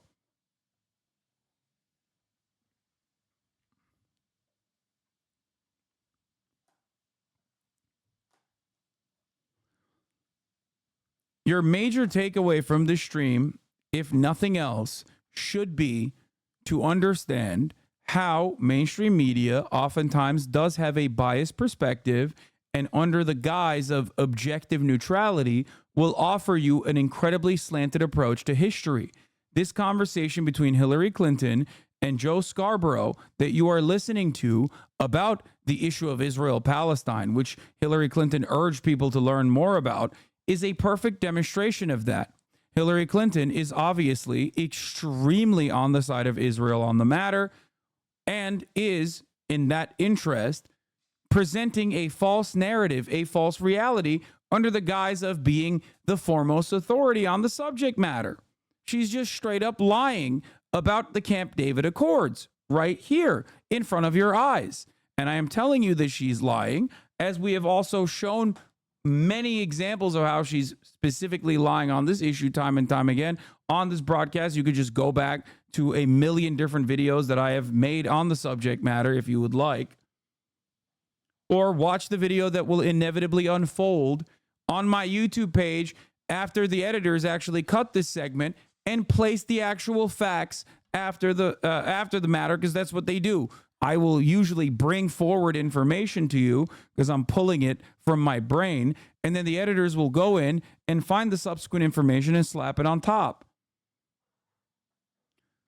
This is perhaps the reason why when I go on the Iced Coffee podcast, for example, I bring up numbers, I bring up certain facts, okay, in real time, and luckily they will fact check me to show that I was right.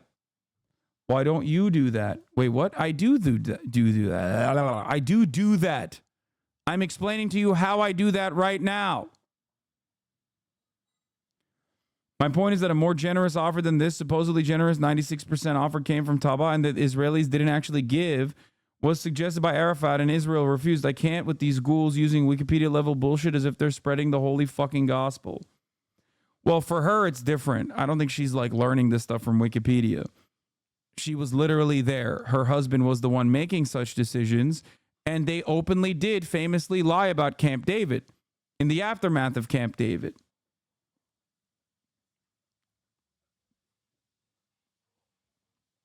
If you remember, The so-called peace process and the way that it was communicated to the American public by mainstream media has always been incredibly one-sided and full of lies.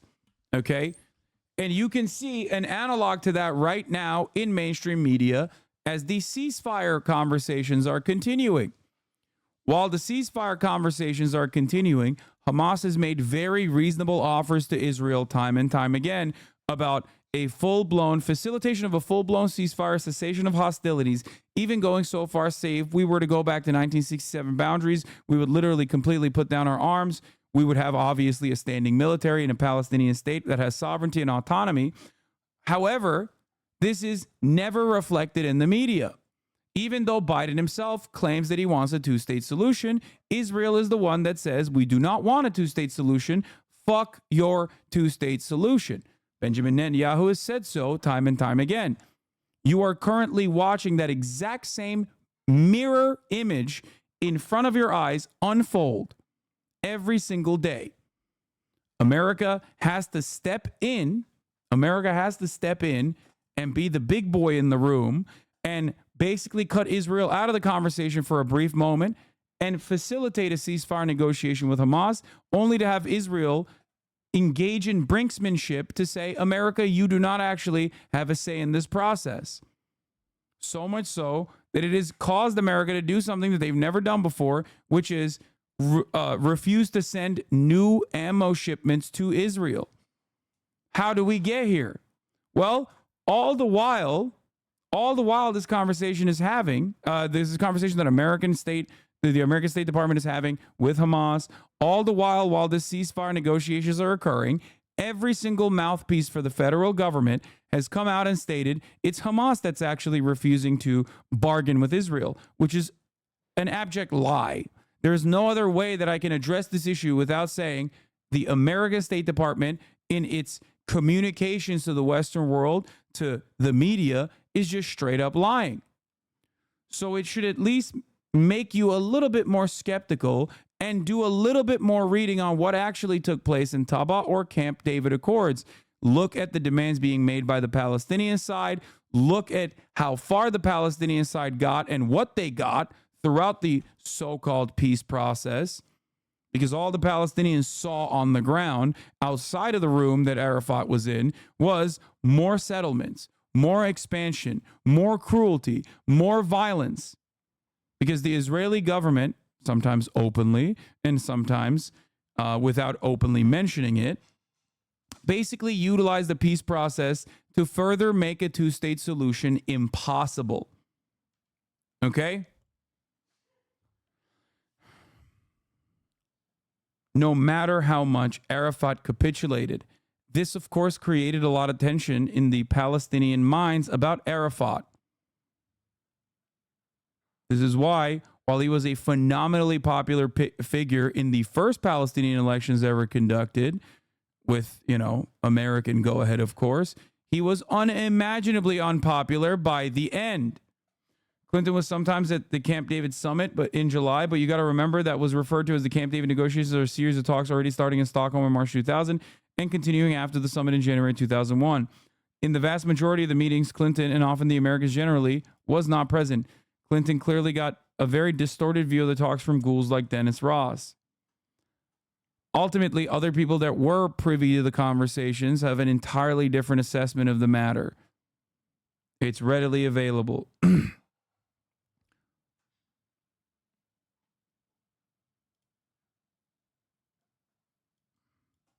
I don't trust you streamer man who constantly cites sources, investigations, journalists, and history. I trust establishment Democrat white woman. Actually, the opposite of education. Anybody who is teaching in a university or anyone who is putting content on social media should be held responsible for what they include and what they exclude. And so much of what we're seeing... We have no idea if Hamas wanted to negotiate because none of us are in the negotiations. It's all second and third hand hearsay. Wait, what? That's not correct. You're wrong. You're just objectively wrong. You want to know why? Because Hamas, every single time they negotiated and every single time they did a call towards Israel that they will put down their arms and whatnot would also very publicly state their desires. Just because you never heard about it doesn't change the reality that that actually did happen. Not only that it did happen, the argument that I'm making right now isn't whether or not Hamas actually openly declared what their intentions were, because they certainly did. The argument I'm making is the reason why you don't hear about it is because mainstream media doesn't cover it. That doesn't change the reality, however. We don't know if Hamas is agreeing to negotiate. We can't assume to have insight into the negotiations is a position that you're assuming because of your lack of knowledge on the matter. That's the sad state of affairs now, because you go, understandably, to mainstream sources and you think you're getting the full scope of the picture. You are not. Why'd you ban him, though? I did not. He's still very much in the chat. Why are you fantasizing about what kind of actions I'm taking?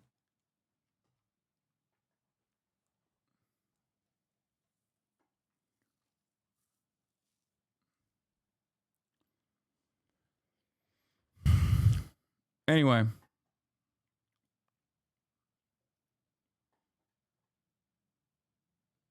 I'm new to the channel and I always see you discussing some political thing. Can you please specify simply your political position in the current situations of the world? Yeah, it's going to be hard. You should just listen to what I have to say and make up your own mind. Like, one of the greatest examples is this. Okay, this chatter is correct. Netanyahu flat out admitted that the reason they denied the offer is because they wanted to invade Rafah. Now they're saying that America stabbed them in the back. America is Hamas even. That's what Itamar Ben-Gvir in the war cabinet said. Joe Biden is Hamas now, okay? So I need you to understand something.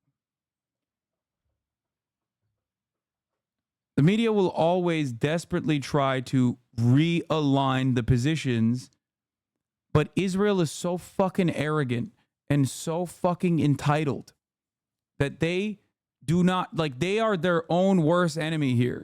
They have completely dropped good propaganda of this sort and very openly state what their intentions are time and time again. Now, of course, they won't show it. The media here in the Western world won't show you that. But if you come to a community like this one, I will go directly to Hebrew sources. I will directly show you in Hebrew what Israeli Knesset members are saying about these sorts of ordeals. And you can see for yourself.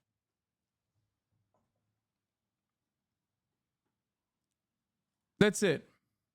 I don't do anything beyond show you what all sides of this conflict are saying.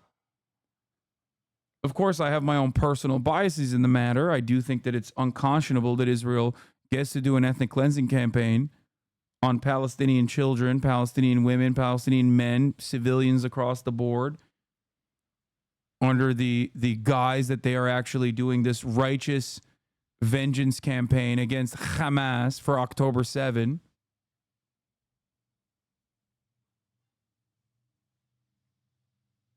Particularly on TikTok, about what's going on in the Middle East is woefully false, but it's also incredibly slanted, pro-Hamas, anti-Israel.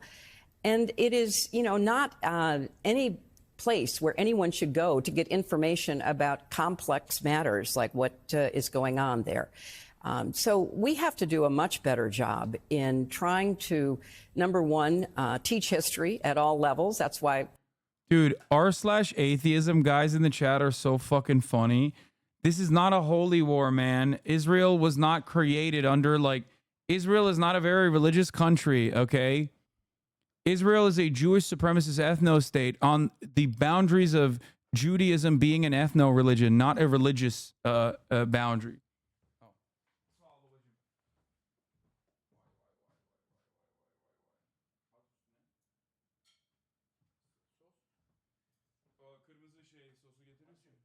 Evet.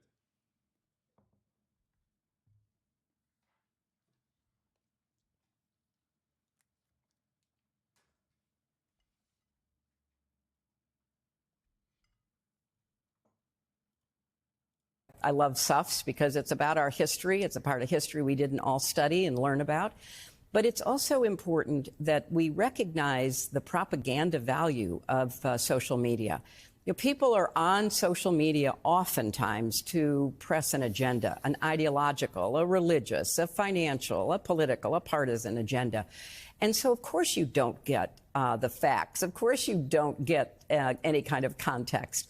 And we have to do a better job ourselves, and we certainly have to do a better job with young people in trying to help them understand how to filter and interpret the information they're giving. And I think we also need to do a better job in our classrooms, particularly at the college and university level, not to fall into, you know, easy absolutes. You're either this or you're that. You're for, you're against. Life is too complicated. History certainly is.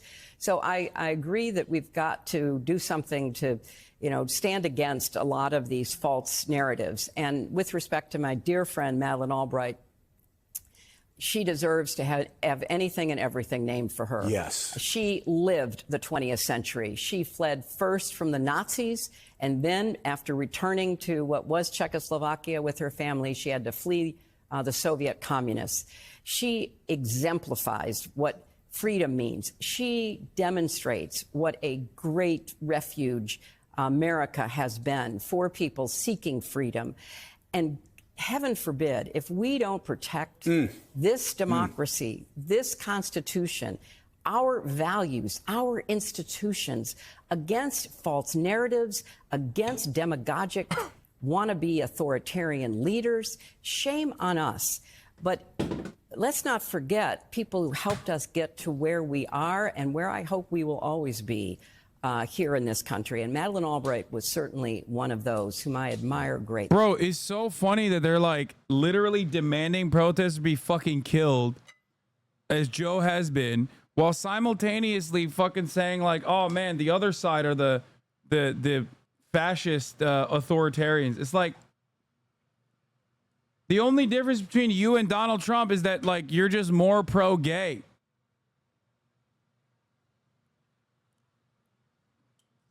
You're demanding media literacy while decrying that students have perhaps learned too much in a way that is no different than what the right-wing Republicans claim about CRT. It's so fucking stupid.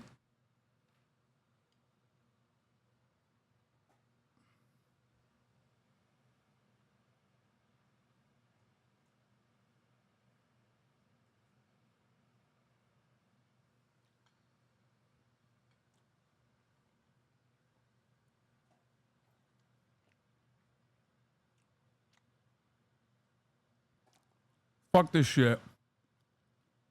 Now let's get to the Democratic Party's stupidity. Once again, in full display. Some notable Hamas offers for a chatter. A secret 30-year Hudna offer via Jordan for a 67 state.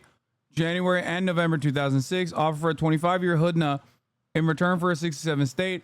March 2014. Unlimited Hudna for a 67 state. Adding that if Palestinians vote for peace, Hamas would accept it.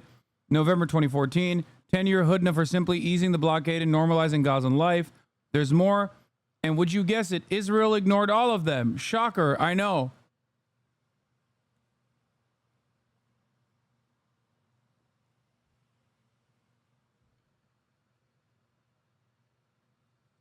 My dad is not transferring the food I ordered into a bowl. He made this.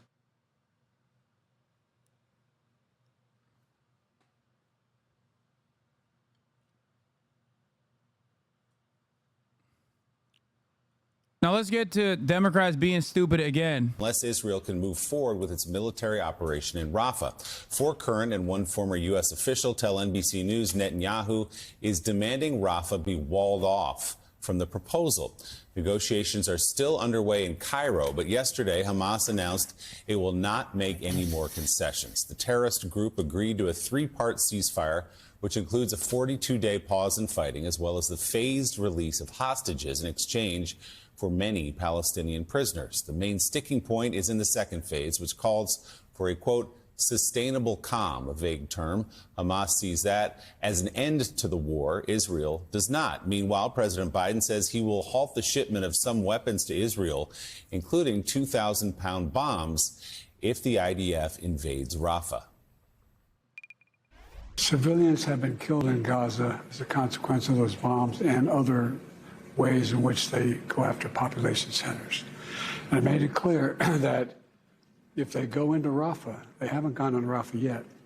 If they go into Rafah, I'm not supplying the weapons that have been used historically to deal with Rafah, to deal with the cities, to deal with your eyes that deceive problem. you, Chatters. We're going to continue to make sure Israel is... Chatters, your eyes deceive you.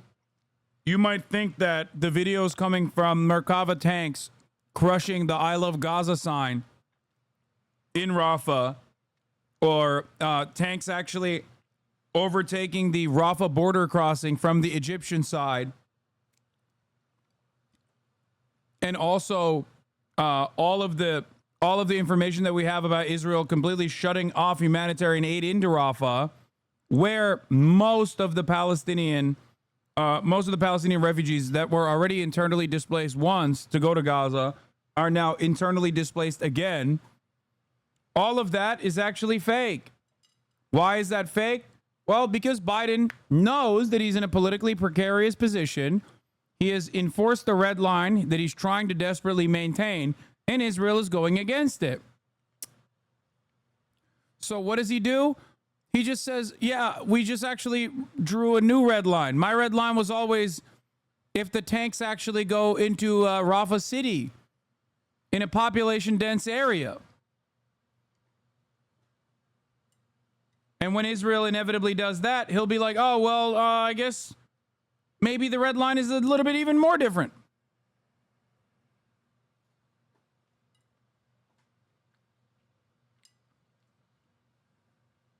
Don't believe your lying eyes.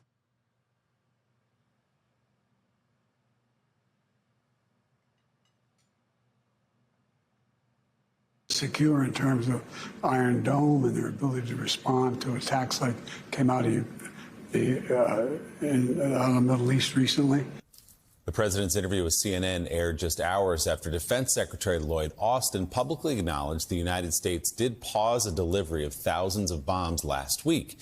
Many top Republicans are outraged by that decision. In a rare joint letter, Speaker Mike Johnson and Senate Minority Leader Mitch McConnell demanded an explanation from the president, saying, quote, security assistance Israel is an urgent priority. The Republican chairs of the House Foreign Affairs and Armed Services Committees also blasted that decision, calling it appalling. In the Senate, Lindsey Graham grilled Secretary Austin about the delay in arms during an Appropriations Committee hearing yesterday. Okay, so Israel's been hit in the last few weeks by Iran, Hezbollah, and Hamas, dedicated to their destruction. And you're telling me you're going to tell them how to fight the war and what they can and can't use when everybody around them wants to kill all the Jews? And you're telling me that if we withhold weapons in this fight... I don't get it. I thought they said they were fine alone. I thought Israel said they're fine. Wait, they keep saying that they're fine by themselves. We already gave them billions of dollars of weapons, bro. Let's just fucking maybe scale it back a little bit.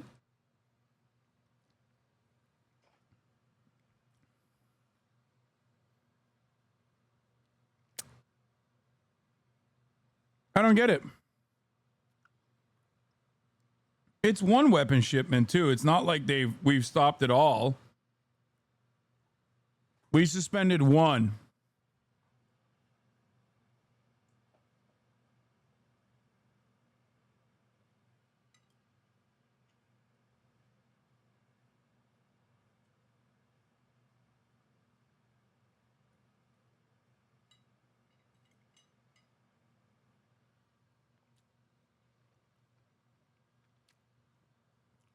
I, for one, find it to be unconscionable and, dare I say, anti-Semitic that you have this Gentile man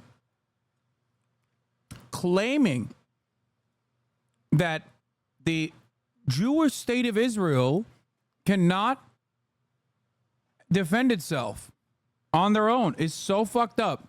Anti-Semitism. That's what it is.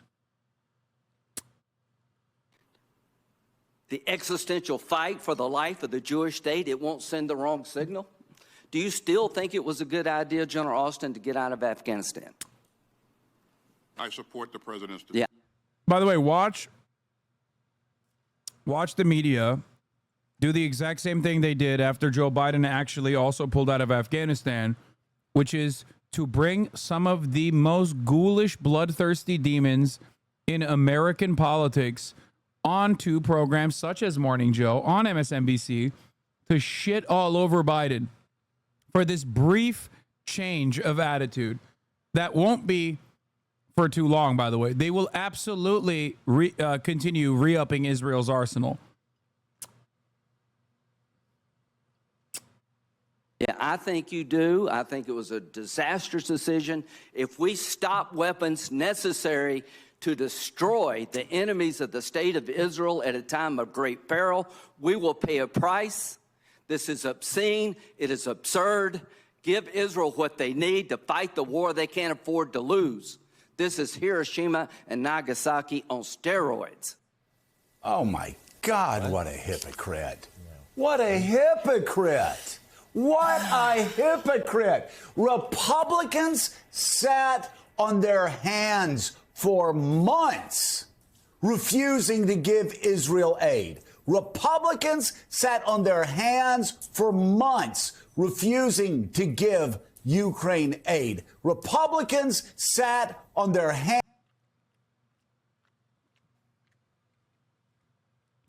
Yeah, Joe's mad that they weren't bloodthirsty enough, dude. That's awesome. What a take. That's a take right there.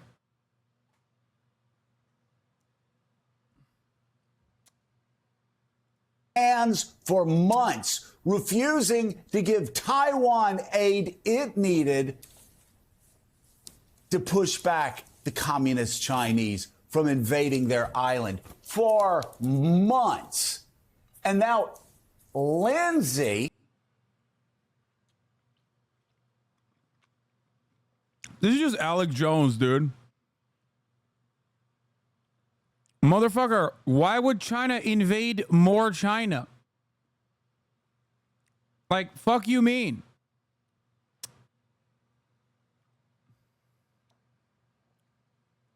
Yeah, dude. Taiwan hasn't gotten their new weapon shipments, so the Chinese invasion is imminent any day now.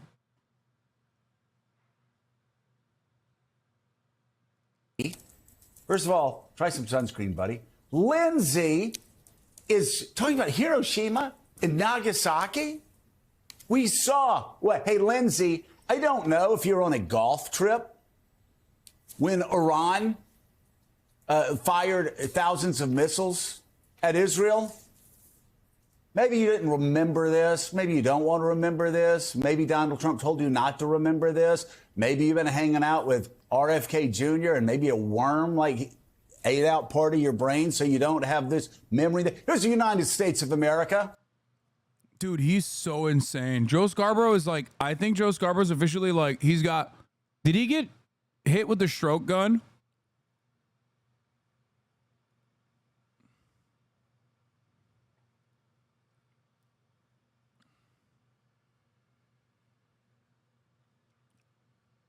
I feel like he got hit with a John Fetterman stroke gun, dude.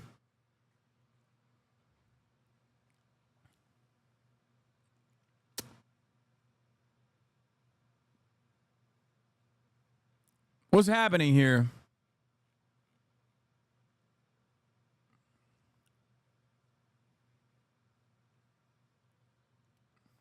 He's so unhinged. Stood up for Israel. It was the United States of America that provided the main defense in stopping those Iranian missiles from coming in. It was the United States of America. It was Joe Biden. You know, he calls himself conservative, right? Yeah, but he hates Trump. He's like a conservative. He's a conservative Democratic Party loyalist. The administration that told Iran we would always stand by Israel's side. And we are standing by Israel's side now and forever. But that doesn't mean we send 2,000-pound bombs for Netanyahu to drop on a densely populated area that has over 1 million people there right now and no place to go. That's your definition of an existential threat? They're killing Hamas commanders as we speak without 2,000-pound bombs. They will kill and continue to kill Hamas commanders. Hamas isn't taking Gaza over again, and you know it. So stop lying. Stop lying. I know. This makes no sense, bro. You are in agreement with Lindsey Graham. Like, the only difference is if Joe Biden was saying, of course, we're going forward with the fucking weapons transfers, he would be on board with it. That's it. It's just because Joe Brandon has stood in opposition now that he's taking this fucking role. That's it. There is virtually no daylight, no disagreement there at all between him and fucking Lindsey Graham. It's so weird. It's like when a contentious chatter comes in here and repeats verbatim what I said, which is my position, but says it in a matter where like they are disagreeing with me. It's basically that kind of same performative bullshit. It's like, sir, excuse me, Joe Biden has stood and will forever stand with Israel. It's like, bro, do you not hear what you are saying? And then you wonder why younger generations don't trust mainstream media. Like, you sound like a fucking animal. You sound insane. You sound exactly like the very same people that you criticized under the Trump administration. You sound like a Fox News broadcaster right now. The only difference is you just hate Lindsey Graham because he's pro-Trump.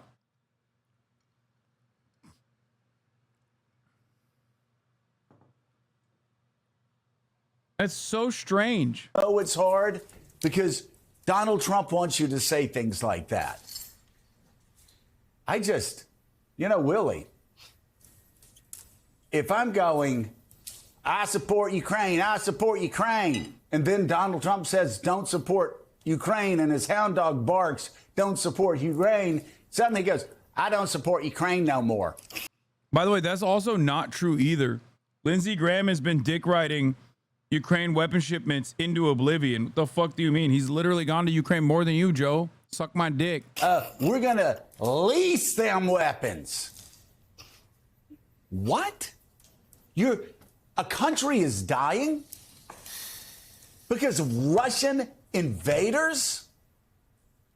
And Vladimir Putin says he has his eyes set on Poland and the Baltic states? And Donald tells you, Lindsey, not to support Ukraine and to hold up funding for Israel and to hold up funding for Taiwan? And you're providing lectures to the Secretary of Defense? What a joke. I don't know if you know this, but we have video, right? They create, okay, so they film, and I don't know, Willie, maybe they created film in maybe the 1880s or something, and then that film at some point turned into videotape. I don't know when it was. Everybody was vying. Okay, this sucks. Here with reaction is South Carolina Senator Lindsey Graham. Senator, your reaction to this? Well, that was well done, Sean. Heartbroken in a way, because I know in Jerusalem tonight I would rather listen to fucking Sean Hannity and Lindsey Graham burp into the microphone competitively, engaging in competitive burps, than listen to another fucking moment of Joe Scarborough. Joe Scarborough's so grating, so annoying. He's exactly like Bill Maher. He has a tendency to make me want to fucking off myself, dude. When I listen to his annoying, arrogant, entitled, selfish, asinine, supposedly fucking higher than thou attitude. It just makes me want to video game myself. They're trying to figure out what do we do. The only reason they're not dancing in Iran is because they don't believe in dancing. If you're Sinwar in the tunnel, this is a good moment for you. What? But what does this mean to America? It changes the game in all the worst ways in the war on terror. Here's what Joe Biden is asking. He's asking the Israelis to turn the war over to him and Lloyd Austin. That's right. Dancing is illegal in Iran. To my friends in Israel, don't do that. Fight without the weapons. Do not let Joe Biden and Lloyd Austin run this war. They will do for you what they've done for America. So my fear is that the hostage deal was hard. Now it's impossible. My fear is that Saudi Arabia, that was thinking about recognizing Israel, and I've been working with the Biden administration for a year to bring that deal about, they would have a hard time right now, if this continues, signing up with a defense agreement with Joe Biden and his team. Who in their right mind in Saudi Arabia would turn their national security over to Joe Biden? So this is heartbreaking, it's dangerous, it's pouring gasoline on a fire, and every problem we had in the Mideast just got worse. This is a nightmare for Israel to be abandoned by their best friend in the world, and the only way you're going to change this is at the ballot box in November. You know, I don't know what this means for Israel. I don't know what it means for every country in the region. I mean, look at what he's already done with Iran. Not only did he turn a blind eye to sanctions and allow Guys, I'm telling you right now, the absolute worst thing that the Biden administration could do at this very moment is to turn around and be like, just kidding, we are going to give you all the weapons, go ahead. And I hate to be the bearer of bad news,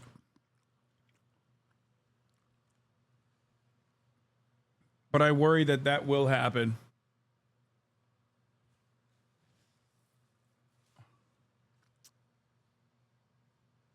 I don't want to jinx it, but Iranians to sell oil and get rich, you know, what, $100 billion plus. He was importing oil since March of 21 from Iran. He allowed, he gave a waiver to Iraq to give the mullahs $10 billion. He wanted to give them $6 billion in a ransom exchange. What part attacks again today. Iran, we also being the world's #1 state sponsor of terror, is he not understanding? And what part of what happened to Israel on October 7th is he not understanding here? No, I think he does. I think he doesn't understand, and that's the problem. October the 7th was the largest loss of life of Jewish people since the Holocaust. They're surrounded by Iran, who wants to wipe out the Jewish state. Hamas says we'll do it again and again and again. Their charter is to destroy Israel, not to help the Palestinians. Then you got Hezbollah with 100,000 rockets pointed at Israel from Lebanon. They're surrounded by radical Islamic terrorists that want to destroy the Jewish state, not help the Palestinians. And what is Joe Biden's response? To withhold weapons in a war that Israel cannot afford to lose. What did we do after we were attacked in Pearl Harbor? What did we do to end the war against the Japanese? We dropped 2 nuclear weapons on 2 Japanese cities to make sure our soldiers didn't have to invade Japan, where you could have 1 million lives lost. What is Joe Biden doing? He's making it impossible for allies throughout the world to trust us. He's making it hard on Israel to win. Well, this would be the equivalent of losing 40,000 Americans a day if you extrapolate and compare. No mention of the Palestinians, no mention of their humanity, no mention of the ethnic cleansing, no mention of their deaths and the destruction that Israel is engaging in with our weapons. Only a mention of, a mere mention of Israel potentially nuking Gaza or Iran, I guess. We should be nuking Gaza.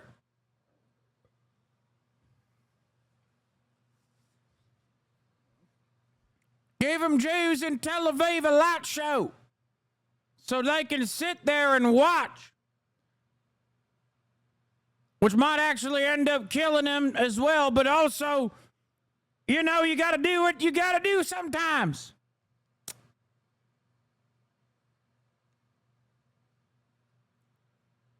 And then drop the second one in Iran. Compare their population to ours. Yeah, fuck it, nuke Jordan for fun. and 8,000 Americans taken off American soil and taken hostage. Let me play your exchange on this very issue you were speaking to with the Secretary of Defense, Secretary Austin.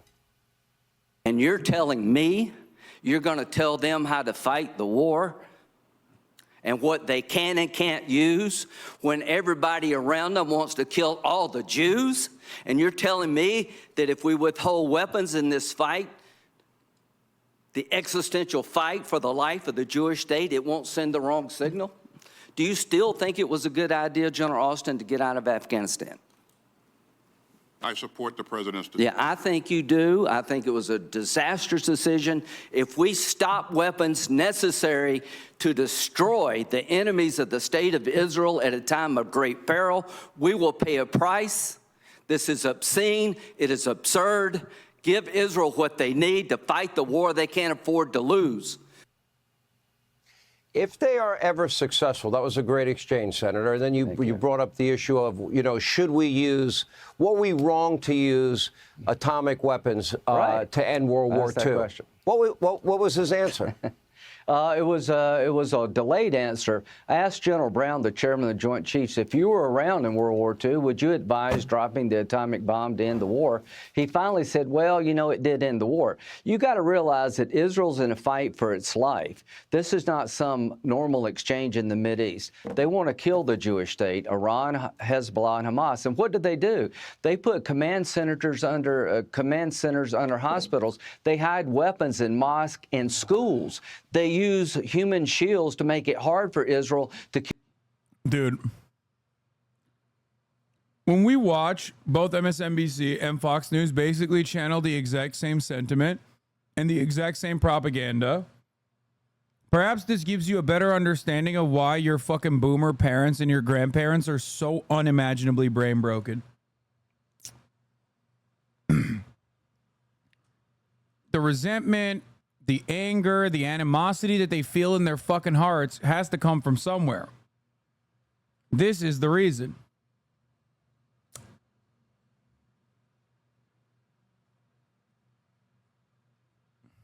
That's it. Kill the terrorists without killing the Palestinian people. Israel is in a terrible spot because they're fighting a vicious enemy. And Joe Biden today, you picked Michigan over Mideast stability. You picked domestic politics over world stability. What you did tonight, my friend, is that you made every terrorist in the world high as a kite. You put our friends in Israel in a box, and here's what they're going to do. Michigan isn't Dearborn, isn't Muslims. That's what I would do if I was Israel. I'd say, I appreciate all the support in the past. We're going to do what we have to do to destroy Hamas. The irony is Joe Biden's actions are too little too late for maintaining stability in the Middle East.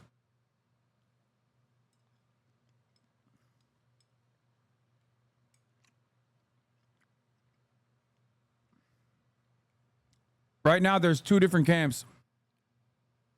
Both of them are equally as bloodthirsty when it comes to killing Palestinian children. But at least one of those camps is yeah, if we let Israel kill so many Palestinian children, we are going to permanently break this region.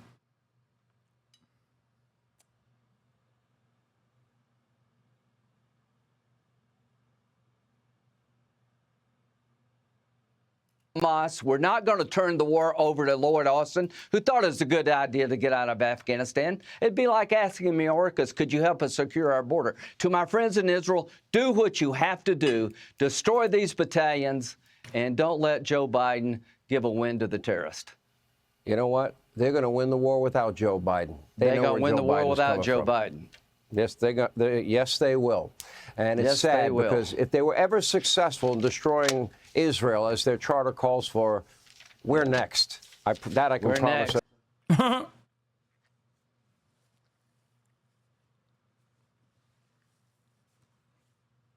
They're so fucking stupid, bro.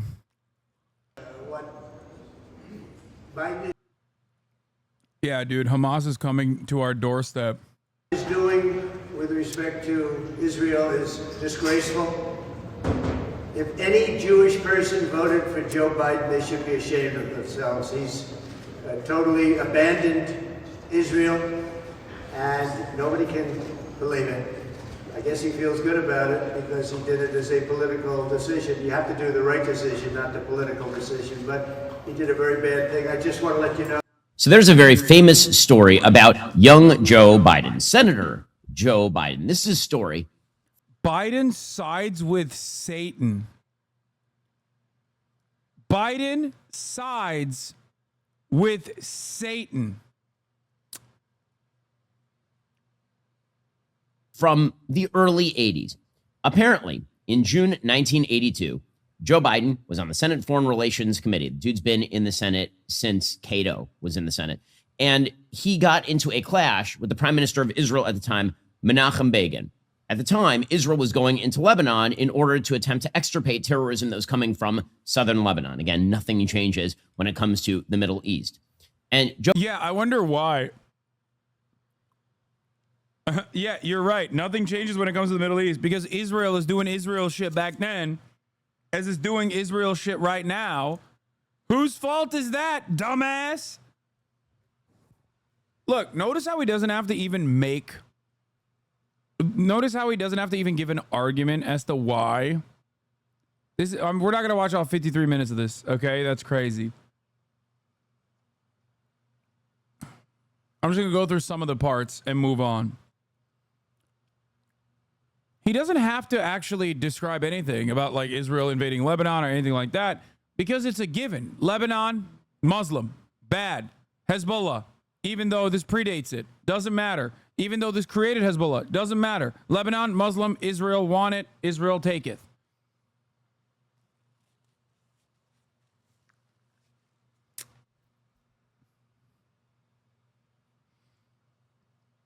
Joe Biden was very angry at Menachem Begin. He lectured Menachem Begin over Israeli settlements.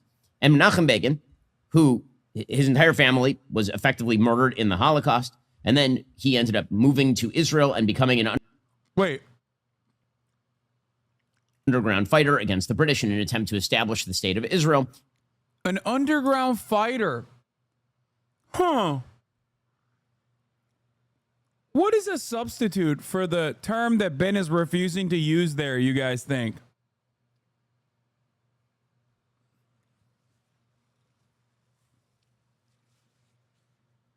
Yeah, listen, you don't understand. Zionists can never be called terrorists. They are underground fighters.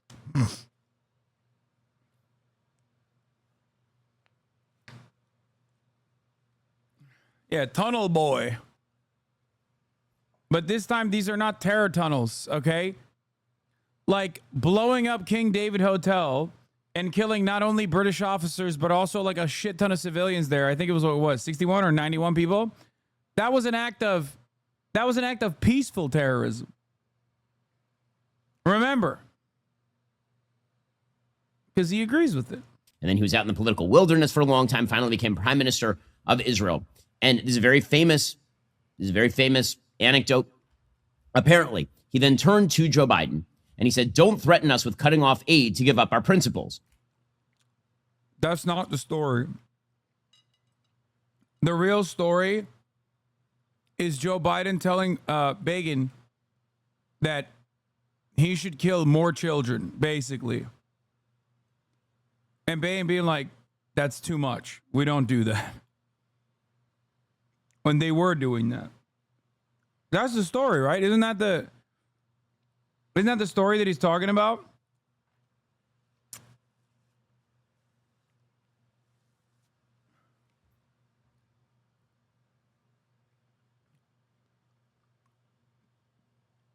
I don't think that he was actually criticizing Israel over settlements, because settlements at that point were marginal, unlike the top of the hour ad break, which is significant,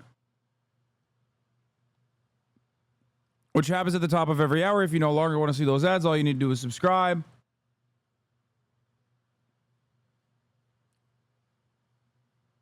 What? Wait, did Israel actually make a terrorist? They killed British officers, the prime minister? That's horrifying. Wait, what?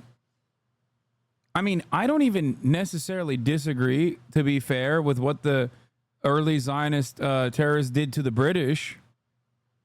That was relatively more reasonable for them to do so, because like they wanted unrestricted immigration into Palestine, and the British, in an effort to stop the Arab revolts, was like, no.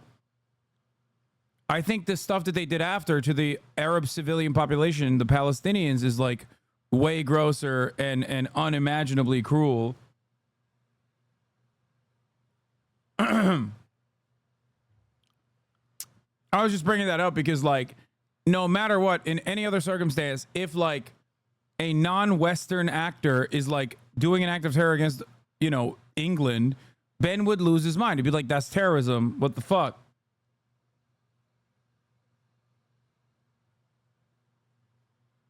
But yes, most Israeli prime ministers early on were terrorists.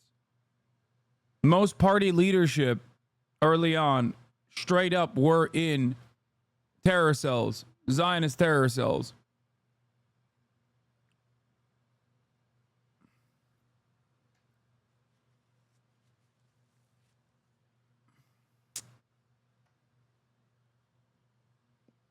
Anyway, Ben would call that underground fighting cells. Here's the 3-minute ad break right now, by the way. Said, I'm not a Jew with trembling knees.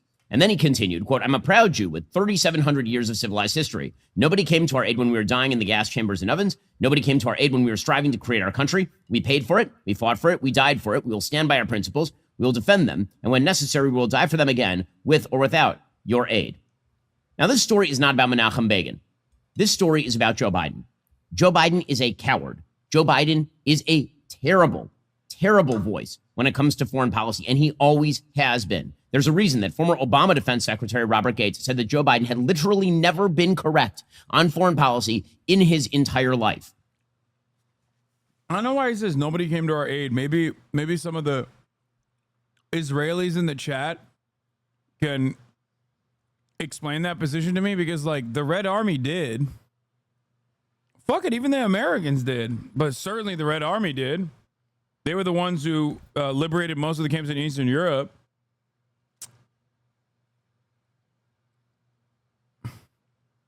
Fuck's that about?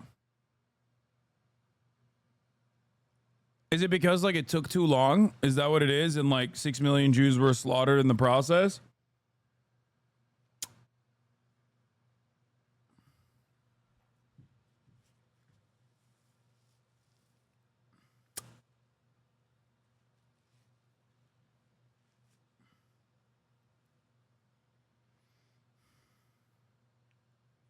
And that is true. Joe Biden has a unique capacity to screw up when it comes to foreign policy. Joe Biden is weak-kneed. Joe Biden is so weak that he brags about being the only member of the Obama administration to oppose the bin Laden raid. That's how weak Joe Biden is. Well, now Joe Biden is showing his neck to Hamas. And when you talk about unjustifiable acts on every possible level, moral, political, pragmatic, none of it makes any sense. On the moral level, Hamas is a terrorist. I hope he's going to talk about Israel's actions now, right? Like unjustifiable in every sense of the word. That is currently holding 5 Americans. There are 5 Americans who are being held in terror. Israel is a terrorist group currently holding approximately 10,000 Palestinians, which include children as well, and women. Tunnels by Yahya Sinwar and his group of barbaric thugs. Their names. I know that Joe Biden doesn't mention their names very often. He will talk about Brittany Griner until the cows come home. But when it comes to 5 Americans who happen to be Jewish who are being held by Hamas in terror tunnels. It's so funny for Ben to say this, because the only way to facilitate the release of those Americans is by ceasefire. And the only people currently on the planet that are standing against that is not even the American state. It's just Benjamin Netanyahu's war cabinet. Like, tens of thousands of Jews in Israel do not agree with Benny Boy here. Obviously, the entire Western world doesn't agree with Benny Boy here at this point. Literally, he is just alone. And until recently, Joe Biden was on Benny Boy's side, but that was pretty much it. The idea that like there's some magical way of like releasing these hostages, and it's just Hamas that's like refusing to give them up, is so stupid. Israel and the war cabinet specifically is the only reason why those hostages have not been released and will probably fucking die under Israeli rockets. Then he won't mention their names. He'll take the occasional photo op with their relatives and pretend that he's going to stand by them. But as we'll learn in a moment, he ain't standing by nobody. Their names are Eden Alexander, who is 19 years old. By the way,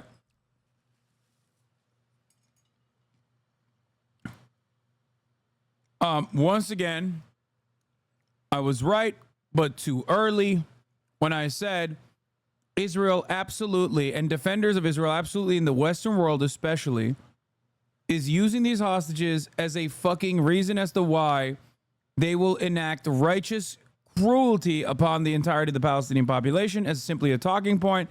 There's no better example in this, because Biden refusing to give 2,000-pound bombs to Israel unironically is better for the betterment of the hostages.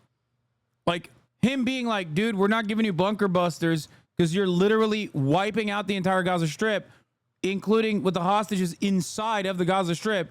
We have to put an end to this somehow, is unironically a decent way to try and stop Israel from killing more hostages. Ben, on the other hand, is claiming that this is done against the hostages' best interest.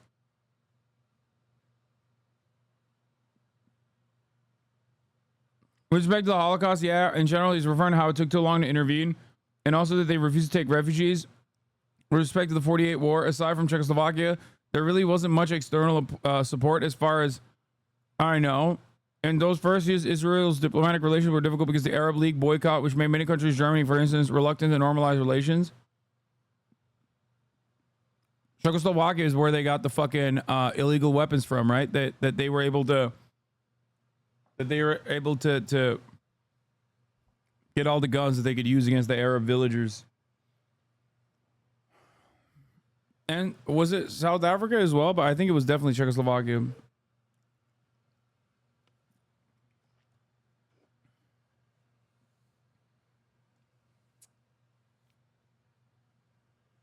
Years old, Omer Nutra, who is 22, Hirsch Goldberg Poland, who is 23, Sagi Dekel Chen, who is 35, and Keith Siegel, who is 64.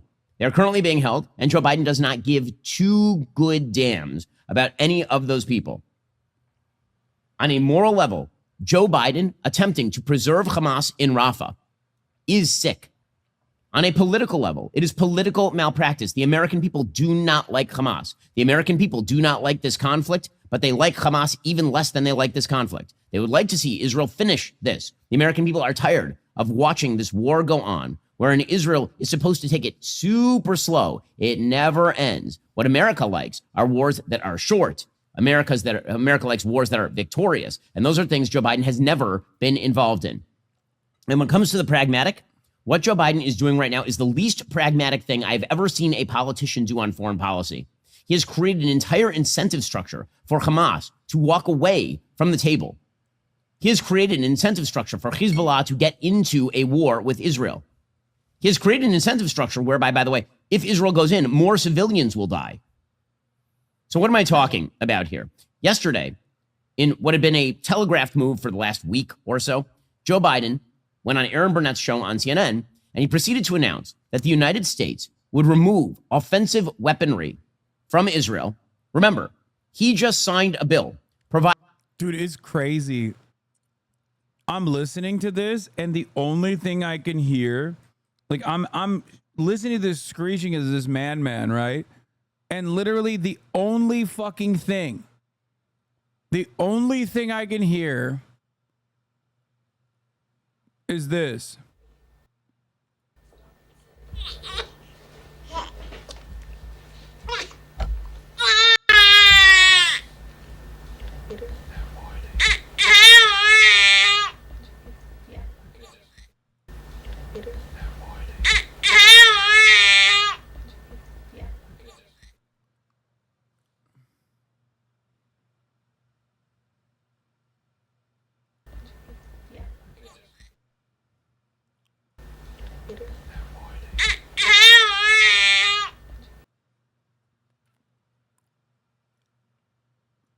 Stinky shit take.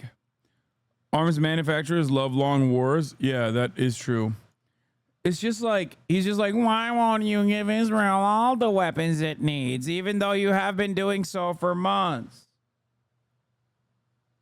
Why? Give Israel all the guns. I love Israel so much. Give them all the guns.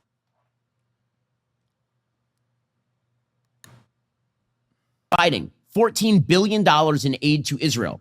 That bill combined $14 billion in aid to Israel with some $60 billion in aid to Ukraine. And the way that Biden got it over the finish line, along with Speaker Johnson in the House, was by combining those elements. Because it turns out that the Republicans are disproportionately anti-Ukraine aid, but pro-Israel aid. And Democrats are disproportionately anti-Israel aid, but pro-Ukraine aid. Joe Biden has decided unilaterally that in violation of the Impoundment Control Act of 1974, he is simply going to hold up the shipments of weaponry. Every single lethal aid package that has gone into Israel is in direct violation of America's own rules and restrictions that they've set forward that dictate under the Leahy Act that no weapons transfers being made to a foreign nation, a foreign ally, can be used in committing international human rights abuses. You cannot do war crimes with American weapons. Now, of course, all of our allies commit war crimes with our weapons all the time. That's a joke. But the idea that Joe Biden has no legal basis, the idea that Joe Biden has no legal basis whatsoever to restrict weapons transfers to Israel is ridiculous. There is also subsequently an investigation that America put a timeline on their own for Israel to deliver information on what they were doing with the American weapons. We literally told them yesterday was the deadline, by the way, for this, that by yesterday, Israel has to give a full report on how every single weapon has been used to ensure that no war crimes have been committed. We have now delayed the release of this investigation.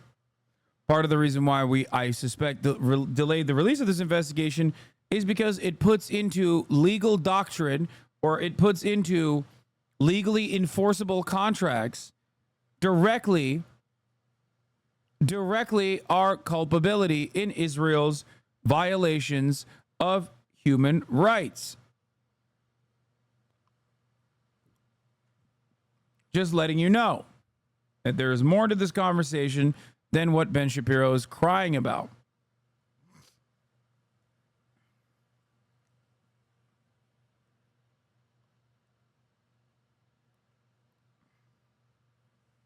To Israel over disagreements with how Israel is prosecuting the war. Now, by the way, he has yet to articulate exactly what Israel could be doing better or how. But none of that matters, because we'll get to his real agenda in just a few minutes. We'll get to more on this in a moment. First, once again, the United States won't resupply Israel then and kill terrorists. Today. Trusting Pure Talk with my own phone calls for years. You should do the same. puretalk.com/Shapiro today. Again, that's puretalk.com/Shapiro. So Joe Biden goes on Aaron Burnett, and he proceeds to say that he is going to deny Israel offensive weaponry if Israel goes into the quote-unquote populated areas of Czechoslovakia sold Israel some aircraft like Spitfires and a fuck ton of Mauser P-18s, MG machine guns, and other shit. Zionist forces used to spray at Palestinian villages in the Nakba. There was a UN embargo at the time, so all this had to be snuck in secretly. Yeah, it was Czechoslovakian guns that were used on the Palestinian villages of Rafah. Now, understand, Israel has been attempting to move the civilians out of Rafah so that they can go in and kill terrorists in Rafah. And Joe Biden has opposed that too. So the new math is that the United States will undercut our own democratic allies if terrorists do the most terrorist thing, which is hide behind civilians. He is now creating a full-scale incentive structure for terrorists to hide among civilians because now they are safe from any sort of retaliation. The weapons that he wants to deny to Israel are targeted weapons, the kinds of weapons that minimize. Big dog, the reason why the terrorists are always safe, no matter where they are in the Gaza Strip, is because they're not children. They're not women and they're not children. If you look at the actual numbers, that's what the majority of the fucking deaths are. The overwhelming majority, as a matter of fact, 2/3. So the quote unquote terrorists They're fine. They're fine because Israel doesn't have the smoke for actual militants. Israel only has the smoke for babies, for baby murder, which you love, supposedly, it seems. You claim to be anti-abortion, and you claim that abortion is baby genocide, and yet you are in support of the greatest facilitator of baby murder that we have seen. The greatest state-sponsored baby murder. You are demanding that the American government continue giving baby murder weapons to Israel, the number one baby killer on the planet currently.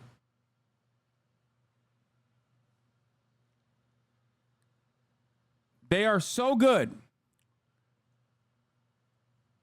at baby killing. Civilian casualties, which will force Israel to use non-targeted weapons, which means more civilian casualties. He is showing daylight between Israel and the United States sufficient that Hezbollah might think, okay, well, if we open up on the northern front, the United States won't resupply Israel then either. Iran will get more aggressive, not less aggressive. And of course, Hamas will walk away from the table, which apparently they did this morning. They were supposedly negotiating in Cairo. And then, upon... The reason why they walked away from the table is because Israel, contrary to what the American envoys offered to the Hamas side, contrary to what the CIA said to Hamas, in an effort to get them to agree to a ceasefire negotiation, Israel is moving against America's wishes. This is part of the reason why Joe Biden is saying that he would stop the weapons transfers anyway. All of which, by the way, makes it way harder to extract hostages. But Ben, as we've established, doesn't give a fuck. If it meant continuing the ethnic cleansing of Palestinians, Ben would kill those American Jews himself. Give him a gun, and he would shoot them point blank if it meant complete destruction of the Gaza Strip. I promise you, he does not give a fuck about those hostages. Because if he did, he would be joining in unison the rest of the Jews in Israel that are currently protesting the Netanyahu war cabinet for doing nothing.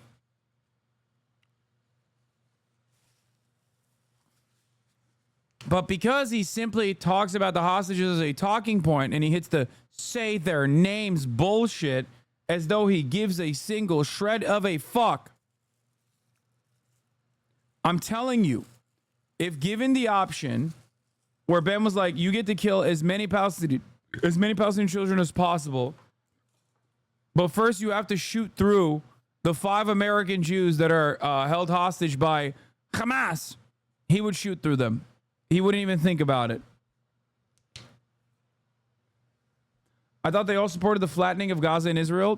A lot of Israelis do support the flattening of Gaza, except they are also, understandably, very angry at the government because they want a fucking ceasefire so they can actually release the hostages.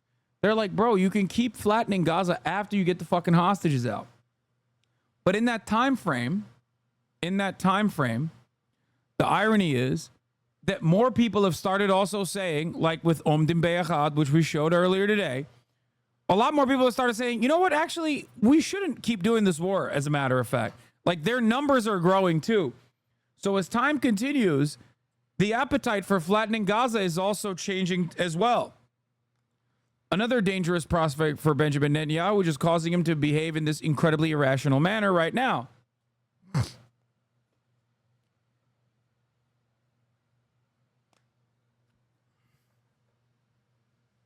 On hearing Joe Biden's words, they simply walked away clean, knowing that Joe Biden is now playing defense for Hamas. Make no mistake, Joe Biden has sided with Hamas in this conflict. There's only one predictable result of this, and that is the maintenance of Hamas as a political power and a military force in Gaza.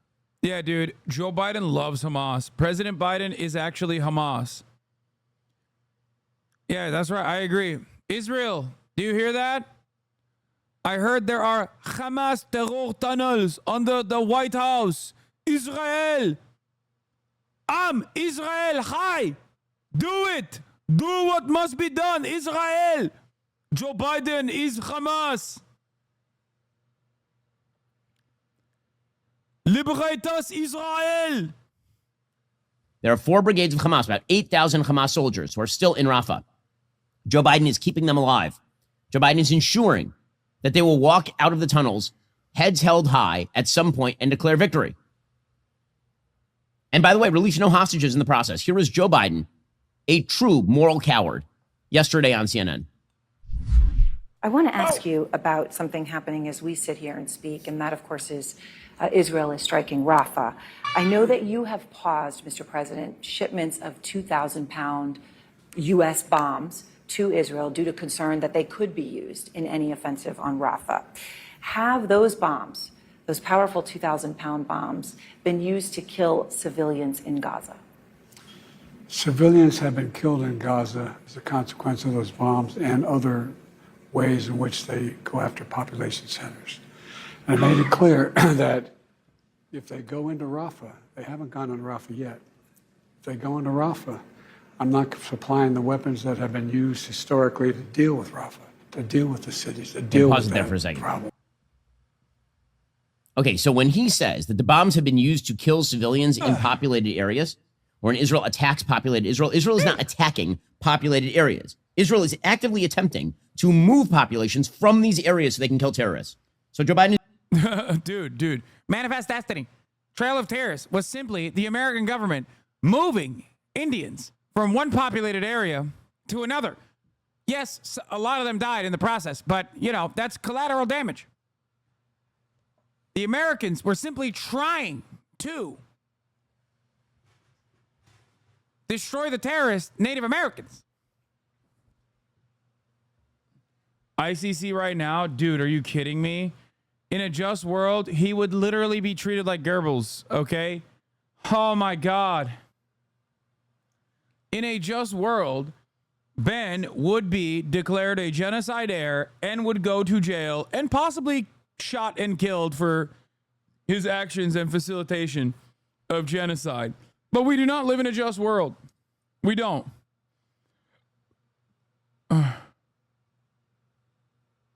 Dude, you're so thin. You didn't even tag me. You tagged HasanAbi. I thought it was Marsh holding up Kai, and I couldn't understand where he got the strength from.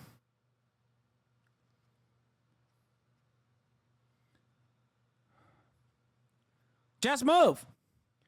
Hey, Palestinians, if you don't want to be murdered by American weapons, just move. He's just lying here. But he's lying, as we'll see, for a political purpose. Also, once again, he is an absolute coward. He is a vile moral coward, Joe Biden. This is true in Afghanistan. And yeah, the Ottomans were just transferring around Armenians to fight terrorists is unironically the Turkish government's official position on the Armenian genocide. Literally. It's considered forcible population transfer of Armenians from the areas that they used to live in to Syria. Ironic, because that's also the official Israeli position as well, alongside the Turkish government's position on the Armenian genocide. I wonder why Israel doesn't recognize the Armenian genocide.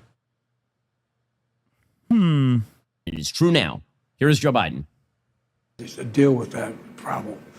We're going to continue to make sure Israel is secure in terms of Iron Dome and their ability to respond to attacks like came out of the Middle East recently. But it's just wrong. We're not going to supply the weapons and the artillery shells used that have been used. Artillery shells as well. Yeah, artillery shells. So, just to understand what they're doing right now in Rafah, is that not going into Rafah as you define it yet? They haven't gone into the population centers. What they did is right on the border, and it's causing problems with right now in terms of with Egypt, which I've worked very hard to make sure we have a relationship and help.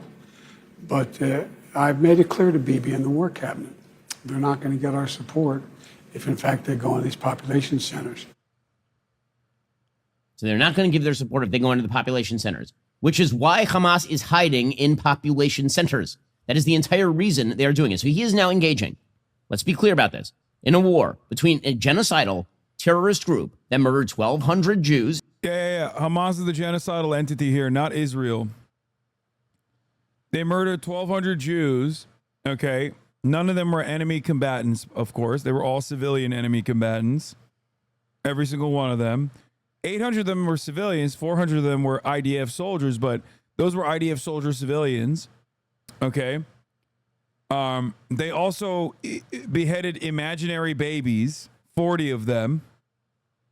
They also threw imaginary babies in ovens. They also, with military directive from Hamas leadership, engaged in mass rape. He's just hallucinating all these things, okay? While simultaneously, the counter is like, okay, Hamas killed 800 civilians, 400 military. Okay. Atrocities on October 7. Israel has done like 40 October 7 since then. If October 7 is genocidal, you got to find a new word for what Israel's level of genocidal is.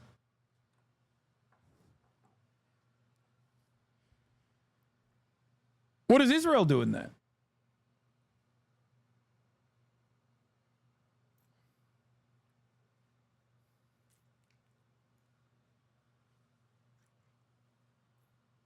It's great. Israel's doing something worse than genocide, if that's the case. And others, and took 250 hostages, and is currently holding 133 hostages. Most of them surely are corpses by now, but that includes some live. Yeah, how'd they die? How'd they die? How'd they die? Our weapons that Israel deployed on the Palestinian civilian population, that's how they died. We killed them, asshole. Hostages. Joe Biden is taking the side of the terrorists. That is what this is. This is an arms embargo against the state of Israel in a war against a terror group. Now you can. All right, I can't do the rest of this. I can't stand this dumb fuck. Sean, great to have you with us this afternoon. So, look, if Israel do plan to go into last conversation is like, do they have enough weapons to launch a Rafah operation? The answer is yes. Like they will do. Can they do that without US weapons? Probably the short answer, Kamali, is yes. But it's worth pointing out, although President Biden has made this statement about the weapons, he hasn't. The thing is, we've already given them enough consistently. So they could. Stopped. The problem here is that the message that America is conveying here in terms of saying you have to stop is actually infinitely more significant than like the actual logistics of halting ammunition transfer. The message itself is unique. Is one of the first times in American history where we've said, nope, you're not getting these weapons.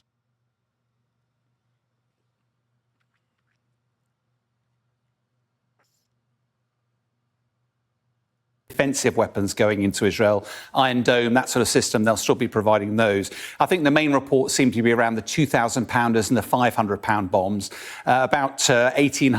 What? Atrocities are Pokemon's, bro. Supposed to say slow genocide.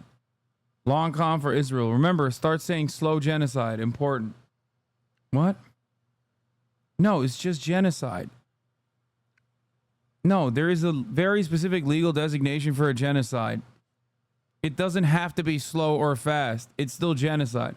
If Israel was fucking doing faster ethnic cleansing, that wouldn't, that wouldn't make it like true ethnic cleansing or true genocide. It's pretty fucking fast too, by the way. I mean, close to 40,000 in a matter of 7 months is pretty fast. 100 2,000-pound bombs were due to arrive. These are pretty significant weapons, twice the size of the weapons we used to carry on the fighter jets before. So they're good for bunker busting, but they cause a huge amount of damage. 500-pound bombs are much more surgical strike. But Israel will always have a stockpile of weapons themselves. America would normally drip feed those in to keep them topped up. And Rafah's a relatively small area, so it's very likely that the Israelis will still have enough weapons regardless. I suspect this is more about the politics. You remember the International Court of Justice? They said Israel needs to do more to protect the civilian population. There's a lot, particularly around Rafah. And of course, if any nation provides weapons to a nation that then contravenes international law, they become culpable. So if Rafah... You're making money off your racist, trendy stance every day. Hasan, beyond that trendy point of view strictly, yeah, dude, it's hella trendy to be pro-Pal, bro. That's why I've been saying it for 10 years, bro. On God, bro. I'm hella trendy, big dog. That's why. I'm so fucking trendy on my anti-genocide shit. My racist, trendy ass saying Israel's an apartheid regime, you know what I mean? So fucking trendy, big dog. You don't even know it, dude. Thank you. Thank you for your brilliant insight, dude. Holy fuck. You're not trendy, but you're trying. Oh, I'm trying to be trendy, but I'm not trendy. But I'm lending support to trends. So what is it? Am I trendy or am I not trendy? I'm trying to be trendy, but I'm failing to be trendy. So being anti-genocide is trendy. Is that what it is? Dumb fuck. Purely positionless, by the way. No. Like, don't be so fucking cowardly. Say what you really mean. Plenty of people call me a fucking terrorist here every day. If you want to say it, you should. Yes, you said it. Said what? You think this shit was trendy 10 fucking years ago?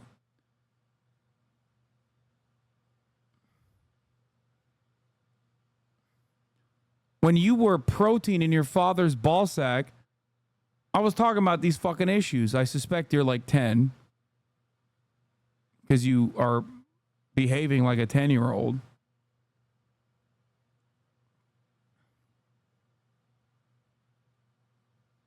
What's happening here? Yeah, I wonder which propagandists get paid. Those supporting Hamas or Israel sleepy, resident sleeper, those supporting Hamas. No, dude, you can't even say fucking Palestinians are human beings without getting shit on and doxxed and called an anti-Semite and having your fucking brand deals revoked. Suck my fucking dick.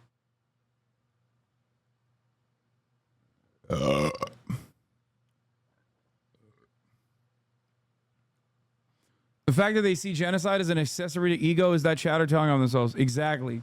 The notion that every single person that defends Palestinians, whether after October 7 or even before October 7, is simply doing it because it's a trend, is simply projection.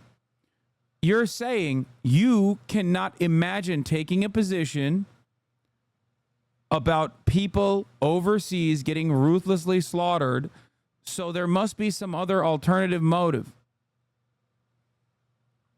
Got hit with an ad while you were chirping back? Yeah, well, don't be a fucking broke boy then.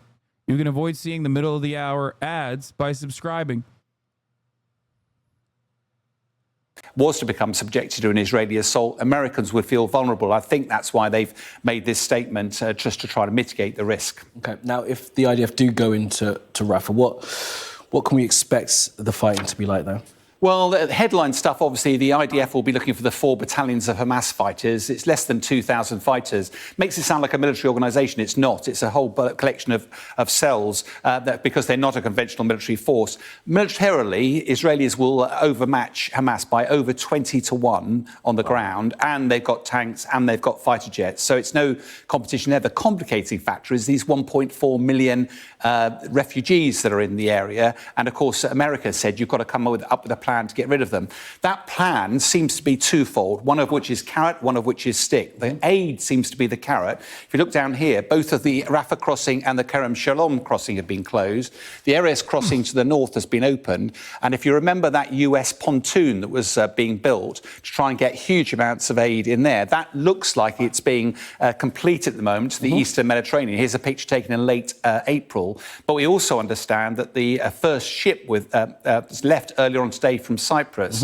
So all of that will start to provide an aid carrot to the north to try and bring people north. And of course, the stick part of it is that if we go to southern Rafah, they've already started the operation there. And although they haven't actually gone into Rafah itself, they've made clear that their intent to do so. The challenge, of course, is that it won't just be about the fighting. The Gaza Metro, remember that underground series of tunnels, they'll create a real problem for the Israeli Defense Forces down to the south. Second factor is Iran will not want to let this fight go unrecognized. They'll almost certainly be incentivizing Hezbollah to the north and the Houthis. We've already heard today that there is a series of attacks gone on in the shipping by the Houthis. And of course, Hamas might blend in with the civilian population just to get away. They won't be able to take the weapons. What happens to the hostages? Not ideal. But regardless, Hamas will probably try and inflict a pretty heavy price on the Israelis for going in as they go in.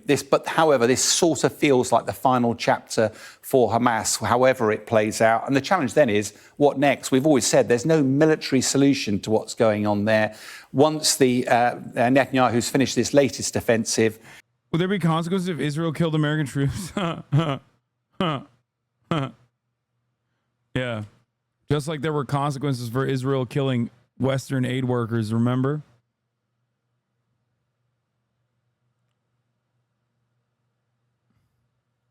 We'll have to see out what the day after all this brings. But there has never been a military solution to this region. The problems will remain unless there's a political solution that's brought to bear. Absolutely right. Okay, sure. Where'd the trendy chatter go? I think they literally left after I called him a broke boy. Maybe XQC was right in like constantly fucking flexing his watch and shit. It really does shut up the dumbest people on the planet.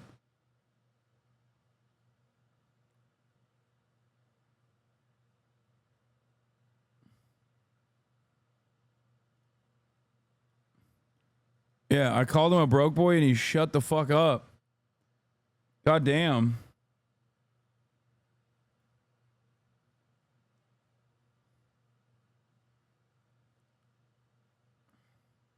I was just kidding, dude.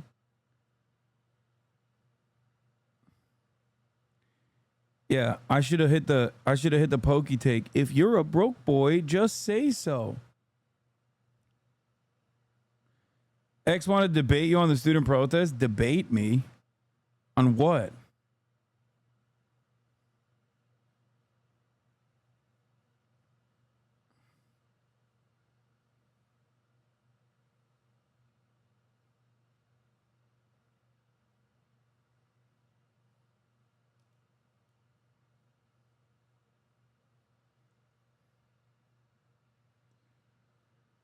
Oh, that was days ago. Oh, here's Ann Coulter being a fucking insane racist. Oh, a couple things. One, the UN General Assembly will vote tomorrow on a resolution that may effectively make Palestine a member state of the UN. As you may recall, Biden vetoed a resolution at the UNSC earlier this year that sought to admit Palestine as a member. Based on a draft of the resolution I've reviewed, I do believe that this resolution may become a big deal. It does three important things. It reiterates that a Palestinian state must be created based on 1967 borders. And by that, which is, by the way, the Hamas proposal as well. So before I'm just getting you guys ready to go, UN is Hamas. Repeat after me. UN is Hamas. They're trying to give Hamas exactly what they want. Basically celebrating Hamas for killing all those Jewish people on October 7 by delivering them to this wonderful gift. Showing the rest of the world that you can kill Jews and get away with it. These are the arguments. I'm writing them right now. Okay? Gilad Erdogan is going to say verbatim these words that I have just said. The United Nations has proven once again that UN is Hamas. Whoa. What? What are you doing? Oh, shit, you scared the shit out of me. We already knew UNRWA was Hamas. And now the UN in UNRWA is also standing firmly with Hamas. They are telling the rest of the world and all of the enemies of the Jews worldwide that you can kill as many Jews as you want. And the United Nations will turn around and defend you. The United Nations has given a gift to Hamas, and not just Hamas, but also to Iran and to Hezbollah in Lebanon and to Jew haters all around the world. And ISIS, which is also Hamas, except for when we offer medical aid to ISIS soldiers, then they are not Hamas. Then they are friends to Israel.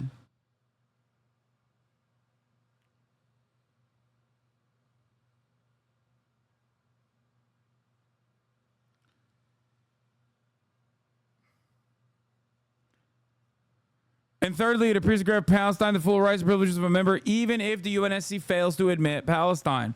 This would be an unprecedented decision designed to circumvent Biden's veto at the UNSC.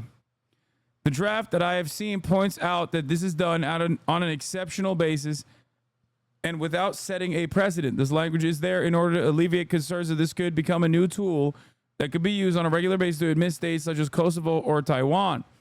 If it passes, it will further show how isolated the U.S. is on this matter. U.S. law requires that the U.S. defunds global institutions that admit Palestine as a member. Remember, U.S.'s commitment to a two-state solution. If Biden chooses to defund the UN as a result, it will only further undermine U.S.'s standing. It is truly inescapable. Biden's support for Israel is coming at a massive cost to the U.S. itself.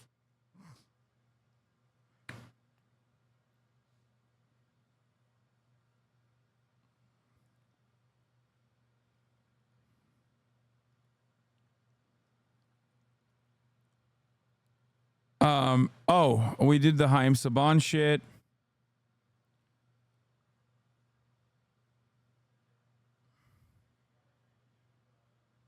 Wait, where's the... We covered that. Barron Trump is going to be Donald Trump's youngest son to play a role at the Republican convention, which is fire.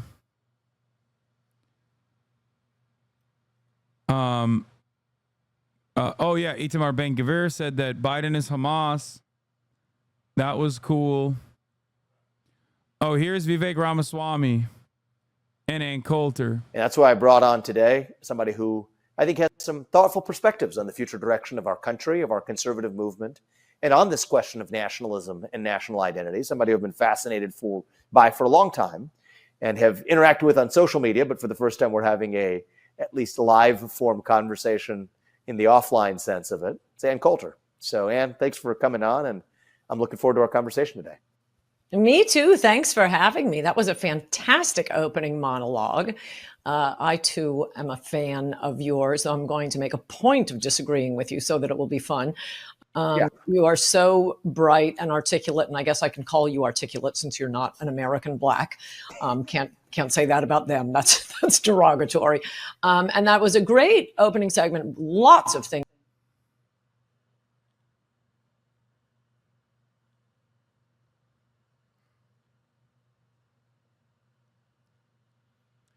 Truly a horrific person.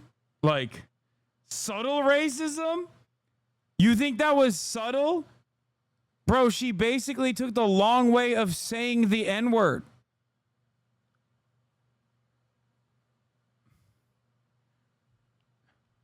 It would have been more efficient if she just said the N-word with a hard R.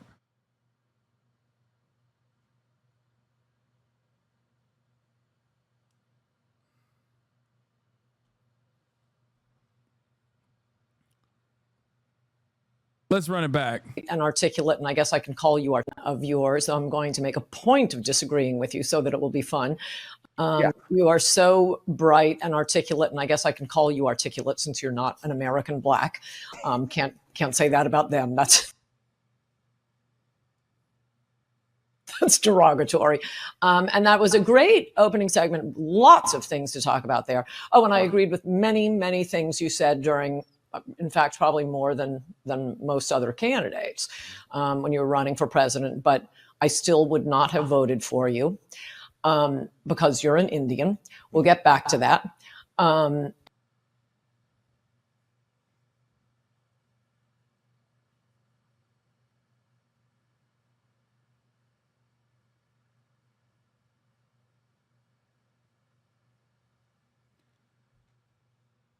She definitely didn't pass this nobody test. First of all, Ann Coulter has publicly dated black men. Ann Coulter also publicly dated an Indian man, Dinesh D'Souza. So did Kellyanne Conway, by the way. They were both in college together at, I believe it was Cornell?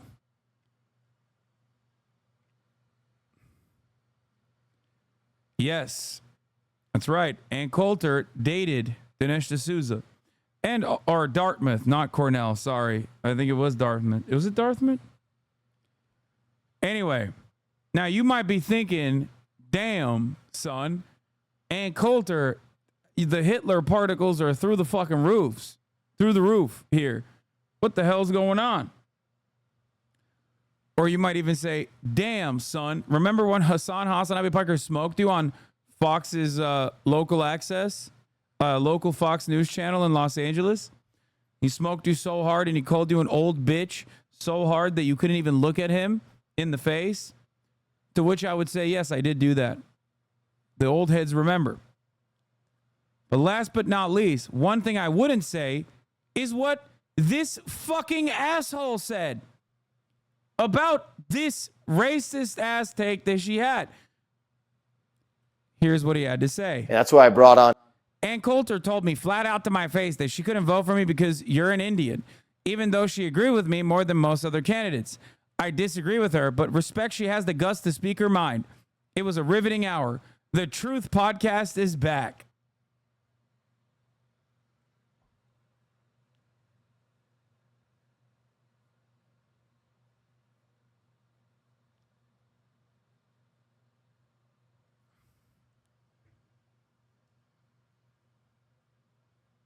Yep, here it is. And what a great panel we have this week. Finally fulfill his #1 campaign promise, but to keep going through this every 2 months for the rest of our lives, and he's not going to be president forever. This is why we need a wall. Until then, I mean, sending troops to the border, which he says he's going to do, it sounds tough, but it isn't doing anything. The military, they're all just, handing out here's how you sign up for welfare. They're not stopping them there. That's why we want a wall. So, Hasan, is building a wall the solution? No, absolutely not. Also, what difference does it make whether we build a wall or not? These are legal asylum seekers coming in the caravan. It's not like these people are coming to cross the border or jump over the Mexican border. I feel like if they were trying to sneak into the country, they'd probably be doing a better job and not come in such high numbers coming in after escaping violence in their countries. And then on top of that, this notion that Ann is snuck in, they have welfare checks waiting for them at the border is also preposterous. It's proven over and over again that immigrants contribute far more than they take to the U.S. economy. And I think there was 1,436 economists from all different backgrounds that wrote an open letter to Donald Trump advising him that immigration is a net benefit. It's virtually every single economist agrees on this. And well, none of these are asylum cases, or they'd stop in the first country they get to. The idea of asylum is something like there's a Holocaust, there's a potato famine. No, this is how these people always live, which is why Holocaust. All of different countries want to come to, the biggest welfare state in the world. That is the United States, and get welfare checks. And you got economists to sign a letter. Dumping poor people on America is not making us better. They are far more likely to be receiving welfare, and that's just your average illegal immigrant, and immigrant are way higher to be accepting government assistance than American. How would they accept government assistance? Applicants don't have to wait at all. They instantly get given food, housing, everything, but they aren't asylum cases. These aren't people fleeing one corrupt, I'm trying to kill you. Otherwise, they'd get to Mexico and say, whew, home free, I'm in Mexico. No, they want to come to the biggest welfare state in the world. I mean, the American welfare state might be big in totality as far as our population goes, but it's definitely not as encompassing as plenty of other European nations. But that's besides the point. You mentioned welfare. Can you describe to me specifically how undocumented citizens take advantage of our robust welfare state? They can't walk to Sweden. They can walk to this country. No, but you're not answering my question. They can also walk to Mexico, and they're not stopping there.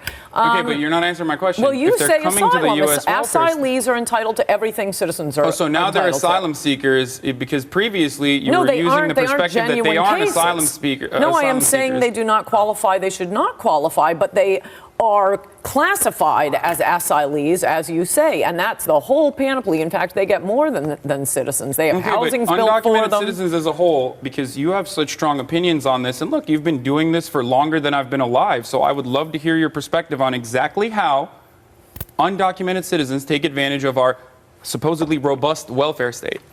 We know they're massively collecting food stamps, health care. It is 100% Absolutely true. not true. The only thing you can say is maybe they're using health care. Yeah, Okay, the health care, as far as emergency rooms, approximately is 0.09% of the entire health care budget. Schools, English as a second language classes. All these schools across America. Oh, sorry, there's going to be no Christmas pageant this year. We had 16 English as a second language classes. Are you making the assumption that Latin American countries are somehow not Christian and therefore don't want Christmas? What does this have to do with Christmas? Well, you're not following the argument. We're going to have to leave it there, but we will have more debate, and we're going to play this song. Why can't we be friends? Because that's.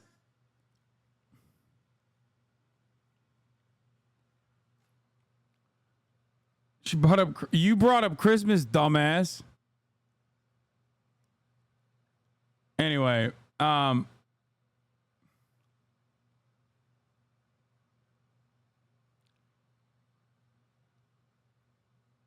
she's used to the men in her life saying yes, ma'am, and waiting in the corner. Yeah, she literally did not look at me once.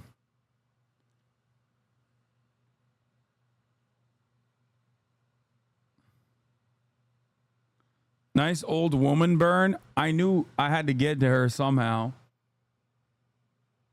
Young Hasan was super hot. Current Hasan has fallen down for sure. I think I look better than I did back then. This is 2018 when I did this.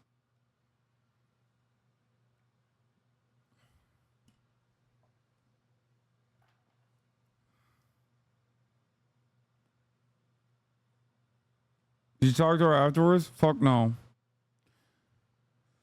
A lot of these people, Ann Coulter wasn't one of them, but a lot of these people like will try to hang out with you after a debate, and I'm just like, I'm always confused because I'm like, bro, I hate you.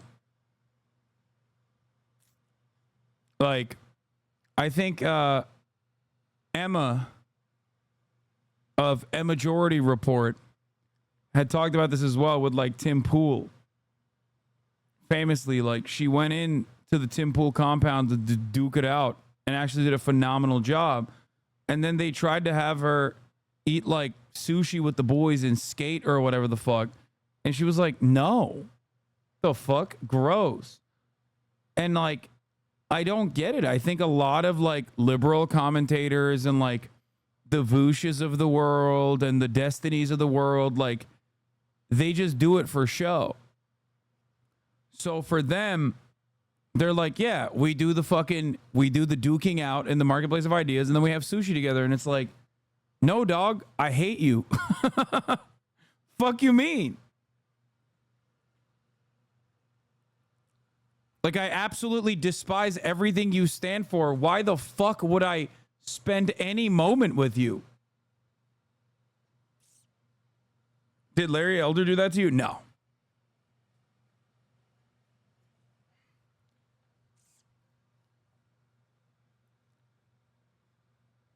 I don't understand why, like, because like Charlie Kirk back in the day used to DM me to like go get drinks with him and the boys, like straight up. And I was like, what? Like, no. Yeah. During Politicon, when I debated Charlie Kirk, like he asked to go out and get drinks with me and like, I think it was like Michael Cernovich too. And I was just like, dude, I would rather fucking kill myself than do that. He's zesty for that? Thank you. Exactly. And it's because, like, and I think it literally is because, like, they just don't think about it as, like, anything real.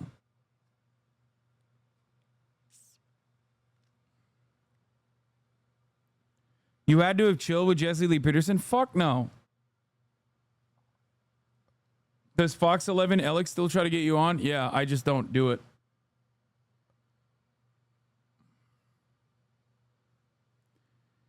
Like, my first introduction, I mean, not my first introduction, but like what solidified my anger and hatred for the entirety of the media was when I attended the White House Correspondents' Dinner Not the actual dinner, but I was in D.C. for that weekend because TYT was throwing an event.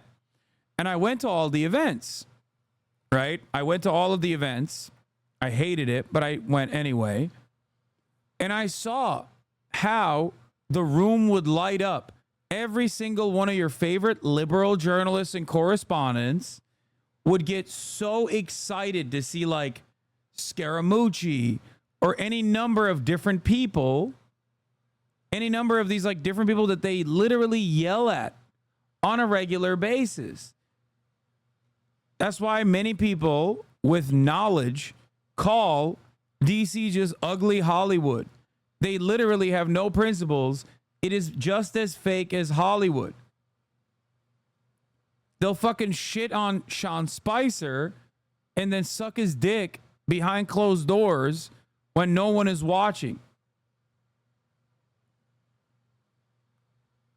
It's just uglier Hollywood.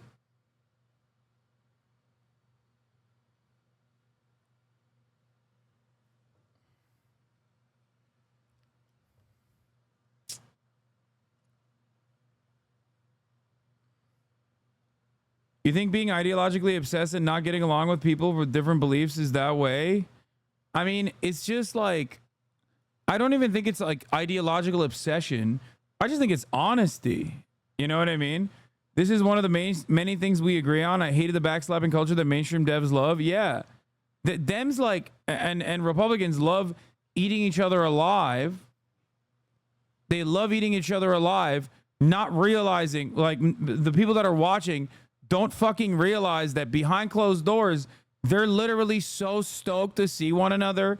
They're so stoked to serve you a 3-minute ad break at the top of the hour, which unites everybody, really, unless you're subscribed, in which case you won't see the ad breaks, so you think that it's like fake and not real, right?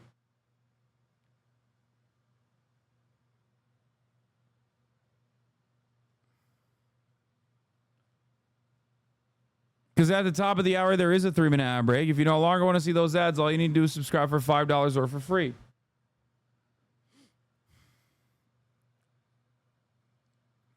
For them, it's just sport. Why the fuck would anyone want to hang out with some racist, homophobic nerds? That's honestly bizarre. Yeah.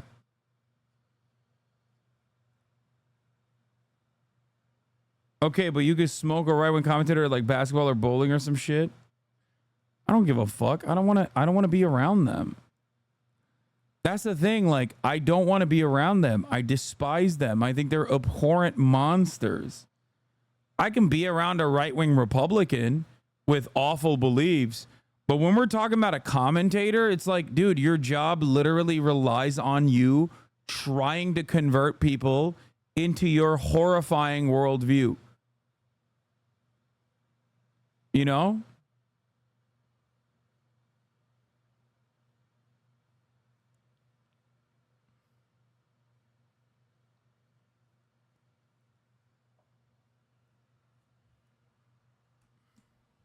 I just don't get that at all.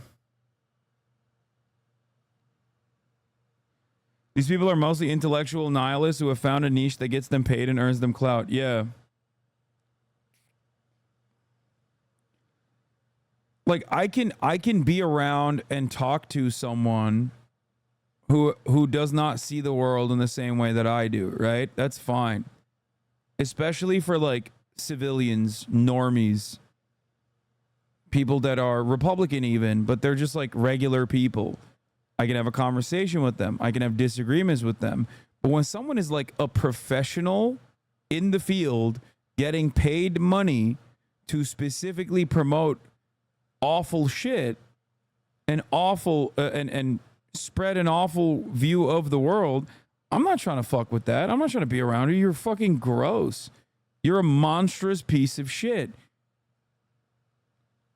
You will not catch me eating chicken and waffles with a fucking Nazi. Exactly. Ridiculous.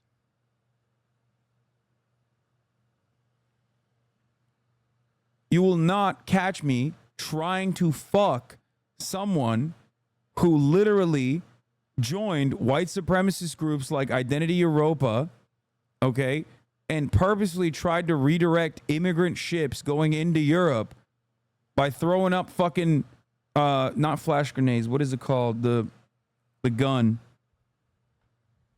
The fuck was it? I'm forgetting the name now. Flares. Yeah, shooting flare guns at fucking migrant boats. Like the same guy who ate chicken and waffles also did that. He hung out with the girl who did that. You also won't catch me, regardless of like what they're, even if they hate my fucking enemies, you're not gonna see me on fucking stream being butt buddies with a fucking open pedophile, domestic abusing Nazi like Sam Hyde. Also, the third thing that I just mentioned is also what Destiny did. Why? Because he wanted to kill me, I guess, for a very funny meme. So he loved aligning with him back then too. You only do that shit if you are directly just a mercenary, purely spite driven, will take up any issue, no matter how fucking unimaginably gross it is. That's why I don't need to know that, that's why I don't need to know that Octoberelli, for example, defended Drake texting 14-year-olds. I already know that. I don't have to see it. I already know he did. You know what I mean?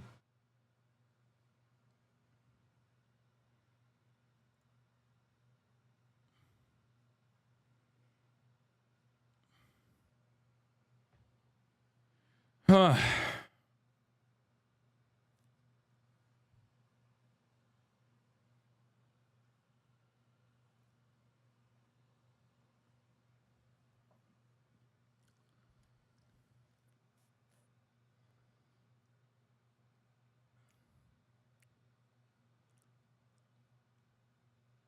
Anyway. Go about the word leverage, that you don't love that word, but President Biden's announcement about the arms shipment, I think, would be seen by most people as the most assertive move toward trying to rein Israel in. With approximately 35,000 people. In fairness, you kind of did this when you hung out with Christian Walker, but I know you thought he was convertible when you invited him over. I don't think you expected him to be so hateful. Yeah, and I literally immediately started fucking ripping into him when he started being hateful. I had no idea how fucking annoying and hateful his opinions were. Also, Christian Walker now is like woke and fucking liberal, I think. I don't even know. I haven't followed up on what he's been up to, but he literally like went on a conquest against the goddamn Republican Party after that, so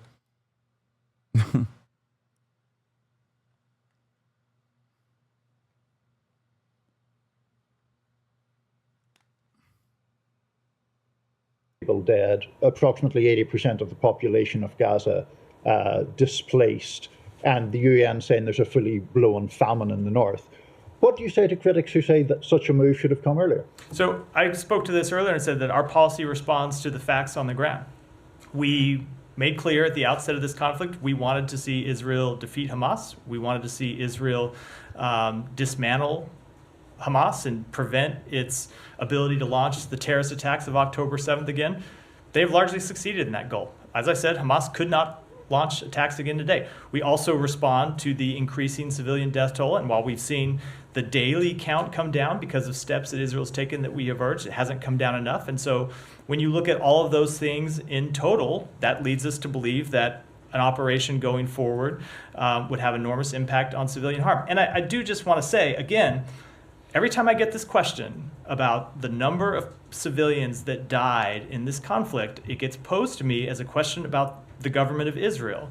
And remember, it is Hamas that hides behind civilians. It's Hamas that has built tunnels under hospitals and schools. Yeah, always. All right. I mean, yeah, 40,000 killed because Hamas. It's always Hamas, Hamas, Hamas, Hamas.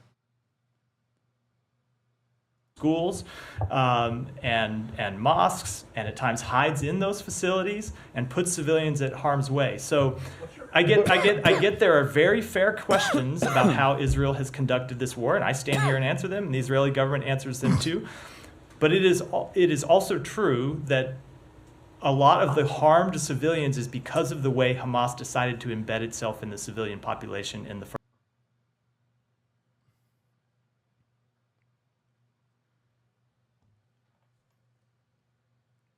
Realistically, how long can they keep up this doofus stumbling around these questions? I mean, it doesn't matter. Speaking of which, by the way, here it is. I'm Palestinian man. I'm not even allowed a statistical death, subhuman by Western standards, never counted as innocent. I'm but a militant. My whole life I've had to argue my humanity, that my people are worthy of my life, that my people are worthy of life. I'm lucky that there are people like you join in fighting for justice, but it turns out we're being trendy to insist my people's right to dignity, freedom, to live in the land of their ancestors. Damn, dude.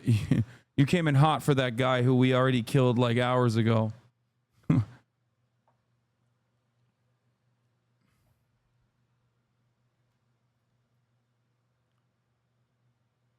Are AIPAC and BlackRock affiliated? What are you saying? AIPAC and BlackRock?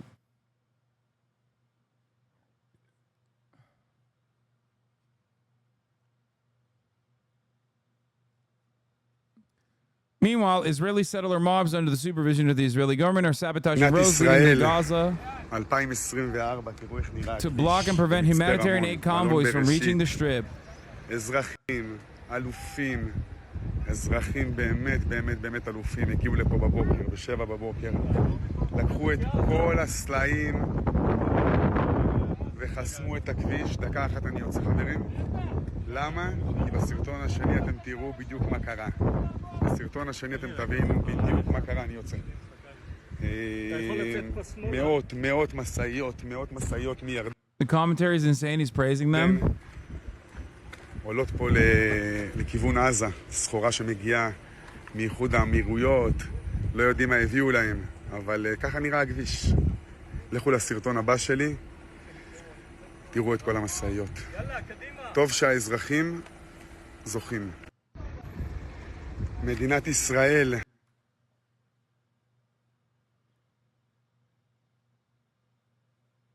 Oh, I forgot to mention this. Breaking. White House spokesman John Kirby, the president will continue to provide Israel with the military capabilities it needs, but he does not want certain types of American weapons to be used in specific operations and in a specific area.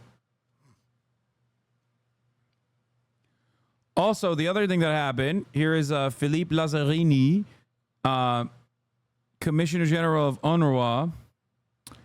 This took place this evening. Israeli residents set fire twice to the perimeter of the UNRWA headquarters in occupied East Jerusalem. This took place while UNRWA and other UN agency staff were on the compound. While there were no casualties among our staff, the fire caused extensive damage to the outdoor areas. Did I miss you shouting out the relief fund? No, I haven't yet. I didn't realize that they've already started it. Yeah, we're going to do I've been working with a bunch of these wonderful content creators, specifically on YouTube for the most part, to create another Tiltify funding round for a Palestinian Children's Relief Fund. What all have you covered today? Mostly Rafah, U.S.-Israel relations, things of that nature.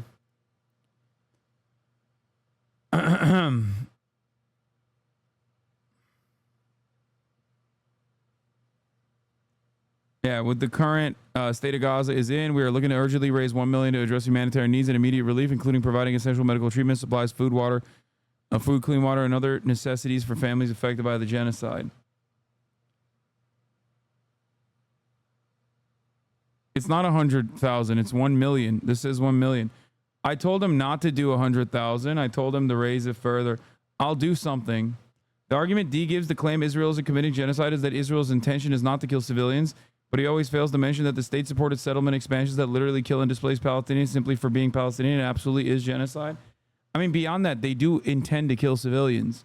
It is ridiculous to make the assertion that they have not openly stated and communicated their desire to kill civilians.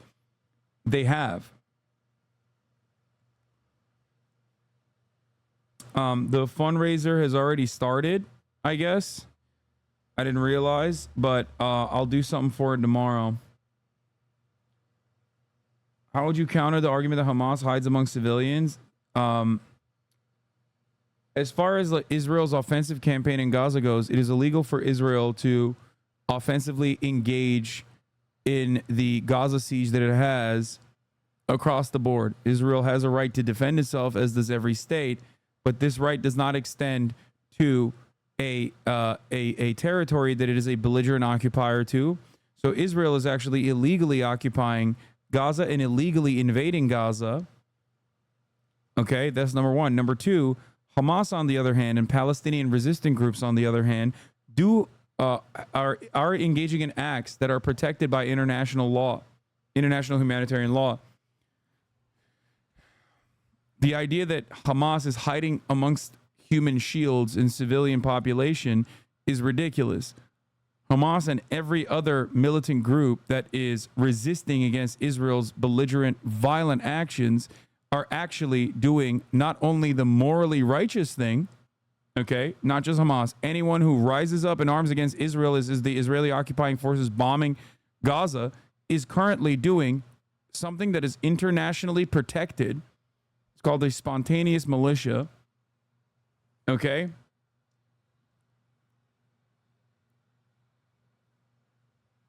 And that is the reason why they do not even have to wear like traditional military garb.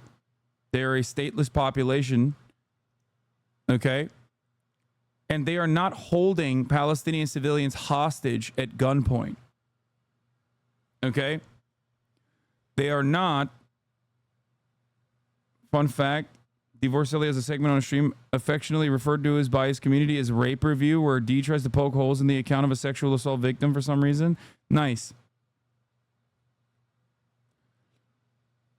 Enough mentions of Divorcelli and his freak-like community. We're good. Please stop. I don't want to know.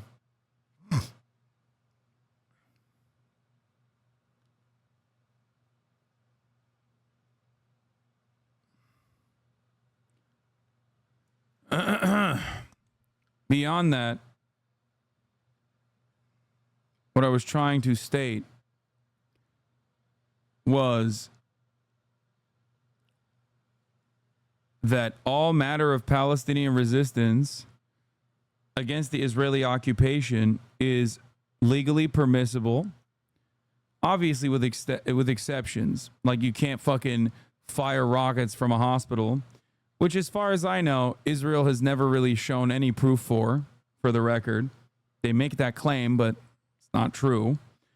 However, there are very strict, very clearly set boundaries for being able to attack civic centers and specifically hospitals, for example. And Israel has never shown conclusive evidence as to why they have sieged every single hospital. They've never actually shown significant evidence as to why they are attacking hospitals. They just simply claim Hamas is in the hospitals, and that's it. Last but not least, as far as the civilian human shield argument, when a school shooter takes over a school, let's say, okay, do you blow up the entire school and then go and take it one step further and blow up the entire block that the school is on, killing not only the children inside of the school, but also the motherfucking families of said children? If your answer is yes, then you might be Israel. There is no world in which you say Hamas is using human shields, so we have to shoot through the human shields. That does not happen. Okay? It is simply a really shitty argument that Israel has presented that only works if there is no scrutiny. This argument falls apart with like a little bit of scrutiny. Okay?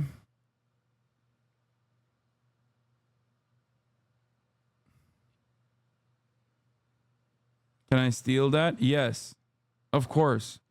That's why I say things on this broadcast, so that you can repeat them.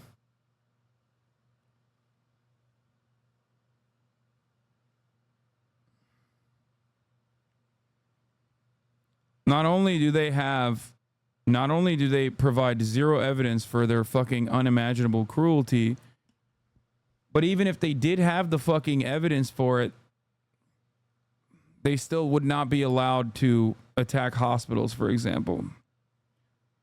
So it's additionally worse that they don't even have the evidence, but even if like Hamas militants were running into a hospital, you still can't blow up the hospital.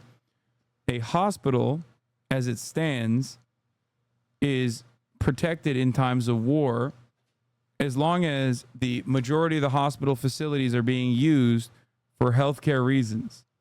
There's never been a moment where a hospital has not been used for healthcare reasons inside of Gaza.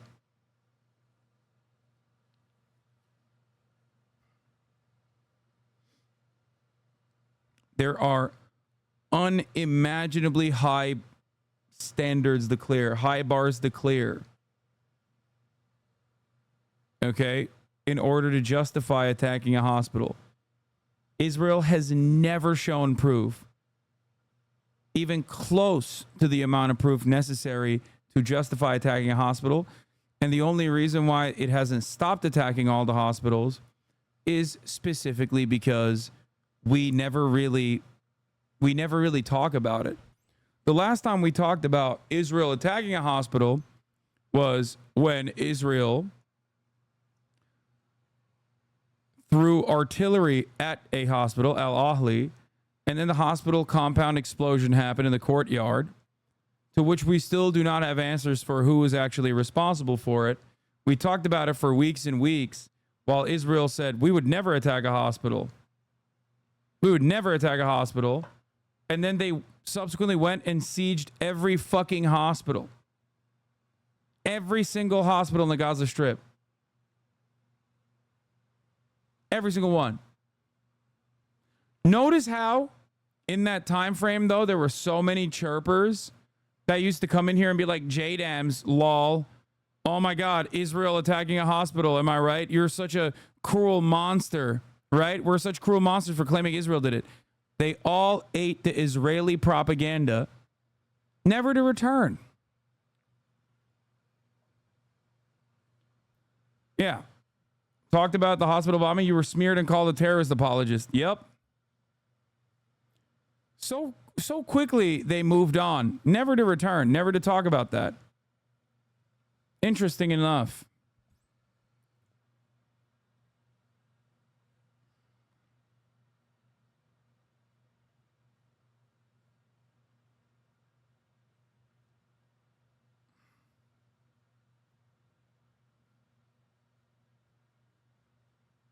Yeah, and then their Dov Duvan unit literally showed up dressed as Palestinian doctors and nurses. Even one of them was selling peanuts at the front gate.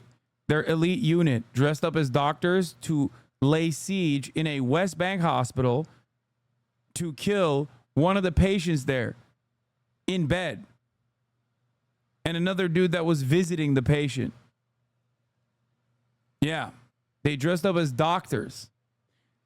It's just a war crime galore, okay?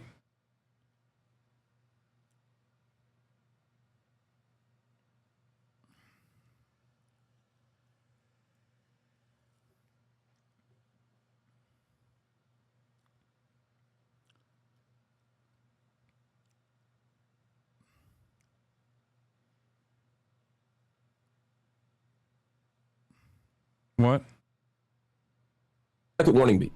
I mean, that's going to vary from situation to situation, but I'm saying in this specific situation. I mean, in this specific situation, I mean, has Israel like full on bombed a hospital? I don't think they have. Which what? Al-Shifa. Oh, that's the one from like 3 months ago, right? Yeah. Let me make a note of that. Besides Al-Shifa, have they bombed any hospitals? What would add women and children? 2/3 well, at this point. Well, I don't. That no, those numbers. Well, children is a misnomer because it depends on what we mean by children. Are we talking about 17? Yeah, I don't think that's a valid use of the word children for this particular region. Why? Because 15, 16, 17-year-olds can be part of the military and can fight. Right. Which becomes. When we say children, we're invoking the idea of like 4, 5, and 6-year-olds being killed. I think these are. No, I'm evoking the idea of people who are not legal adults. You know, if there were a high school shooting here in the United States, we would certainly say that children were killed. But I think sometimes, sadly, when we talk about the Middle East and the continent of Africa, we often adultify young people, and even in our framing of statistics, we say, well, you can be you're of enemy combatant age at say 14, and most of the people. That's why I wasn't surprised and knew that he 100% was defending Drake.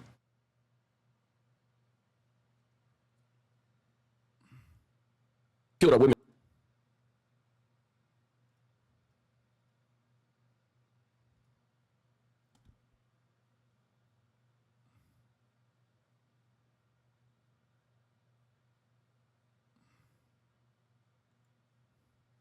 Yeah, Destiny's 100% right in this clip. What a Chad. Okay. I'm just trying to get my bearings here. Okay. Oh, so it looks like there are a whole bunch of military operations still happening in northern Gaza, because that's up here, right? And then... What? Southern Gaza is here? I had never seen this one before. Oh, look, southern Gaza is not even getting bombed, guys. Okay. There's got to be bait. There's no fucking way. There's no fucking way he's actually being serious. No, he's joking. There's no fucking way he's being serious on that one. He's not that stupid, dude. Come on.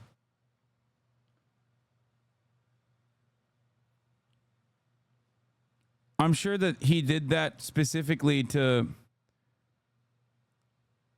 The videos are both troll clips. You got double trolled. Yeah. I'm willing to bet that he did that specifically. I'm willing to bet that he did that specifically for all of the other times where he unironically didn't know where Gaza was. And at that time, that shit was going viral. So anytime anyone came into his community to be like, oh, you're so stupid, he could show you the full clip to be like, see, you got trolled, dumbass. Except in the other instances where he genuinely didn't know who Erdogan was and thought he was the fucking president of Israel. 100%.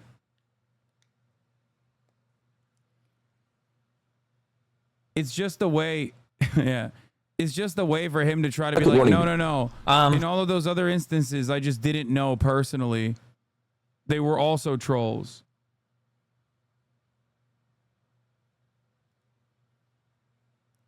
What is this? I'm working on editing the video for it, but Hasan was right. I've been told by a lot of commenters on TikTok they started watching Hasan solely based off thirst talks from me, Wendy, May, and others. It really does bring people over, and that's most of the reason why I do it. Yep. It's true.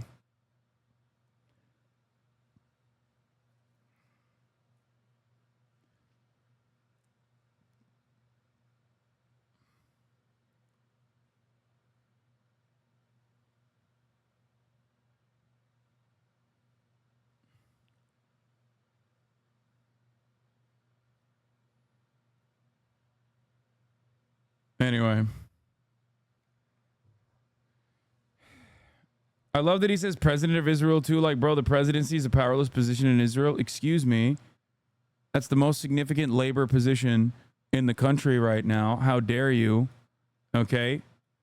Mr. What is his name? Isaac Herzog or whatever. He's a very important person for Israeli politics. How dare you desecrate the was once phenomenally powerful, real existing socialism creating labor party in Israel. Herzog is actually Likud? I thought, no, Herzog is labor, isn't he?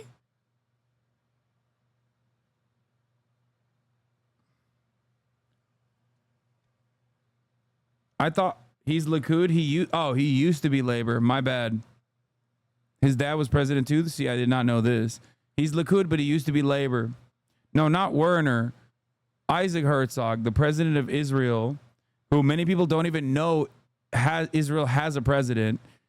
D moment? Yeah, dude, sorry that I fucking knew that he wasn't he was in labor. The only time Herzog has ever been relevant since October 7 is when he came out with that with the documents, the terror documents, to be like, this is why Lamau, he said in labor. Isaac Herzog also famously has said miscegenation should be discouraged.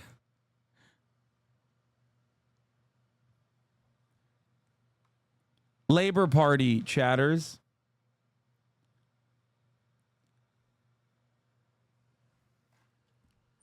Herzog isn't in Likud. He's still Labor. Well, there you go.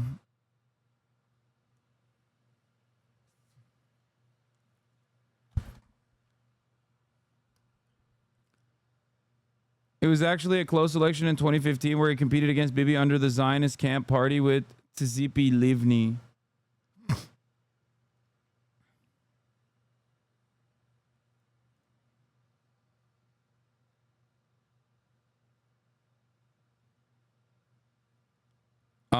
Although he was affiliated with the Labor Party, he received support from several right-wing members of the Knesset, and he was elected June by widest margin in Israel's history, despite the largely ceremonial nature of Israel's presidency. But yeah, once again, remember, this motherfucker is supposed to be like, I mean, he's not woke by any means. He's super right-wing, obviously, as is everyone in Israeli politics. But he literally came out with a strong position against miscegenation between Jews and non-Jews. Okay?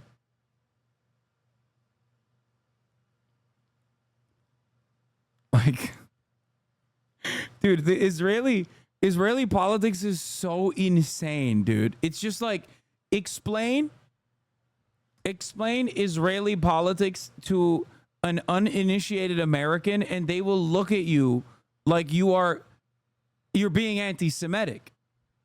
Like and I've said this since motherfucking October 7. This is perhaps one of the greatest shields for Israel, is that their actions are so insane that sometimes even I, who have paid close attention to Israel's actions for many years, will hear something that Israel's doing and go, come on, bro, you fucking made that up. That's anti-Semitic. That's like an anti-Semitic bullshit thing that you're just saying. And then only to be corrected that it is actually real.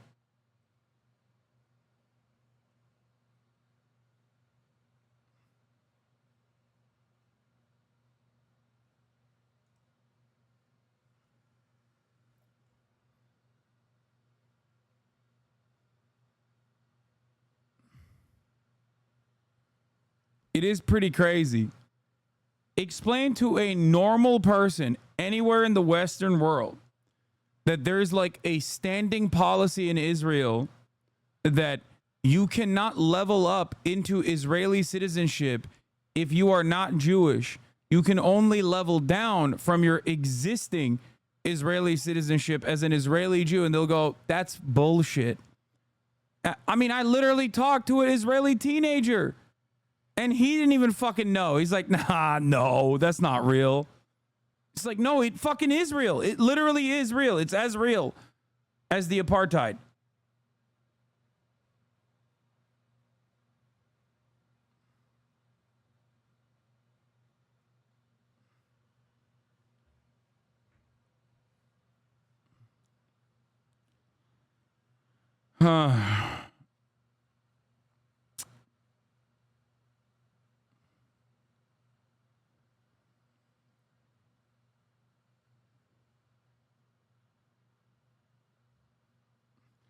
Sorry, Chad is right. He's not Likud. I keep confusing the guy with a different dude since he's so fucking forgettable. But no, he's not really Labor, who are very anti-government right now under the current leadership. Labor Labor is non-existent, as you also pointed out. So it doesn't matter. That's why I was joking about him being the most powerful Labor politician, who is ironically the president of Israel, and a testament to Labor's lack of power in general, that you didn't even know he was fucking Labor, the president of the country.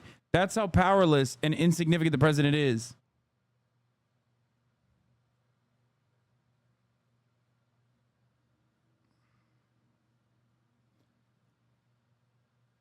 Anyway.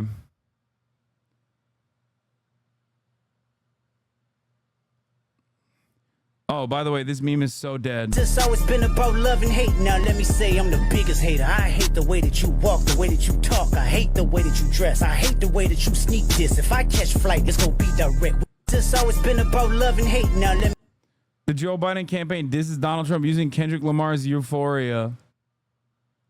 Let me say I'm the biggest hater. I hate the way that you walk over women's rights. The way that you walk, the way that you. I hate the way that you talk about immigrants. I love the policies that you have in dealing with immigrants because I am the one who is advocating for said policies. But I hate the way you talk about them. I hate the way you talk about them. I also think immigrants are a scourge that must be dealt with through physical means, but like, I won't say it like the way you do. You call them rapists. I call them a national security risk. You talk. I hate the way that you dress. I hate the way that you dress. This is the best he's ever looked. The way that you sneak this. If I catch flight, it's gonna be direct.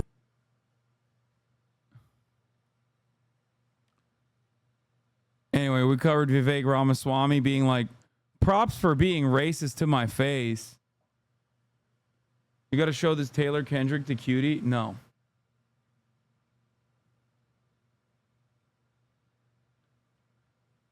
There's a really funny TikTok, Sag. Okay, whoever shot at Drake's house took it too far. Okay, that's my goat, first of all, and there's kids in there. Introducing 30-minute videos on TikTok? Yeah, I've heard the same joke a million times over. Come on, man. TikTok basically is just like taking jokes on Twitter and then just like putting like a handsome 19-year-old with a broccoli cut.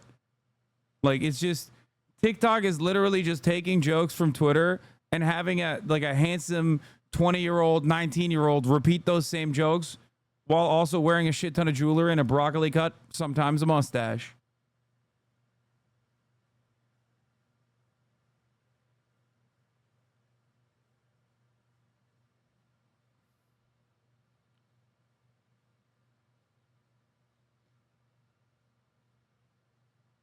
Play a video game? No.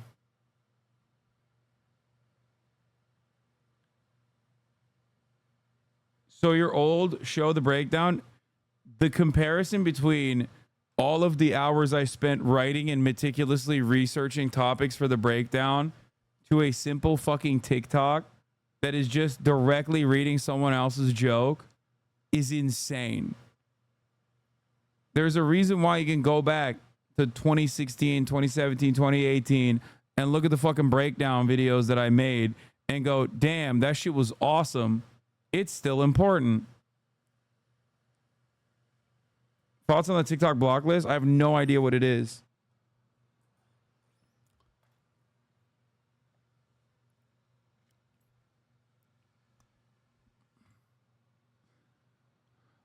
Let's look at another one of these dumbass fucking shows that's like another Family Guy stand-in, but this time made by the Daily Wire. Yes! Headshot! Dad, my teammates can see your junk. You're welcome, ladies. First day of school means the bet is on. First one of us to get inside. You suck, Mr. Butt Chump! Ah, Dill got it. Rule number 1, no phones in the wood shop. Fish it out after class. I found some really great school uniform options to avoid misgendering. Ooh, what about their allergies? Maybe those theys could be lactose intolerant. No, we can't say intolerance. We have a zero tolerance policy for mentioning intolerance. When I was a kid, men were men. Now everyone's wrapped up in feelings. Real men stuff feelings down with red meat, cigarettes, and violence. My name is Mr. Wolf. I solve problems. You know what it takes? Balls. Eyeballs. He's gonna say that we're too young. Well, actually, I was gonna say you're too fat. Keep my wife's name out of your damn mouth. You and the geriatric Girl Scouts will be passed out in an hour. Pass Mommy the wine. The bottle. Don't make this a prison hug. Richard Bircham. Bircham? Bircham. Mr. Bircham. Hey, Bircham. Bircham. Bircham. Bircham! Watch Mr. Bircham, an all-new animated series from Daily Wire Plus. Candace Owens was removed from the show. Look at the credits. Oh, that's awesome.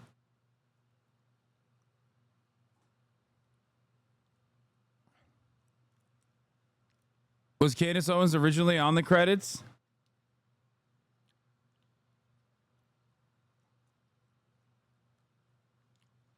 Fucking cancel culture, man. This is just Brinkleberry, just not funny.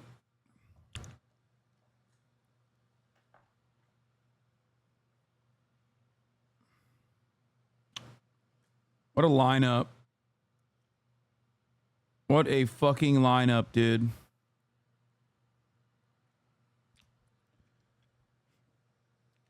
Like, the thing is, I don't know who the fuck is like, oh, Sage Steele replaces Candace Owens in the Daily Wire and Adam Carolla's adult animated series, Mr. Bircham. Like, is the target market for this kind of like lame-ass Family Guy copy, Family Guy adjacent Netflix show that there's like a million of that you've never even fucking heard of, by the way, and also on Hulu too? Is the audience for it all like washed up, deadbeat, alcoholic dads or something? Like, is that what it is? They just realize that like dads want this kind of cartoon too for themselves.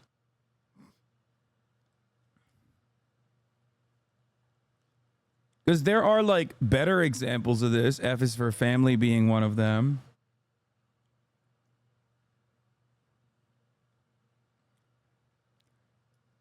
I just don't think that personally this is going to hit. Like, I don't think that people are going to watch this and be like, damn, this shit's fire. This is such a massive market.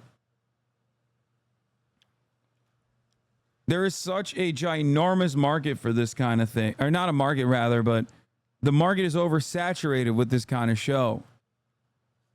Like, this is not going to be funny enough and also edgy enough for it to be good.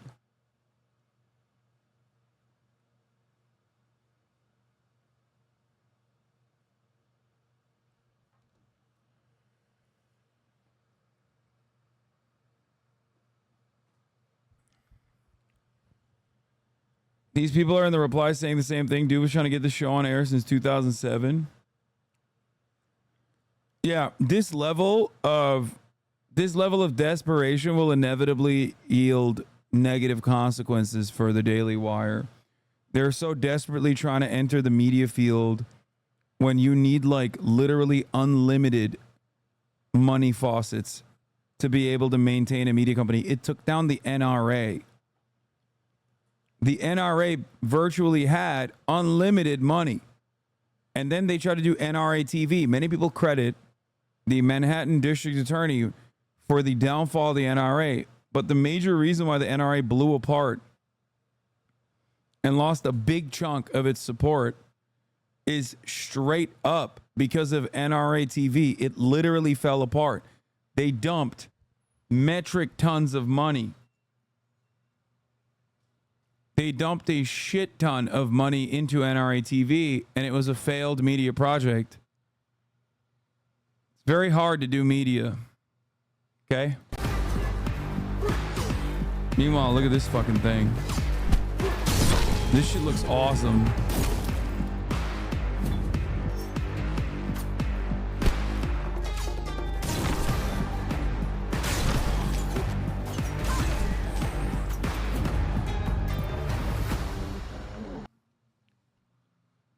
I don't know what the fuck this is, but it's a new upcoming fighting game. Die by the Blade is a 1v1 but weapon-based fighter where you win with a single strike.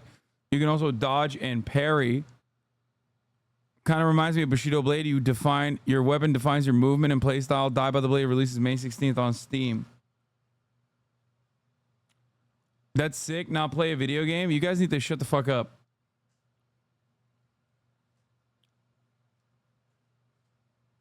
Cutie hates Kaya. Okay, Kaya is really well trained, and she's a really good she's a really good dog. She's a really good dog. She's a really good friend. She's really cute. However, she does drool on me a lot. What the fuck? Yo, this is the worst thing she's ever said. That is unacceptable, dude. That's crazy. How fucking dare she, dude? She doesn't drool that much. She only drools when she's hungry. That's crazy. I don't know. She comes over to me on Fear and she puts her head on me and she drools all over me. I love her, but I don't want her, you know? Like my cousin. I love. Not even in the I love them category? Bro, it's kind of crazy because she's literally been like, oh, how big is Kaya's pussy or whatever. And then Coots isn't super happy about getting spayed today. That's so funny. This is Cutie's tier, by the way. Certified lover boy, certified pedophiles. Wop, wop, wop, wop, wop. That fuck 'em up. Wop, wop, wop, wop, wop. I'ma do my stuff. Why you Wait, I don't get it. 22, 17, 23, officially 18, 20. How old is he there? 17. Are they saying Taylor Swift is a pedophile? I'm fucking clicking away from this, dude. Oh my God, I'm not even touching that. You guys are crazy. Okay, I'm not. Listen. Y'all are invested in violence, and I will not be your warrior in this battle. I didn't even see anything. I didn't respond to that. I didn't react to that. I might hang out with Matt Healy when I'm in New York.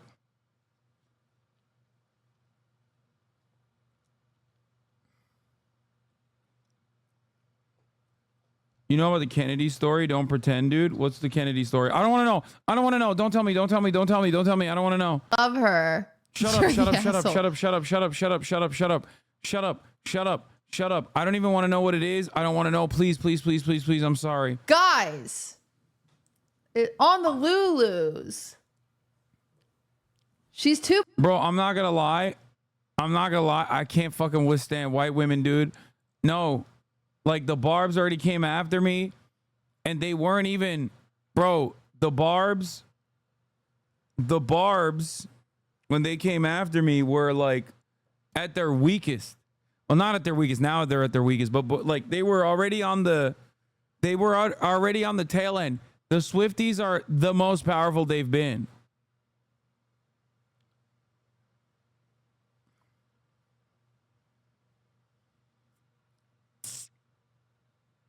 You might not want to hang out with Matt Healy. TikTok will eat you alive. Why? What the fuck did Matt Healy do? Okay, I won't hang out with him. I am going to go on the Adam Friedland show, though. Too big for me. Bloop. I'm going to pee. Thank you for the gifted subs. This is catastrophic. Guys, okay, I love her. Okay, she can be a stinker. Yippee. No, she's not a stinker. Listen, she's great. It's not her, it's me. It's not her, it's me. She would accidentally sit on one of my cats and they would die. Her crime is loving you too much. Yes, it is. Yeah, she went up my skirt last week. None of you are talking about that. I've never gone up her skirt. I'm just saying.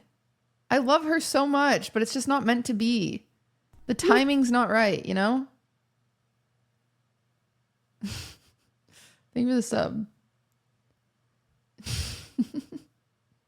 Bloop. Wow. Don't let your beef with Hasan not paying you back cloud your judgment. I don't have beef with Hasan, okay? He's clouded me back. He's paid me back in raids all the time. She just isn't for me. I don't have a doggy door that fits her. Hasan's house is 12 times the size of mine. Kaya can't fit in my house.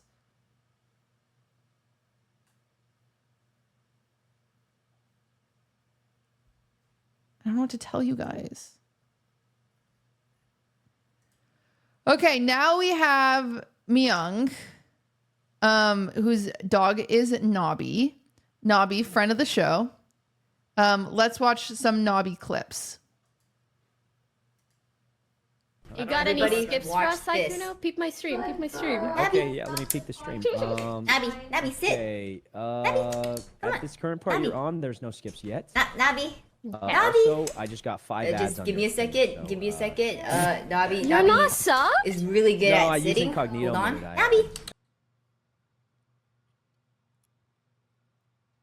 So she didn't even change it. She actually kept it at the lowest rank. She actually kept it at the lowest fucking rank. What does she put Nabi at? I know she loves Nabi. She loves Nabi so much. Where's she put Nabi? I would adopt.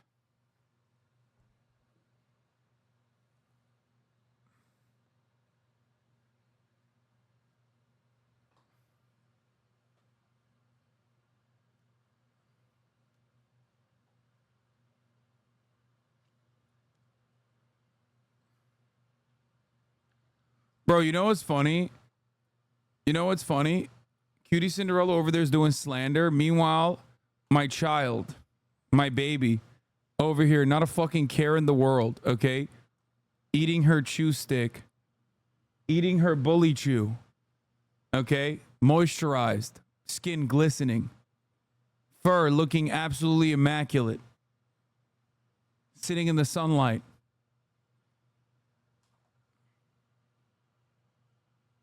My baby.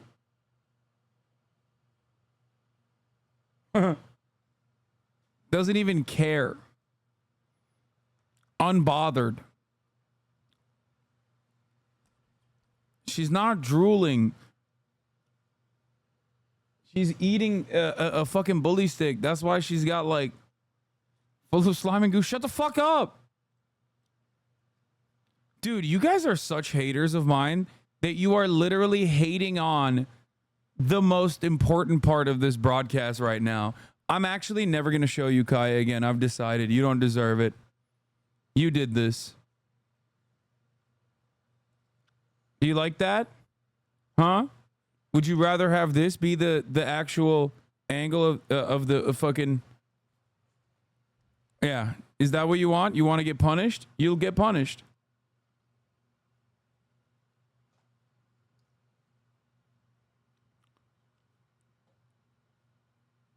Kaya is better than me.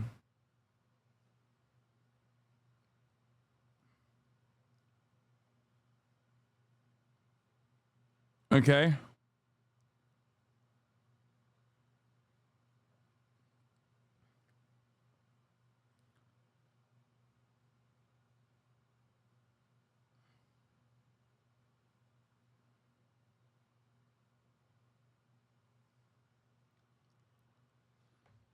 No way. No, now we can only see 2 assholes. Shut up. I cannot believe you guys had this. You guys were saying she's got goo. Collective punishment is a war crime. Sometimes it's deserved. This isn't even collective punishment. I'm giving you guys what you wanted, which is that you don't want to see Kaya. I'm actually offended. For over the course of the past couple of years, you guys have actually said a lot of horrible shit to me. Okay?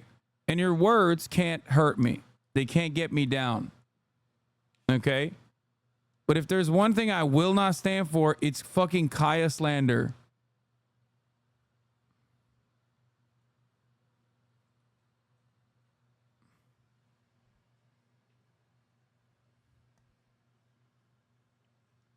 Yeah, look at that.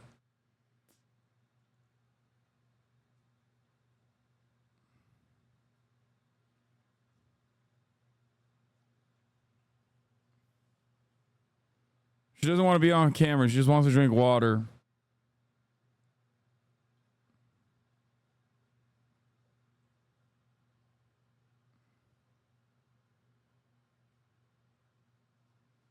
Taking away Kaya is my 9/11. Yeah, well, We must return to pre-1947 kayak cam.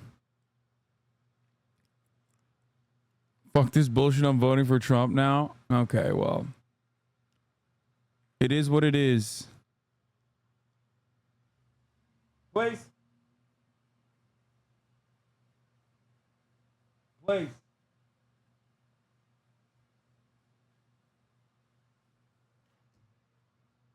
Oh my gosh, she fucking totaled the entire the bully stick. Kaya love song I made for you that you never watched. What the fuck?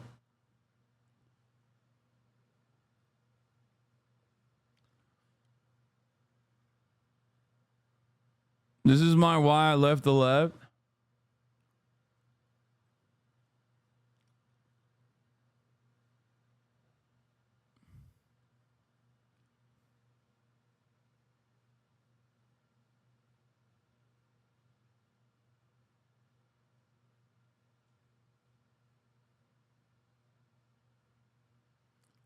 She housed the entire thing and now she's looking for more. She's like, damn.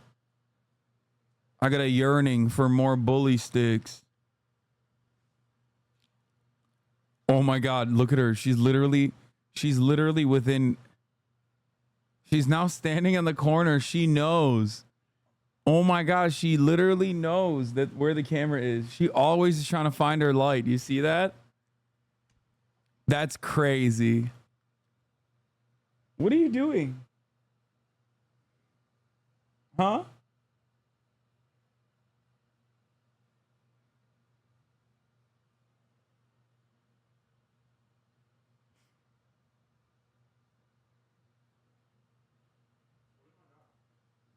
I don't know. Kaya, okay. Go. Go. Did Chris respond?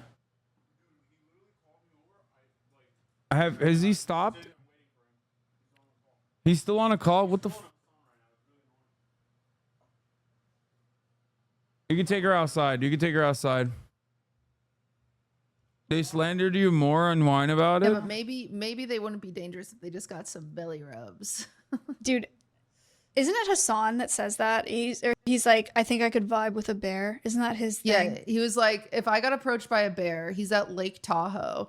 Hasan goes out there. He's going on a hike by himself. He ain't got no friends. He's a lonely ass bitch, and he's gone his hike in Lake Tahoe, and a bear comes out, and it's like, he thinks he can just be like, bro. I had this conversation with him, and I mean, you would not be surprised. I think it's pretty stupid. Pretty dumb. Well, he dies 100%. He can't even vibe with his own chat. Like, he thinks That's he can true. vibe with a bear? Like, Yeah, he could not take a bear. Excuse me, what Yeah, I the don't think fuck so. is I don't going think so. on? Anyway, that's the most exciting part of my week. But maybe we he rescued could. Yeah, my chat is impossible to contain, whereas a bear would be perfectly valid and chill. What is happening right now? What the fuck?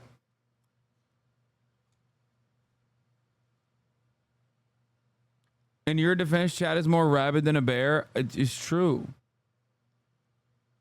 Is it slandering Hasan day to day? To be honest, it's slandering Hasan day every day, chat. It really is. It's a hot commodity. It's a hot market. People are always talking big shit. People are always talking big shit.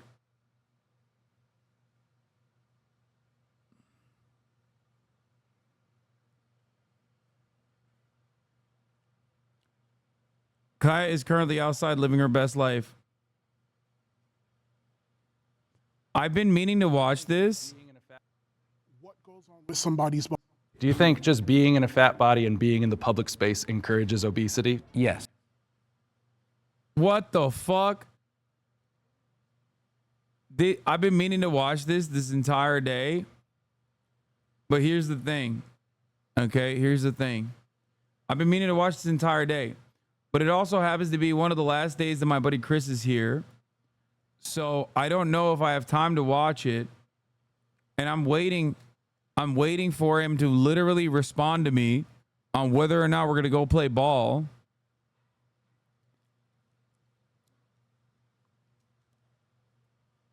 And I just cannot. He has not responded to me. He took on another fucking phone call. No, there will be no Disco Elysium today. Chris! Murat! He can't?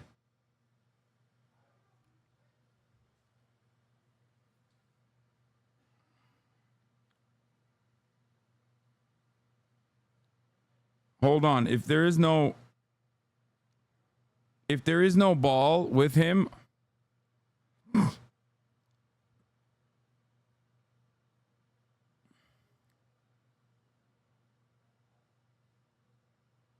fuck. If there is no ball, scam is in the title. Man, shut up. I know it's in the title. Both. Chris is a HasanAbi verse original. He's such a normie. I miss when he would say hi.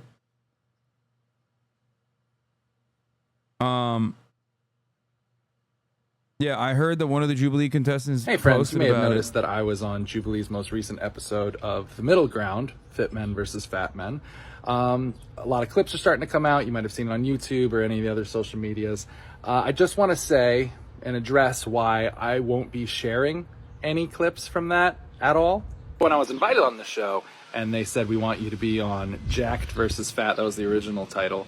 I remember my first question was, I was unaware the two sides had any problems with one another. But I was excited to have a thoughtful and meaningful conversation where two sides can learn from one another and share in empathy and respect and learn and grow and disagree civilly. However, I was completely unaware that a certain individual had been invited to be a part of this episode. And the main reason I will not be sharing any clips from this show is because I do not wish to name or further platform such a truly horrible individual. The cast was unaware of who else was in the cast until the moment we had filmed, and I know myself and several... Yeah, bro, they couldn't find another fit guy to represent the fit. The individual that he's talking about is fucking Fresh and Fit's very own Myron, the Fed. Let's watch. Shame is what led me to an eating disorder. Whose fault when is that, what though? we're looking for is Whose fault is that? stability. That's your fault. It's See, the an problem is that you're a amalgamation. professional victim. Would you agree, like, looking at his physique, like, he's at a perfectly, I would say, maybe healthy... No. You think? He's definitely overweight, definitely obese.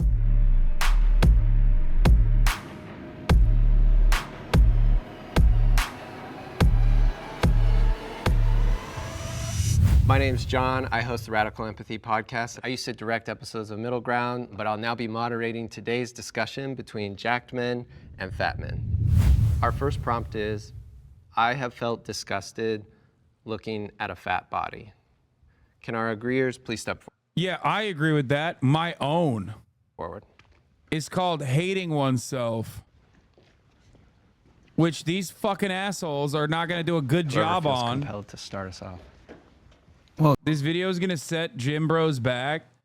It's Jover. No, dude, you can be a fucking wonderful Jim Bro who is also open-minded and kind, or you can be this fucking loser right here who I guess got a hairline replacement surgery as well as doing steroids. Well, it's unacceptable to be fat. Okay. That's a great... Like, look at him. Immediately, he's like, it's unacceptable to be fat. We get it, bro. You're trying to be fucking edgy. Ooh, so edgy. Ooh, he's so edgy. He's so edgy, dude. His disses are like a 14-year-old's. I'm actually shocked that this fucking dipshit is also on board. I thought this guy was at least a little bit more sensible. Fucking Gilbert Godfrey on fucking Anavar over here. I thought that he was a little bit more sensible.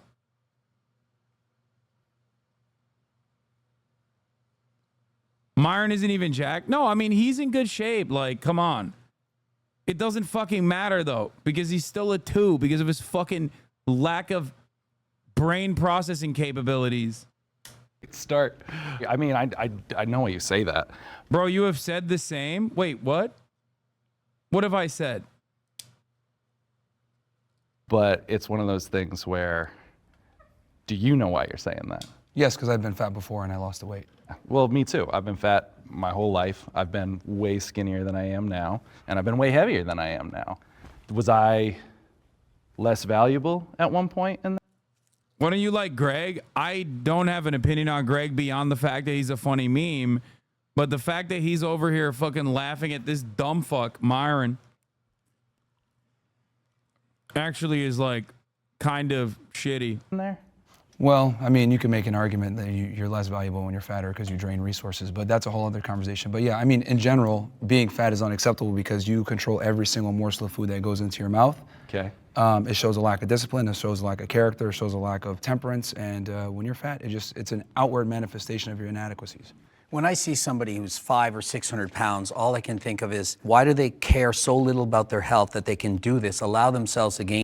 The funniest thing is, like, Greg Douchey literally spends most of his fucking time shitting on people who look like him that do an unimaginable amount of steroids and then fucking die at like 27. Okay? The idea that you can be a fucking gearhead and simultaneously shit on people who are super fat is so funny. It's like, bro, at least they got there by eating delicious treats. You got to this fucking peak physical form and you're still gonna die before the fat guy dies. And he got to eat the treats. Fuck you mean?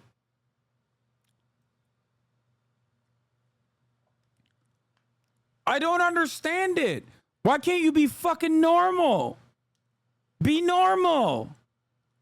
It's very frustrating. And I say this as a man who struggled with weight his entire fucking life, okay? By the way, fuck you mean, just like Gunna, used to be very overweight. I was obese. I was 320 pounds. I was sad and I was miserable. Then I lost all of that weight, cut so much, got all the way down to 220, had a six-pack, only person in my family who was able to do that without medical intervention, and only person in my family who subsequently kept the weight off. Then I gained it all back during COVID. I lost all my muscle mass, I atrophied, and I replaced it with fat. And I did it over the course of 2 years. And I was unimaginably depressed in the process. And since August 2021, where I said, oh my God, I got to fucking change this. What have I done to myself? I'm so depressed. I've been working out nonstop. I've been injured in the process many, many times over. I'm finally back to 240 pounds. I feel amazing. Okay. And it's great. And it was a incredibly difficult process, which is why I always have so much respect for those who have gone through that, because I know how fucking difficult that shit is. Okay? But having said that, being fat my whole life, being obese my whole life, coming from a family of obese people, I know that fat shaming does not help. It just doesn't. And there's enough empirical evidence to show that it doesn't. It actually has the exact opposite. Gives people eating disorders. Makes people way fatter. Okay? As I've said time and time again, you think fat people don't know they're fat? Of course they know they're fat, dumbass. They literally carry that everywhere, okay? It's a double entendre. Fat people know that they're fat from the moment that they wake up, okay? From the moment that they get out of bed. They're very well aware of it. You don't have to constantly fucking repeat it to them. You know? Oh, man. There's never been a moment where someone goes, oh, fuck, dude. What? You're telling me I'm fucking fat? Shit. What? How did that happen? Dude, I had no fucking clue. I was over here thinking I'm skinny, not being able to fit into a fucking size 42 pant, dude. Thank you. I thought as a skinny guy, I was unable to fucking dress at the normal shops where people sell the fucking clothes that everyone else dresses up at, you know? Ridiculous. There's a difference between knowing something and realizing something. What kind of child are you? It does help. I lost 30 kilograms because someone called me fat. You're wrong. I mean, I don't know if you're still fat or were fat, but I can tell you conclusively that you are literally fucking brain dead. No, someone told me I was fat, so then I realized it. It's like, well, you're a dumbass, okay? Dumb fuck. Incorrect.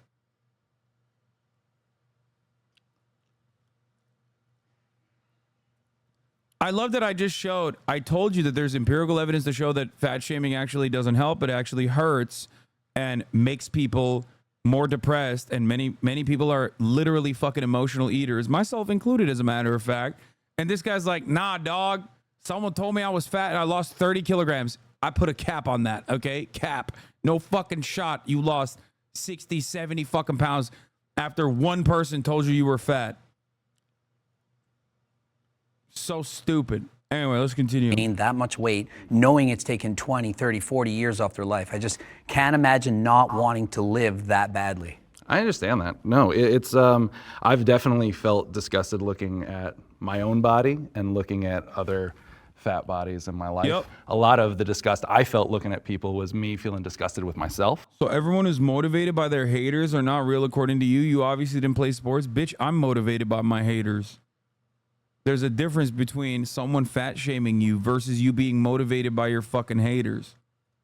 And then projecting that feeling onto other people. And I don't think anyone on either side will disagree that health is important. I know that my own mental health was way worse when I was spending every fixate of my life trying to get smaller and trying to be thinner.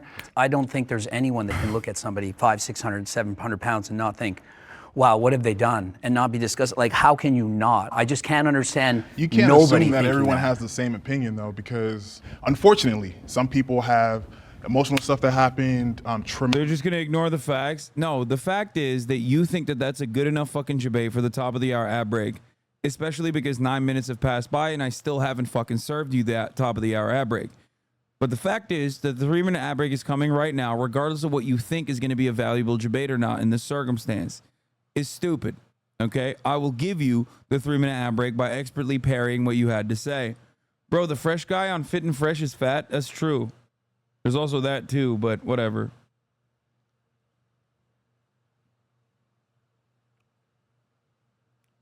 There are so many people in this community who have been motivated to work out and lose a shit ton of weight and become, in their eyes, because it's different for everyone, the best version of themselves. Okay, I didn't do that because I fat shame people. I did that because I am on my own personal fitness journey and I want to inspire people to do their own, to have their own version of that. Whichever way is whatever they want to do. Maybe they want to lose weight, maybe they want to gain weight. Okay, that is how you do it. Fat shaming, on the other hand, is demonstrably a failure as far as like making people lose weight. Dumb as fuck.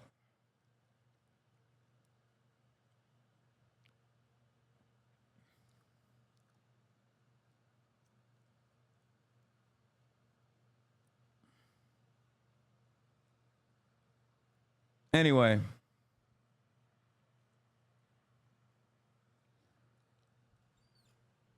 Shit pisses me off so much.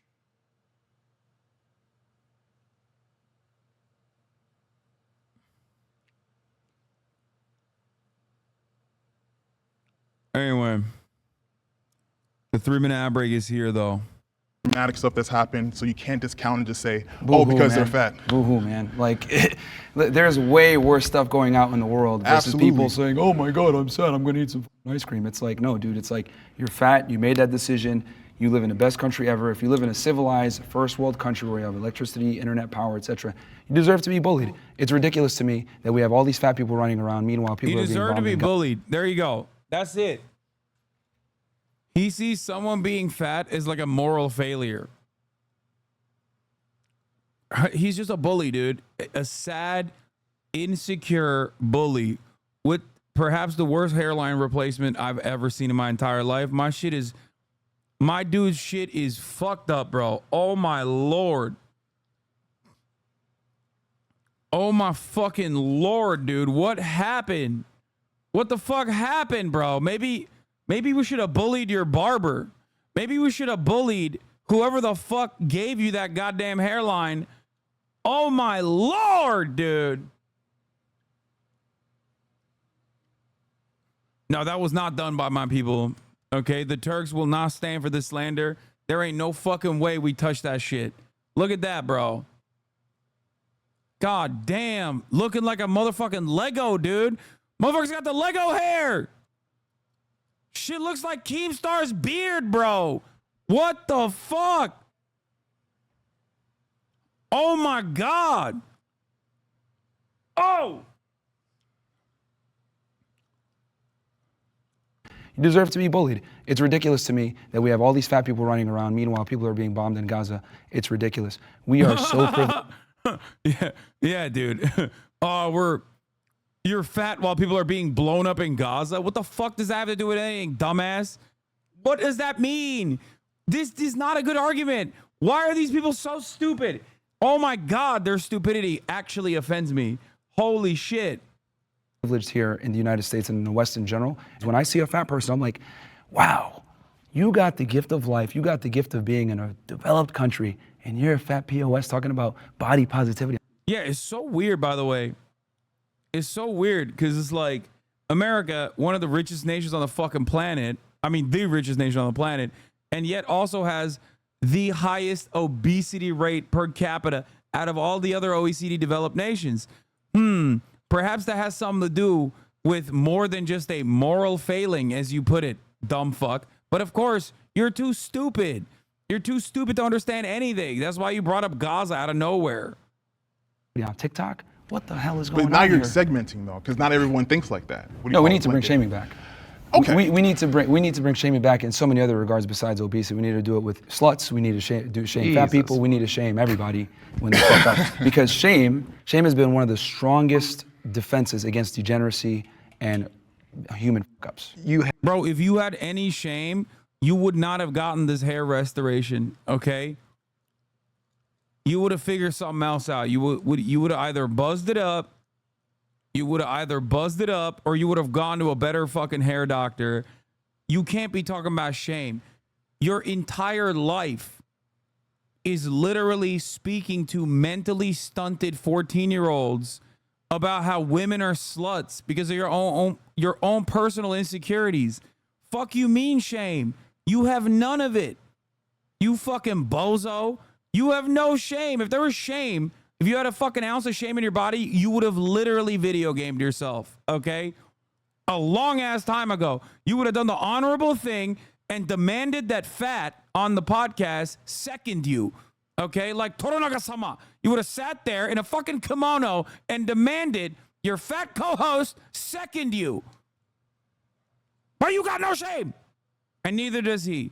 Let's continue. You're too stupid to have shame, but that's besides the point. Had a personal experience you wanted to share. You said you used to be overweight. Now you're not. Oh yeah, so I did an experiment back in like 2015 where I like bulked for like almost 2 years, and I got up to like 250 pounds, and then I dieted down. It took me about 7 months. I systematically did it, controlled my calories, tracked my macros, tracked my protein, carbs, fats, and systematically lost 1 to 2 pounds per week. So you chose to gain up to 250. Yeah, you were so naturally I've been in all beforehand. spectrums. Like I'm naturally skinny. Yeah, yeah. And then I was like, all right, I'm gonna get fat as an experiment. Yeah. Did it, and then I was like, all right, now I'm gonna lose the weight. And then all I did was just track my calories, ate the same food every single day. Yeah. Went to the gym 4 or 5 times a week, and everything was controlled, and it got done. Was it monotonous? Of course. Was it boring? No, Of yeah, course. I agree with you there. I am naturally this way. This is with working out 4 or 5 times That's a week. not true. This is 100% true, bro. Nah, bro. No, Come to the gym with it's me. not. Bro said that's not true. Dude, bro he said he's naturally skinny. You have to understand that there are people who are naturally overweight, right? Like, that's insane. Now we're just arguing against like science, okay? Yes, there are people who can naturally remain skinny. They can work against it, as he has. And there are people who are naturally very big who can work against that as well if they choose to do so. I myself am in the second category, okay? If I don't do shit, I'm going to blow the fuck up. I can gain weight by drinking water. I'm exaggerating, but it's ridiculous to act like that's not the case, that every single person is just like automatically out of the womb, naturally fucking skinny. That's not how it works. It's not natural at all, because at the end of the day, if you don't lose weight, by definition, you're not in a calorie deficit. If you're not in a calorie deficit, then you're gonna either maintain or gain weight. And that's the problem, is that people don't track their calories. And that's true, but people burn at their resting metabolic rate a different set of calories. Doesn't matter. That's true. He's absolutely right. What do you mean it doesn't matter? What do you mean it doesn't matter? Of course it fucking matters. What are you saying? Some people's resting metabolic rate is abysmally fucking shitty in comparison to yours. Like, what the fuck are you talking about? How hard the task is entirely determined on the individual, their lifestyle choices, their environment, and more importantly than all of that, their genetic predisposition. The idea that like, oh, it just doesn't matter, I did it, shut the fuck up, is just, you're denying an entire field of science for no particular reason. And the problem is, a lot of guys are just as fucking stupid. They don't do the goddamn reading. They're not intellectually curious about this stuff. So they just be like, yeah, he's right, actually. I'm also a skinny guy naturally, so I don't really understand. It's dumb as fuck. Let's not get too granular right now. Ragini, it's going to be one of those episodes, right?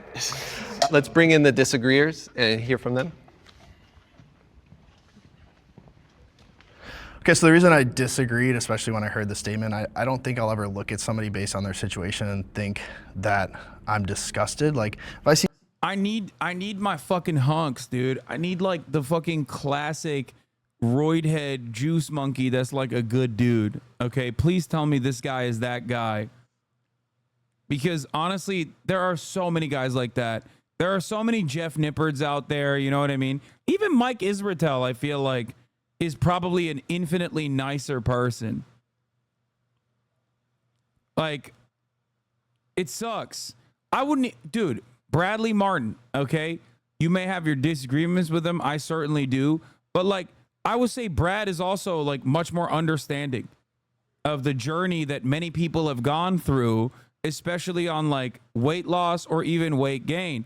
Bradley was also a very skinny guy in his, when he was younger. I've talked to him extensively about body dysmorphia on my podcast before. The thing is,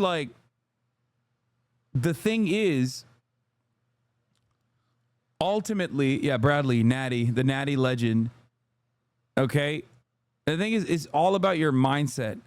Some people are genuinely insecure and then they become gym rats and they can't shake their insecurities and they become like giant pieces of shit who are just hateful monsters for no reason. Other people are some of the fucking kindest individuals you've ever met, especially when it comes to this issue, because they understand that every single person is on their own journey. I hate this shit. He is literally the worst version of the guy. See somebody that's a drug addict on the street that's homeless, I'm not disgusted by that. If I see somebody that's incredibly overweight, I'm not disgusted by that. Do I think that there's an opportunity for growth? Do I think they've been put in a disadvantageous position that's probably makes it harder for them?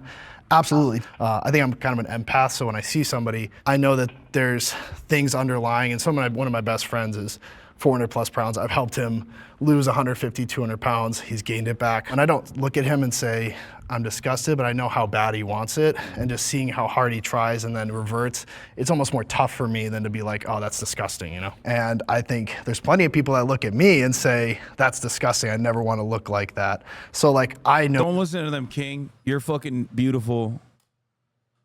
I respect the things you've done, pushing the boundaries of medical innovation to look like a Ninja Turtle. I'm not even being sarcastic. I really do. But it's also about attitude. Okay? It's also about attitude.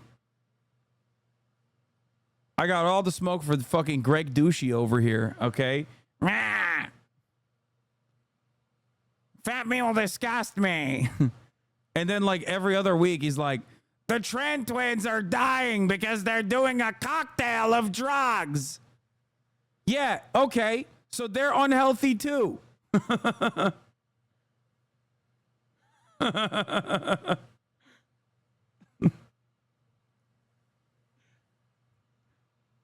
Greg's a classic douchebag. Yeah, I know.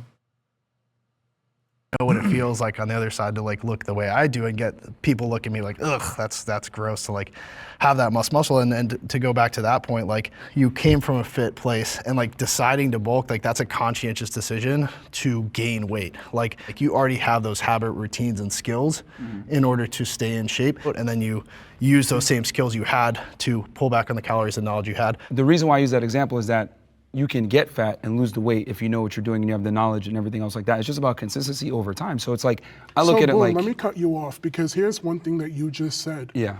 You had the tools. So there's people that don't have the tools that you've passed judgment on, and you have failed to realize that with the tools, people are very much capable of achieving amazing. Tevin is fucking swagged out, by the way. Like monstrous levels of swag.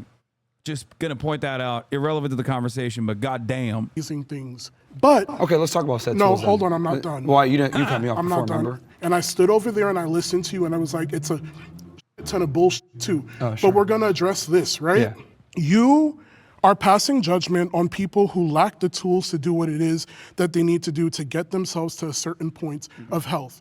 There are multitudes of factors that weighs into what goes on with somebody's body. There are people that, even if they work out, losing the weight does not come as simple as just going to the gym, cutting calories, watching everything that you eat. There are some people that have— Motherfucker's tweaking, dude. Jesus. A disposition. I have a disposition. But does that mean that I'm not active? Does that mean that I'm not doing certain things? No, it doesn't. But you're passing judgment on somebody's body that you know nothing about. Now, on the flip side, what if I turned around and I did the same thing to you? You're talking about how fit and stuff that you are, but you're over there and you're smallest compared to these other guys. Yeah. So fucking get his ass. Oh my God, he said you're the smallest compared to these other guys. He's right. Get his ass. He's bitch made. He's frail. He's a frail boy. He's tiny. He's frail. How does that feel if someone comes? No, because you said shame, right? That's a little. You said shame, right? Yeah. So how does that feel if someone comes up and they start shaming you for size? Like, come on, it goes both ways. We're just in the first prompt. We got to be careful about targeting each other to. Oh, now we can't be targeting each other. This motherfucker on the left literally said, "Fat pieces of shit are disgusting to me, and also I hate sluts." And you didn't have that smoke, but when my King Tevin comes in correct, okay, all of a sudden now white boy has to step in and be like, listen now, all right. Come on, dude. Why is this moderator saving Myron so much? I mean, why is he there? He's a cloutless fucking monstrous piece of shit. Literal anti-Semite. Like, why the fuck is this dude there? What, they didn't have a single other fucking podcast host that's like shredded that could have done this? Really? Like, y'all did not have to put him on this, okay? Because Jubilee wanted clicks, except he doesn't really bring the clicks. He's controversial, sure, but it's not like he's the reason why this video popped off. You put Jeff Nippert in there, that video gets way more clicks, okay?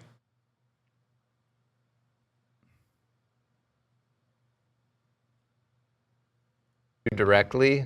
I mean, I'm not offended. It's fine. He's emotional. Would you have done it? I don't really have a lot of time to do stuff like this, but I probably would have done this. This is a cool little segment. Like, it goes in every direction. He's obviously very triggered. But yeah, so let's talk about, let's hit the first part, tools. What are the tools? The tools are simply knowledge, which you can get for free on the internet. If you have the ability and the discipline to go out there and get the knowledge, then you're gonna lose weight. It's just that simple. It's just that people wanna always make excuses for why, oh, my feelings, oh, I don't know what, you don't know what people are going through, blah, blah, blah. No, you can watch your calories, you can go to the gym, you have time to do it. People just like to make excuses. I don't think anyone's debating that weight loss is impossible here. I think the question is, why do you hate fat people, that you feel the disgust towards it?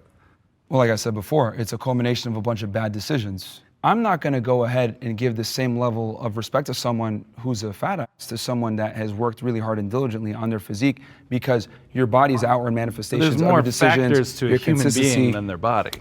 Well, you could judge a lot just off of someone's physique. You'd be like, okay, well, this guy is lazy, and that's personified through their physique. It's the truth. Abe, I thought you. That's ridiculous, bro. That is ridiculous. The idea that, like, just because someone is fat, that must mean they're lazy is insane, okay? Like, you know how many fucking fat people exist in America that work like 3 goddamn jobs? The fuck do you mean lazy? Half the time, people don't have time to take to themselves. Not every single person has a fucking shitty-ass podcast that they get to shoot like once a week, where they bring on girls from sugar baby websites and fucking berate them for an hour, as like every rabid incel Nazi is giving $25 donations to you to be like, yeah, fuck that slut. You're right. You're my king. Not everybody has that opportunity and the free time that comes along with that, okay? Half the time, people are fucking overweight because they don't have time to themselves, okay? Except for Fed and Fat's co-host, who also is like kind of overweight himself. So I don't know how the fuck he's not fat shaming. I guess fat shaming isn't working. It's kind of the opposite of how you automatically give respect to jack dudes, even though they're chuds. No, the reason why I give respect to jack dudes and I don't disrespect fat dudes, okay? But the reason why I give respect to jack dudes is because I know how hard that shit is. So obviously, especially if a dude is like this level, like these two fucking douches. Well, not this guy. This guy is kind of a king, but Greg douche. And the other one is because I know how hard that shit is to maintain. Okay? That doesn't come easy, especially at Greg's old age. Oh my God. That shit's not easy at all. It's very hard to get to that level. So I do have a lot of respect for people that are able to reach that physique. But that doesn't mean I'm going to shit on fat people. He's got nothing better to do.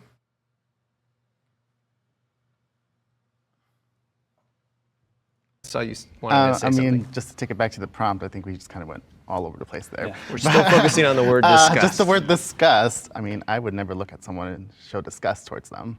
I mean, I think I would respect, like you said. I mean, you don't respect everyone, like you said, but I think... Respect is earned. I mean, it is earned, but I mean, I think at a humane level, we can learn to appreciate each other's differences. Yeah, I don't know if like disgust would be the right word, right? I know.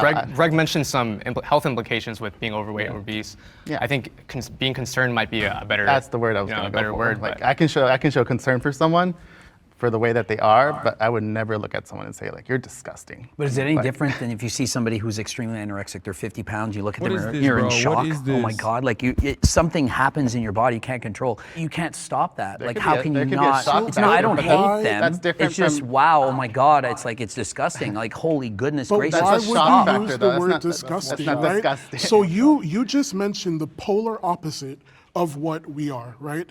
But why would you look at them and be disgusted versus concerned? That is a very specific word, and it has very specific connotations behind it. And when it's used, it's somewhat weaponized as well.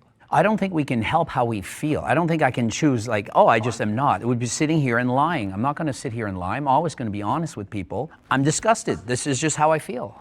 The thing is, when you see a fat person, the reason why it's disgusting and the reason why there's so much pushback on this whole body positivity and people make fun of Lizzo, rightfully so, by the way, is because it's unattractive, it's unhealthy. Until we had this woke era, they used to put like models and attractive people on the cover of magazines that were in shape. Why? So that people can aspire to look like that. And it's healthy and it looks better in general. You look good, feel good. But when you're fat, it says a lot about you. People aren't going to sit there and be like, let me see if he's a good person. No, they're just going to assume that you're lazy, which you are, by the way, when you're fat, and you don't have discipline, which you are, by the way. So they're just going to assume off of what they see. That's the world they live in. I love how you just, you stated a shit ton of assumptions. You didn't state not one fact.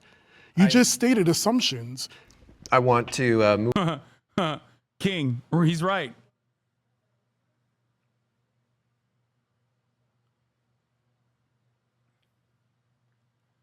It's just like, the thing I can't stand is the insecurity that comes from people like him, right? People like Andrew Tate, for example, that are so deep down inside, so unimaginably insecure that they have basically created a persona of themselves that they aspire to be.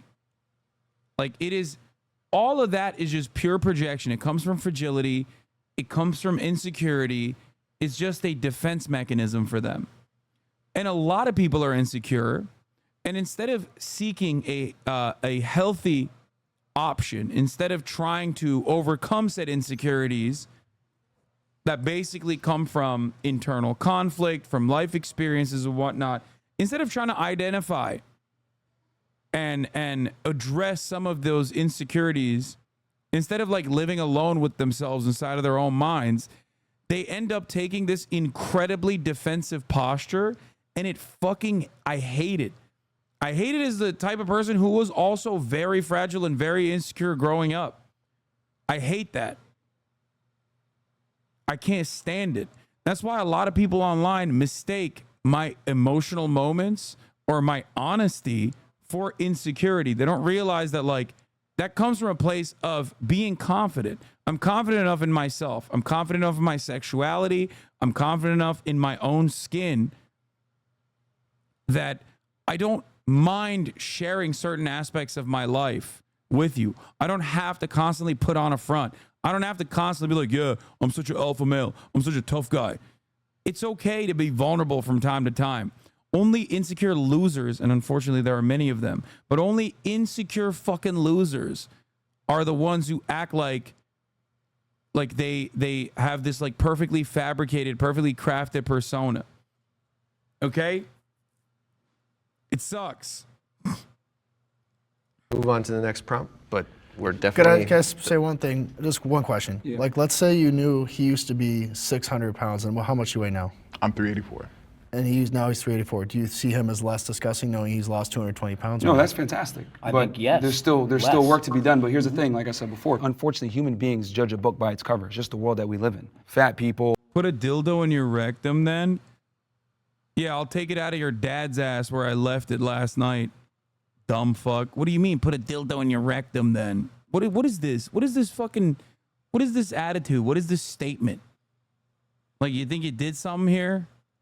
People that, I said I'm secure in my sexuality. That doesn't mean I like putting a dildo in my ass, like, which there's nothing wrong with, mind you. Okay, bottoms rights all day, every day. Identifies 97 genders, whatever. Fucking they expect losers, us to man. Change our worldview for them, and that's just not how the world works. Like, it's been that way, it's always going to be that way. That's I think what I don't get. It's just the world that reset. we're in. Like, people are gonna, it's different. Yeah, my bad. Now let's reset. Jacked men are more attractive than fat men. Will the agreeers please step forward? How come there's 4 guys over there? All right, we're living in a bizarre world where people don't see the truth. Like, how is it possible that they're thinking, no, being obese and unhealthy is more attractive than being fit and healthy? How is this? Jacked men are more attractive than fat men is such a funny fucking question, and they're so mad. And they don't understand that, like, yeah, of course the dudes on the other side who are fat are not going to feel that way because beauty is a subjective concept. And considering that all 4 of those dudes are probably have been throughout their life in decent relationships, whereas at least one of those guys I know on the Jack side has never been in one, tells a lot. It's not the end all be all. Okay? The way you look is only going to carry you so far.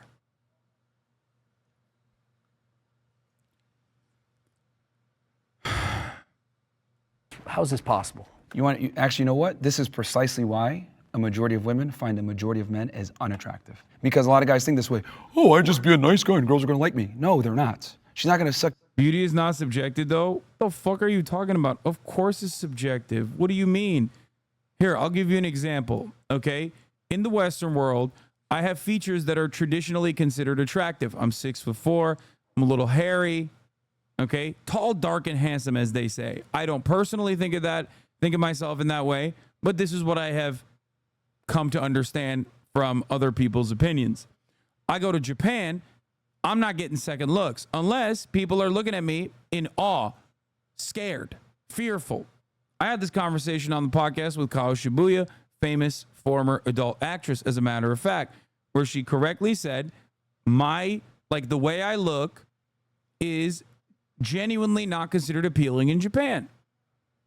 That's it. Of course, beauty standards change throughout time. Beauty standards and what people find or consider to be attractive or beautiful changes throughout culture. Okay? Even in the same time frame. And it changes from person to person.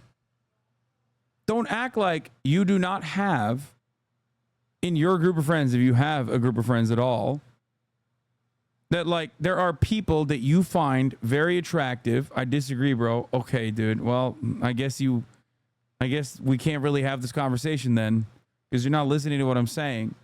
Unless you said I disagree, bro, to me saying you have a group of friends, in which case then, sucks for you, chatter. But here's the thing.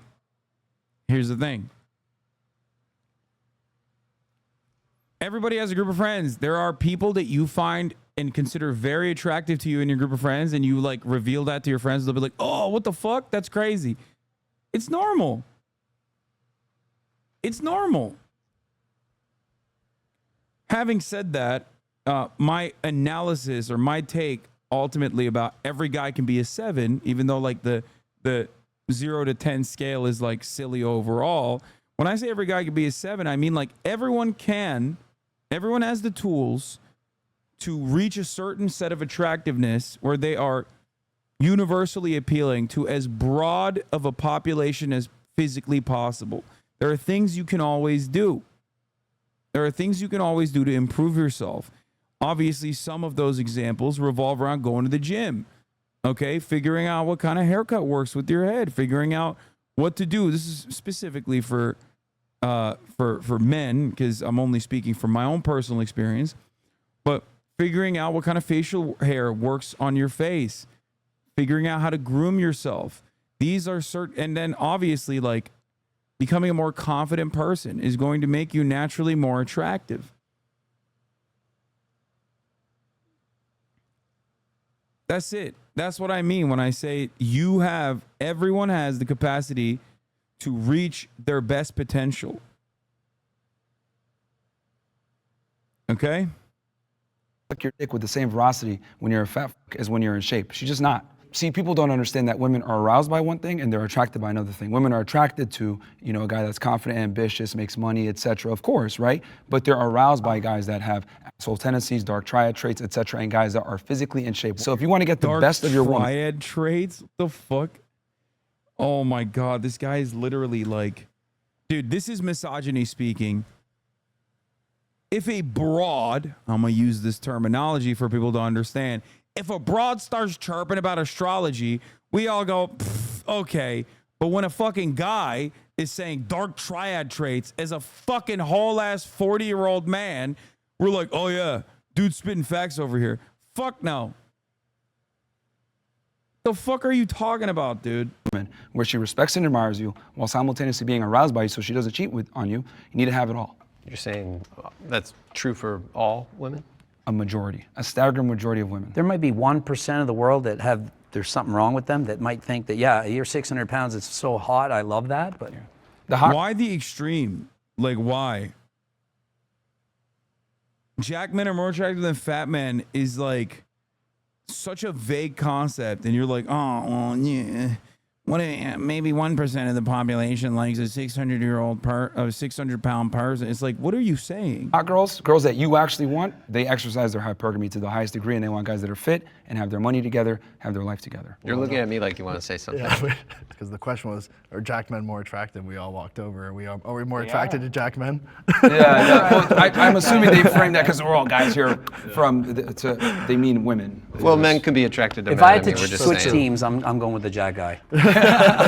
Obviously, this is going to be like personal biases, but I think attraction is very fluid in the sense that I can 100% admit, like, there was probably 40 pounds of muscle ago is when most women would be like, attract to me. Of course. The only time this dude has ever gotten pussy is when he's paid for it. What are we having this conversation for? Why is the dude who very famously, and by the way, I have no issues with sex work, as you guys know, but why are we literally referring to the dude who only pays for pussy, who has never had a healthy working relationship in his entire goddamn life? Why is he getting the most airtime? The most airtime talking about what men want, what women want, what men should be like. Like fitness girls, they're totally okay with the size I am, but like probably most girls I'm like too much for. So I guess like where do we draw that line of like, I think for example, like you would be much more attractive to most women than me. Would you agree with that? I mean, that doesn't mean that like if you walked up to a girl and let's say you're not her, like you're a little bit more muscular than she would, like if you have the charm and charisma, she gonna still go with you, man. It don't matter. Like, I have an interesting point. Yeah. And no. Because unfortunately a popular influencer, no, he's not. No, guys. Like, Greg Douchebag is infinitely more popular than fucking Fresh and Fat, okay? Tyler is so innocent. His content on IG is just correcting form in the gym. Also, notice how he invalidated his own point. Get the fuck out of here.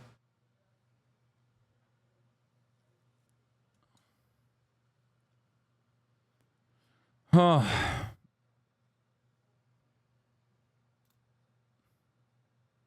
No shade on you, but I think if you had Zach, right, you're on the end? Yep. If you put Zach and Greg and you put them next to each other and you did a poll, I think that most women would probably pick him if you had to like, because he's got the height and all that. What would you guys say to that? No. He said, Greg, you're a manlet. What does Greg have to say about that? He's gonna be like, now, women actually love my repulsive personality and also my 5'5" stature. Women are massive fans of a guy who talks like Gilbert Gottfried, who has varicose veins on his forehead. Are you kidding me?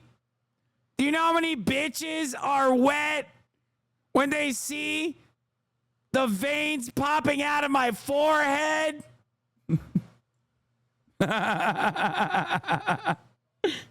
Shut up.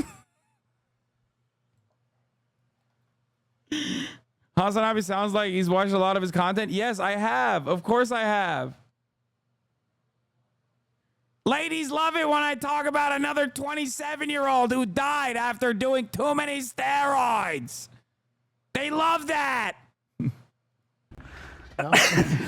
Well, we can put it to the test. But that's not really fair. I'm 48 years old. He's a lot younger than me. He's about a foot taller than me. But you can't compare. I'm an old man. I'm 48 years old. Obviously, height is a big component. So that you know, so it's not apple. You're comparing apples to oranges. But if you take the same guy, same height, etc., but one guy is fat, one guy's in good shape, she's always going to go with the guy that's in better shape. Because I've been so surprised to see on Instagram, there'll be like guys doing like an outfit try on, like not in shape in the slightest bit. And all the comments are women like, I wish like men knew this is how we wish they looked. And like, oh, this is like the dream. They're liars. Media. They're liars. They're liars.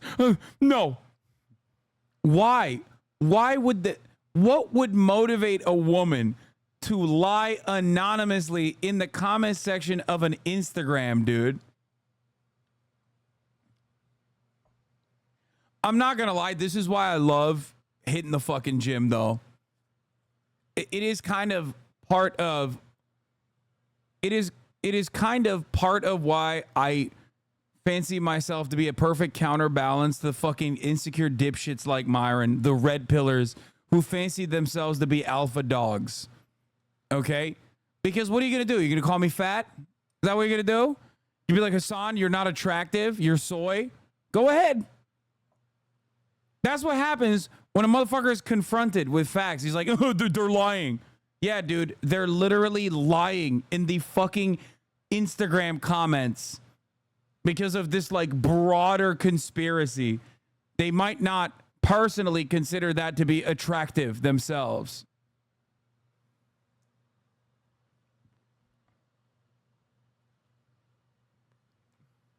To look good. One thing about you can never believe what women say, man. You believe how they behave, not what they say. That's a different episode. That's all right. Figure it out. Yeah. I disagreed mostly just with the blanket statement because attraction is. Hasan, you're not attractive. You're soy. You got no muscles, though. True. You're right.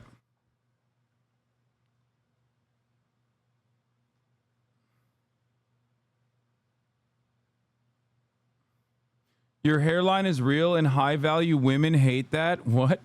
So subjective. I am a big and tall model by trade. That's what I do. I model clothing brands. I've modeled with major fashion houses. I've been on the covers of magazines. You mentioned before dad bod comments and whatnot on social media. I was flabbergasted when I started how many people were commenting and DMing me and talking about how attractive I was. That it just kind of, I don't know, showed me that attraction is a lot more subjective than I thought, and people have a much wider range of what they find attractive than specifically a body type. Is being jacked the most important trait for being attractive? I'd argue for guys, it'd probably be otherwise, right? I think height would be a bigger money, height, fame, like what can you bring to the table? The number one thing is status. By far, status. People also go after what they. I can't believe I'm about to say this, and I'm not trying to do this like in a pick-me fashion, but the fact that not a single person is talking about your personality and like how you carry yourself is insane to me. Dude, confidence is so important. These are all dudes in their 30s. What the fuck's going on? How have none of you guys actually brought this up? Confidence is one of the most important aspects of attraction. The way you carry yourself, okay? It blows my mind that this is not something that anyone on this discussion has brought up so far. It is dating app brain. It is. I think we've actually broken the brains of everyone in this society by constantly having like fast-paced, rapid yes, no style. Like you put your fucking dating resume out there and physical attraction is Unkazan coming through with the grandma take. No, that's not the grandma take at all. That's not the grandma take at all. All of the things that they're mentioning are definitely factors that come into consideration. The way you look, okay? Even how much money you have, how much power you have potentially. These are all things that are in consideration. I'm not going to sit here and be like, oh, that's not the case. What matters is who you are inside. Like, of course, that's not the only thing. But it is a major role. It plays a major role in attraction. How you carry yourself and how confident you are abso-fucking-lutely plays a major role. Your personality plays a massive role in this process.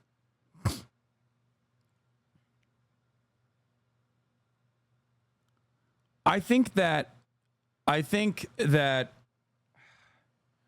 overall people have deluded themselves into thinking that the only way that you can ever attract the opposite sex is by just looking a certain way. Looking a certain way absolutely plays a big role in this. It's a major role. I'm not going to fucking act like that's not the case. And something that I also try to tell people always is like, be realistic, right? A lot of incels, for the most part, a lot of incels will always have a sense of entitlement where they're just like, I need to date Dua Lipa. You know what I mean? Like Dua Lipa. Why can't I have a girl like Dua Lipa? And it's like, bro, first of all, you live in Idaho. Okay? I don't think Dua Lipa's coming to Idaho anytime soon. Okay? That's number one. So that's your first problem. And number two, like, go out there, date within your fucking range. Like, what are we doing? When I say any guy can be a 7, I don't mean like, you know, you should only be trying to date like famous models or some shit. But there are plenty of women that you will find attractive that are in your immediate vicinity that would love to be with you as long as you're not a fucking petulant asshole or have like a red pill right-wing podcast or some shit, okay? I think they can get. So if this guy is 6'5" and extremely attractive, and it's like, well, I can't get that guy. I'm attracted to the 10 on 10 supermodel, but I'm not going to get her, so I'll be happy with the 9.9 on 10. Just to be clear, are we speaking about women being attracted to men? It's not just about women. It's just about attraction. What is the most attractive, in your opinion, physique for a man? Okay, I'm speaking from like what women find attractive. So when I speak, that's what I'm talking about. Yeah, I'm sexually fluid. So my law of attraction does not adhere to anyone's standards, pretty much. King, I'm attracted Vamper. to people in general. So you could be jacked, you could be more plus size, you could be skinny, you could be whatever it is that you are. If I'm attracted to you, I'm attracted to you. What are the traits you find most attractive? I think the way that you carry yourself is a really big thing for me. I can't date someone who lacks confidence because I feel like that seeps into other aspects of your life. Do you mind if I jump in on the confidence thing? Yeah. Okay, cool. So growing up, wasn't too confident in myself, and I gained that confidence when I started losing weight. And I noticed it was me putting myself in positions to get more opportunities with women. Right now, I'm single right now, but I'm doing okay. But the confidence came from me losing weight. So I do agree that it's a subjective kind of standpoint, but socially, I understand that physically fit men, that's just like what everyone's liking. It's like I don't think it's as subjective as guys are trying to say. Attraction isn't a choice, and there are hardwired traits that women look for in men.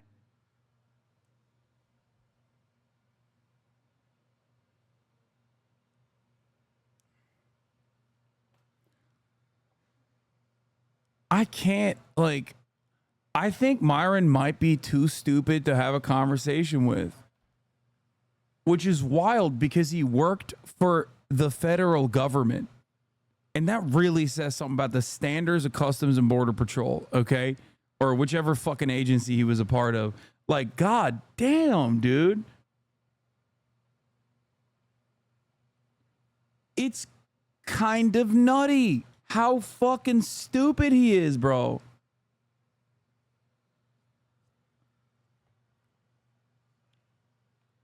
He worked for the TSA? No, I don't know what he did. He was...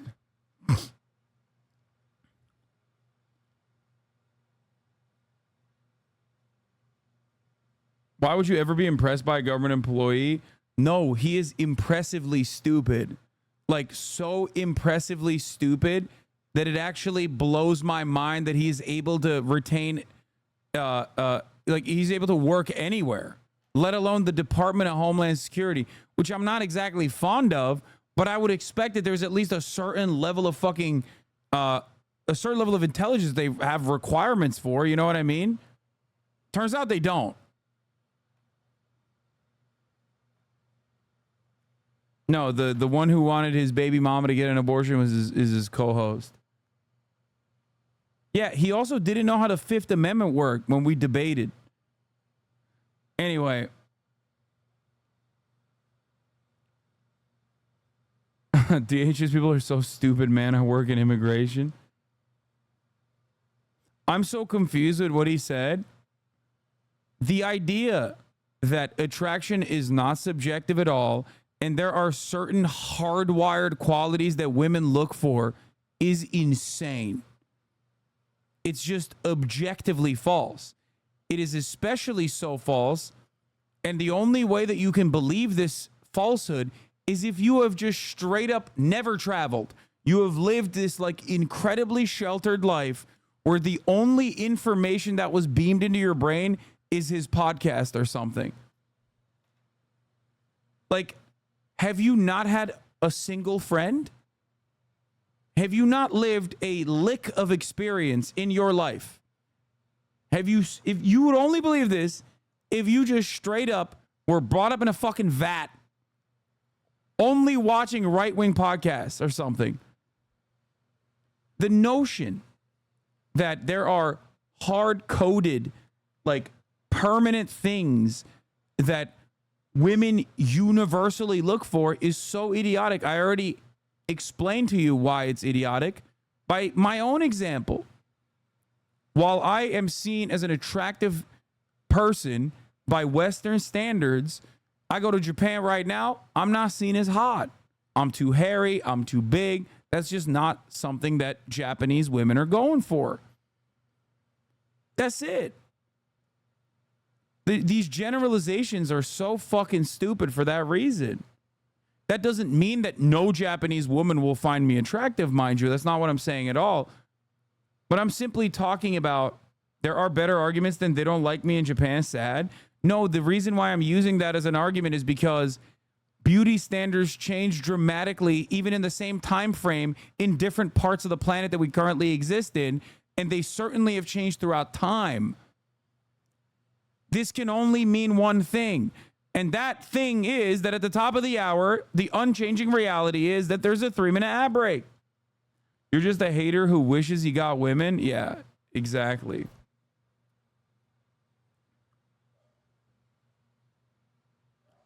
Beauty standards change throughout time. Beauty standards change throughout culture.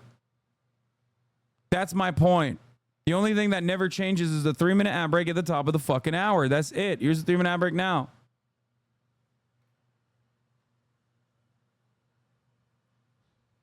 And what I've come to realize is that what women put out there is what they find attractive or politically correct things. Oh, he has a dad bod. He's nice. He's a good guy. The reality is that women don't respond well and favorably to these men. There's a reason why nice guys finish last is a thing. It's because when you're too... Bro, nice guys have nothing to do with like beauty standards that you have claimed are hard-coded. The fuck? Nice, and you kind of bend to her will, etc. And girls aren't aroused by that. Girls don't want to say what they're really aroused by. Guys that are able to stand up to them, guys that are able to tell them, well, that was a stupid comment, or hold them accountable for their stupidity when they do dumb things. This is what women find attractive because these are leadership traits. Have any of those things happened to you, though? Well, I mean, I've talked to almost 3,000 women, and what I've come to realize from talking to all of them. Bro, I'm sorry. You know what my opinion is on his podcast, okay? As you guys know, as a defender of women, I never said I'm a defender of all women, okay? I just want to point this out. Some women are bimbos, and, you know, more power to them, okay? It's great. Do your thing, right? This man has the worst case of sampling bias because the only women he talks to are women bimbified enough and clout hungry enough to go to a hostile environment like the Fresh and Fit podcast. Okay? Respectfully, I don't think he has a good understanding living in fucking Florida and also only consistently surrounding himself with women that he is paying to be around himself. The thing is, a lot of those girls are probably wonderful people too. They're just not wonderful around him. Because why would they? He fucking sucks. Is that most of the time, you know, when they're in a comment section of TikTok, like, you're so handsome, blah, blah, blah. Will they actually go on a date and have sex with that guy? Probably not. But they say that because it's politically correct, and women tend to not want to be adversarial. They're going to say what sounds good. But what they're actually aroused by are two different things. But they're married to those guys. Yeah, that was kind of what I was Most getting to. often they're married to... And marriage is a failed institution in the West, and this is why most men get divorced by women. This is why they get destroyed in the divorce courts. This is why women overwhelmingly initiated the divorce rates in America. 80% are initiated by women, because we sit here and we lie. That's why he's not married, bro, because divorce is a failed institution, you know what I mean? He's not trying to go on a two-peat like Divorcelli. And we believe what women say they're actually attracted to. No, they're not. The funniest part is like half of the shit that he says just immediately contradict the other half of the shit that he said only moments prior. Like he'll act like marriage is an important institution, and then very quickly will turn around, and that's why divorces are happening in the country. That's why it's failed. Yeah, divorce happens because we believe women when they say they like nice guys, and then nice guys get married, and then women only marry them to divorce them. Well, let me tell you, I know some fucking ugly-ass demons who have gotten married, not once, but twice, as a matter of fact, twice divorced. So it's not just nice guys that are getting married and divorced out here, okay? You leave Divorcelli to his own devices, he's about to be a fucking Guinness World Record holder on that shit. Of being a bad guy who also happens to be a victim of divorce court. Let's go back to attraction for a second, though, because I'm married. Sure. I have a child. Cool. To be fair, Dennis Prager is the 6-time champion of divorce. I have a beautiful wife. I was this size the entire process through it. Would you say that you're an average guy? I would say that You're I'm how bigger tall? than average. 6'5", you're not an average guy. and a model You're not an average for guy. being slightly overweight. I wasn't a model when I started But dating you are a my very wife. good-looking, tall, I was a big bartender guy fucking who's doing on whatever. magazine covers. So But out no, of the I think- million guys overweight, you're at but the you're top. not an average guy. But I think what you're I'm missing saying- is he just said that he wasn't any of those things. He's not 5'6", before man, like he me. met his Try wife. being 5'6" and doing it. Oh my God, these guys are, they just reveal their position of desperation when they talk about this shit, dude. There's this like genetic predeterminism that you see in so many of these fucking losers. You're 6'5", that's why you did it. It's always cope. This is why I say manlet is a state of mind. This is why I say being an incel is a state of mind. You can look the way that Greg looks and still have that same fucking relentless incel energy trapped inside of you. Okay? It's because you're 6'5". You're a model and you're handsome. And it's just like, bro, you're not making a fucking argument right now. You're just glazing my man. Okay? That's all you're fucking doing.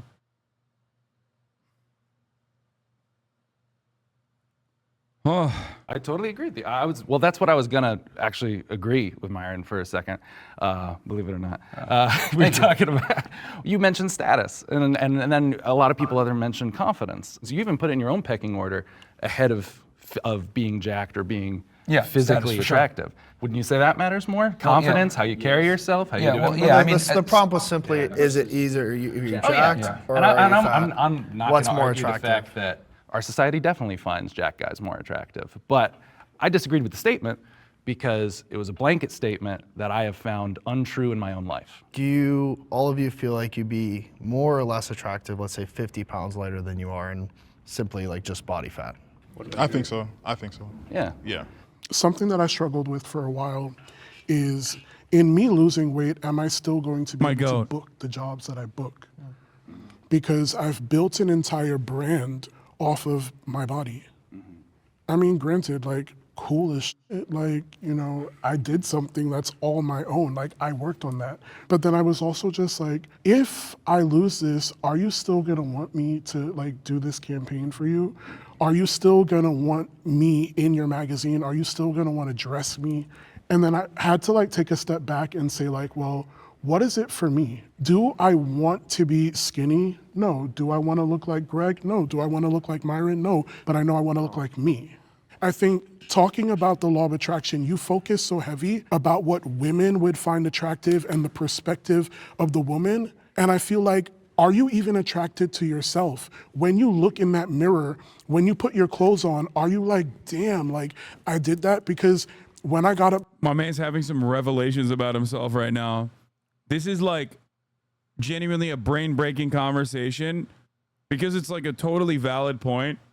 And I had to say this, but like most of the dudes that are especially at a certain level of fitness will unfortunately never find themselves confident in their own skins in the same way that Tevin is.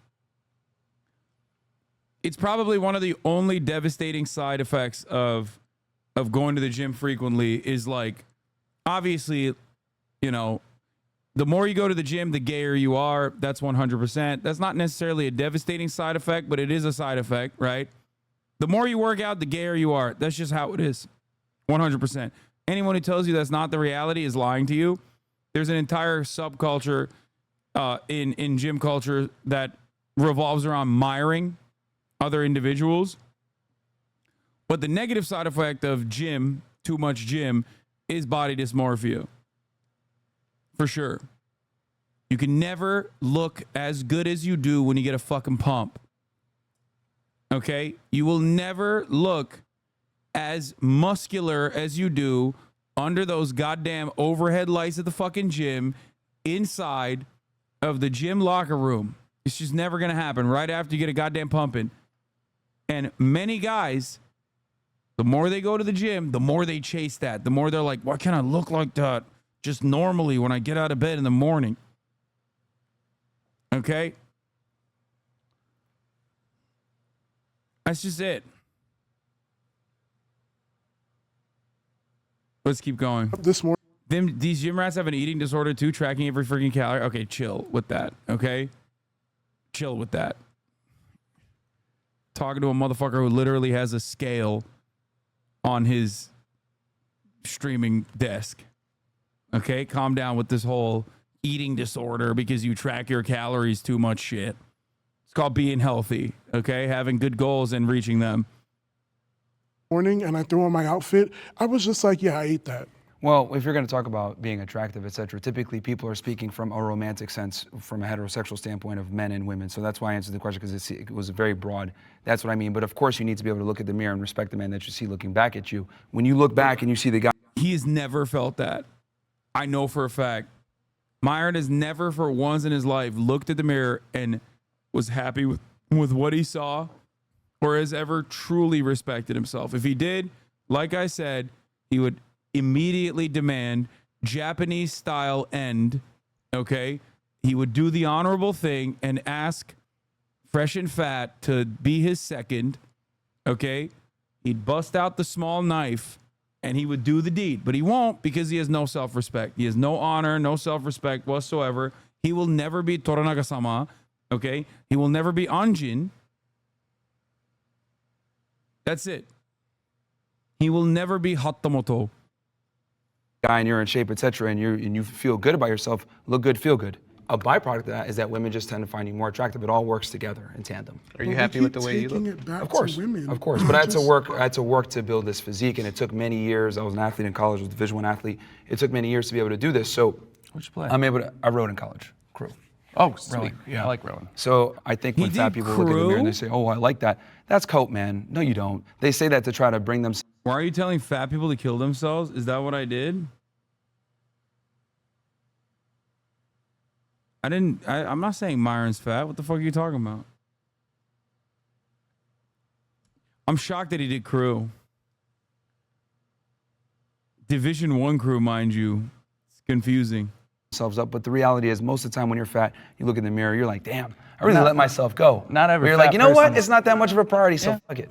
Abe didn't get to answer the question going around. Yeah, I was in the same boat as you, just because I feel like I don't agree with the blanket statement. Personally, for myself as a gay man, I find myself attractive. I would say like I go for guys like you as well, and I feel like I get a lot of hits on those types of guys, and I'm pretty content with how I navigate my attraction, and I think it goes a lot to the status and their confidence. So, like we said, so. All right, let's go to the next prompt. After 4 years, the Radical Empathy podcast is now back. Person who's too is body positive is obviously. Body positivity movement is problematic. Well, I think where it becomes a problem is obviously you should be comfortable in your body, and if you genuinely love how you look, great, but you can't ignore your health. Being someone who is overweight, I've been fortunate enough not to have any extreme complications other than knee pain and stuff like that. But I know people that, that are my size or bigger, and they have cholesterol problems, heart problems, diabetes. I have none of that. So the body positivity movement becomes a problem when you hide behind this shield of, oh, I should love my body, Great, but I think the body positivity movement is annoying. Arrest me. Arrest me, officer. It's so fucking annoying. you have to be healthy too. You can't ignore your vitals. You gotta check yourself on the inside. Yeah, I think the big thing is you have to separate the health implication with you just being confident, right? I'm all for people to feel confident in their own skin. I think body positivity movement has been beneficial. Yeah, I noticed how dry my fucking elbows look when I did that arrest me officer shit. For plus size people in that regard, right? Because let's say there's a plus size person who's too embarrassed to go to the gym because they feel like they're gonna be judged, whatever it is. But it's because of body positivity. They're like, oh, hey, I see other plus size people in the gym. Maybe I'm gonna give it a try. And all of a sudden they start going. They're like, oh man, I like this, right? And they keep it going. You can argue that without. Yeah, I am lucky Sheltered Rosebud is probably asleep right now because she would be chirping right now. Sheltered Rosewood would be going on a fucking tear in the chat right now if she only knew that we were talking about this. And I had the audacity to say the body positivity movement is cringe and annoying. They be staring at the barrel of a 1 week ban easy. Without body positivity, maybe that day would have never happened for that person, right? But I think the problematic part really comes down to people extrapolating body positivity, shaming a celebrity like, let's say, Adele for losing weight, right? That's where I would kind of draw the line there. Well, promoting Lizzo. Making fun of Adele for losing weight, but promoting Lizzo for being a fat ass. Unacceptable. Do we feel, are a lot of people doing that? I think the thing around Lizzo is it's not just the weight, it's the lifestyle. You like see her drinking all the time and partying. Bro, why are these guys keeping up with everything that Lizzo's doing? Who fucking cares, bro? Let her be fat and also do cartwheels and shit. I don't give a fuck. Like, I feel like as a whole ass adult, if you find yourself tuned into what the fuck Lizzo is doing, okay, there's a problem. There's a real problem there, okay? I just have never cared, and I don't think I will ever care. I've only seen Lizzo exercising. The fuck? Because they shove it down our throats. Yes, I have our notifications on. And not sleeping. There's like so little to do with health. It's not just she's promoting like loving yourself, which I think is great. She's promoting a lifestyle that is unhealthy, like being very overweight, drinking, not sleeping. All of these things are not conducive to your health. So I think you conflate that, and sure, being body positive is important, like loving yourself, loving the way you look. But if that's gonna influence other people to make bad decisions about their body and their health, that's problematic. Body positivity is disempowering people. It's making them think that they're healthy at any size, which they're not.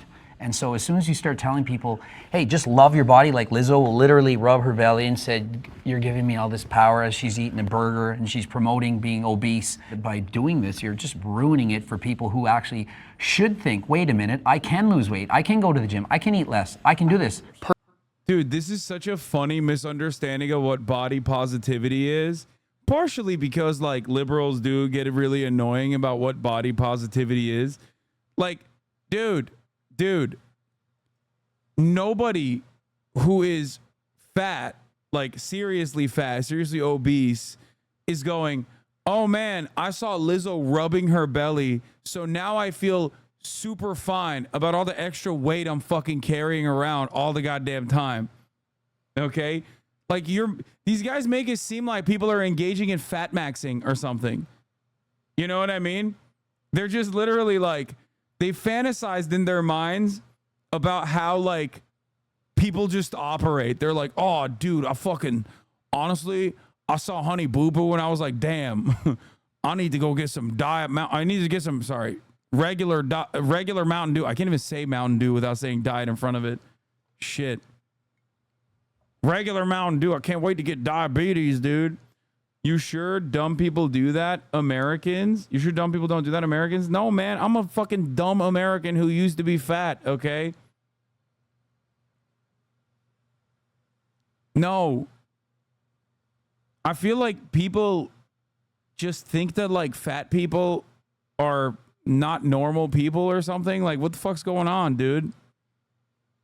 Like, talk to some fat motherfuckers in your life, okay? They will tell you. Like, they are very aware that they're fat. You know? They're working on it. It's hard. Leave fat people alone. What the fuck? No one's going, yeah. Can't wait to add another fucking 25 pounds, baby. Let's go. Like, ay. Personally, my problem with body positivity isn't necessarily what it stands for. And I feel like there's a misconception because there are those people that they use it to justify fatness and just, I don't even want to say fatness. I want to make it very clear, unhealthiness. Because there's someone like me who I wouldn't say I'm necessarily part of the body positive community anymore. Personally, I would say I champion body diversity because it's all encompassing. It's inclusive of what everybody, is doing within their journey. When I expressed the desire to lose weight, another plus size individual that I used to be friends with was just like, well, I don't feel like I can share your content because I'm not. Yeah, that person is fucking annoying. Like, what the fuck? People acting like you're a traitor if you fucking lose some weight is crazy, okay? I don't think these are real people. I just think that this is a very annoying type of person online. That's pretty much it. Myron doesn't have a single good angle. I agree. It's pretty disastrous. Not sure how my followers are going to perceive this. I think it might be triggering for them and stuff like that. And my response... Did you not see the Adele lunacy? Yes, bro. People are mentally ill, especially online. Okay? People are mentally ill as fuck. And online, they just let it ride. Like, they just go, oh shit, I'm amongst other fucking insane people. I found my people. Now they're giving me the worst reinforcement, making me lean into my worst aspects that make me a truly annoying person that is hard to be around in the real world. Okay? People do that for a variety of different things. You just gotta fucking dial it back. Be normal. To it was, well, if you're championing body positivity, then what I'm doing should not be a problem, because the entire time that I've been advocating for people that look like me or people who have been othered in any capacity in general is that all bodies are good bodies. What we do with our body is what matters. And so body diversity is important to me because for a guy like you, or a guy like the two of you, might suffer from body dysmorphia. And that's a very real thing. You might not see yourself for what you really are. And so you're seeking unhealthy habits to achieve a goal. To get where you want to go, like you just got to give it time. Be healthy in it, in all aspects, like mentally, physically. You've got to find the right avenue to do what it is that you need to do for yourself. The body positivity movement is a huge psyop to keep us fatter and stupider. It's all a scam. The reality is that guys who say everything's a psyop, are just demonstrating that they're fucking lizard brain, dude. Yeah, it's a psyop, bro. It's a psyop. It's like, yeah, no, man, it's just marketing. And I think that there is some truth. I can't believe I'm saying this.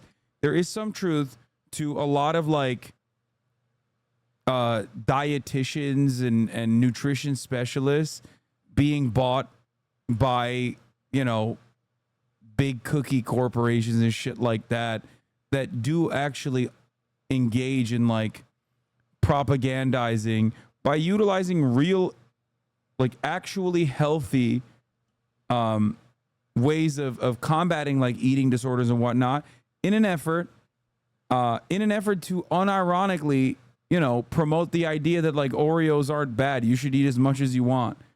But beyond that, the idea of like body positivity is just simply, to combat fat shaming. That's it. Anything that goes against that, anything that goes beyond that, of people just being like, oh yeah, you're supposed to stay fat if you want to lose weight. Like, fuck you. You've betrayed the cause. Well, people are insane. They're mentally ill. That's it. Big Pharma wants money, and they understand that when you're fat, you have more health problems. They understand that you're going to need insulin, you're going to need medication, etc. And they make a bunch of money on us being sick. There is no incentive to actually have you be healthy. So let's go ahead and make our people fat as hell, get them in the hospitals, get them on medication, continue to make money, etc. It's all a big psyop. So you believe it's all intentional? Yes. We promote mediocrity. I feel like it's a subset. Yes, I'm sitting here because I do think that there is a part of it that is problematic. But I think that the problematic part of it is a subset of people that use it as a tool to weaponize whatever it is that they're doing. I think the whole movement is a problem. The body positivity movement in general is a problem. All of it. So you shouldn't feel positive even about your own, like for you, for instance, well, right? I think if you haven't earned, here's the thing, being happy and content with yourself, it's not given, it's earned. You have to go out there, work, and then you're going to feel that. Bro, why are you talking about this? You are not happy with yourself. You are so not content. This man is at the gym at like 2 a.m. calling me and Ethan the F word, okay? Posting gym selfies, fantasizing about us. It's like, that is not a content person. I don't think about you at all, big dog. This is the first and possibly last time I will fucking think about you for an extended period of time because you happen to be on this Jubilee video. That's the type of behavior that someone does when they fucking hate themselves, okay? Yeah, yearning. Shirtless and yearning in the gym late night.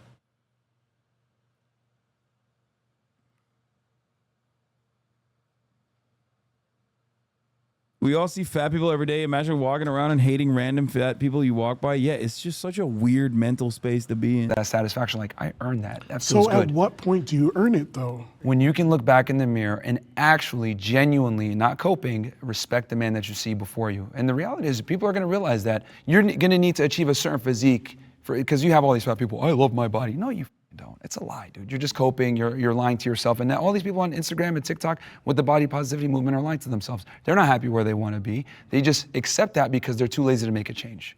No, but I genuinely do love my body. Right now, as you are? Yeah. Then why are you going to the And gym? I'll explain to you. Then why are you going to the gym? I will explain it to you. I love everything that my body is capable of doing. I love the fact that at my size, I can do a lot of things that other people smaller than me still cannot do. But you want to lose weight, though. And yeah, right. Which is good. I want to lose weight because I love my body, but I have one body. Why would I not love it? Yeah. And because I love my But body you understand is that your why body I'm now needs to be looking to make changed. changes. Yeah, right. make changes. But to say that loving your body is BS, no, you make changes. You make. Bro, you should have just turned around and been like, okay, if you love your body, why are you going to the gym? He's going to the gym too, no? You're still trying to make changes on your body. Would you say that you don't love your body? You can love your body at every size. Dumbass. Make healthy changes to yourself because you love yourself. All of that time that I'm putting in, the work, the money that I'm spending, that's a labor of love because I love myself enough to know that I want to make some changes to live a better lifestyle in the sense of I can just do a little bit more. All right, let's bring in our disagreeers. So there's not a single problem. Oh no, I'm not saying there's not a single problem. To me, body positivity is more about bodily autonomy. Like you were mentioning wanting to lose weight. My whole thing is like, yeah, it's your body, do whatever you want with it. I don't think I, as a human being, have a right to tell any of you what to do with your bodies. Body positivity kind of comes in and goes, okay, you as a human being have inherent value. Just in the fact that you are a conscious soul on this planet, you have an inherent value. You are within a vessel of your body that you do have control over, but at the same time, you're not less valuable to society or from the standpoint of the soul for what your body looks like. When I'm speaking about body positivity, I'm talking about the over-acceptance and encouragement of being obese. So I personally, again, I'm not super online, have not seen anybody pro-obesity ever. There's a bunch, dude. Yeah, that's like, you are aggressively posturing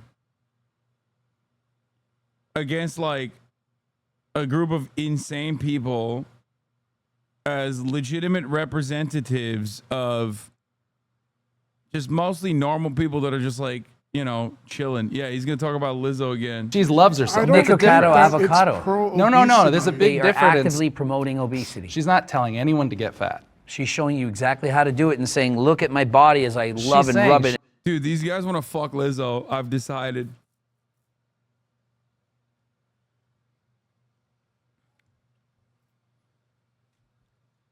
I think it's crazy.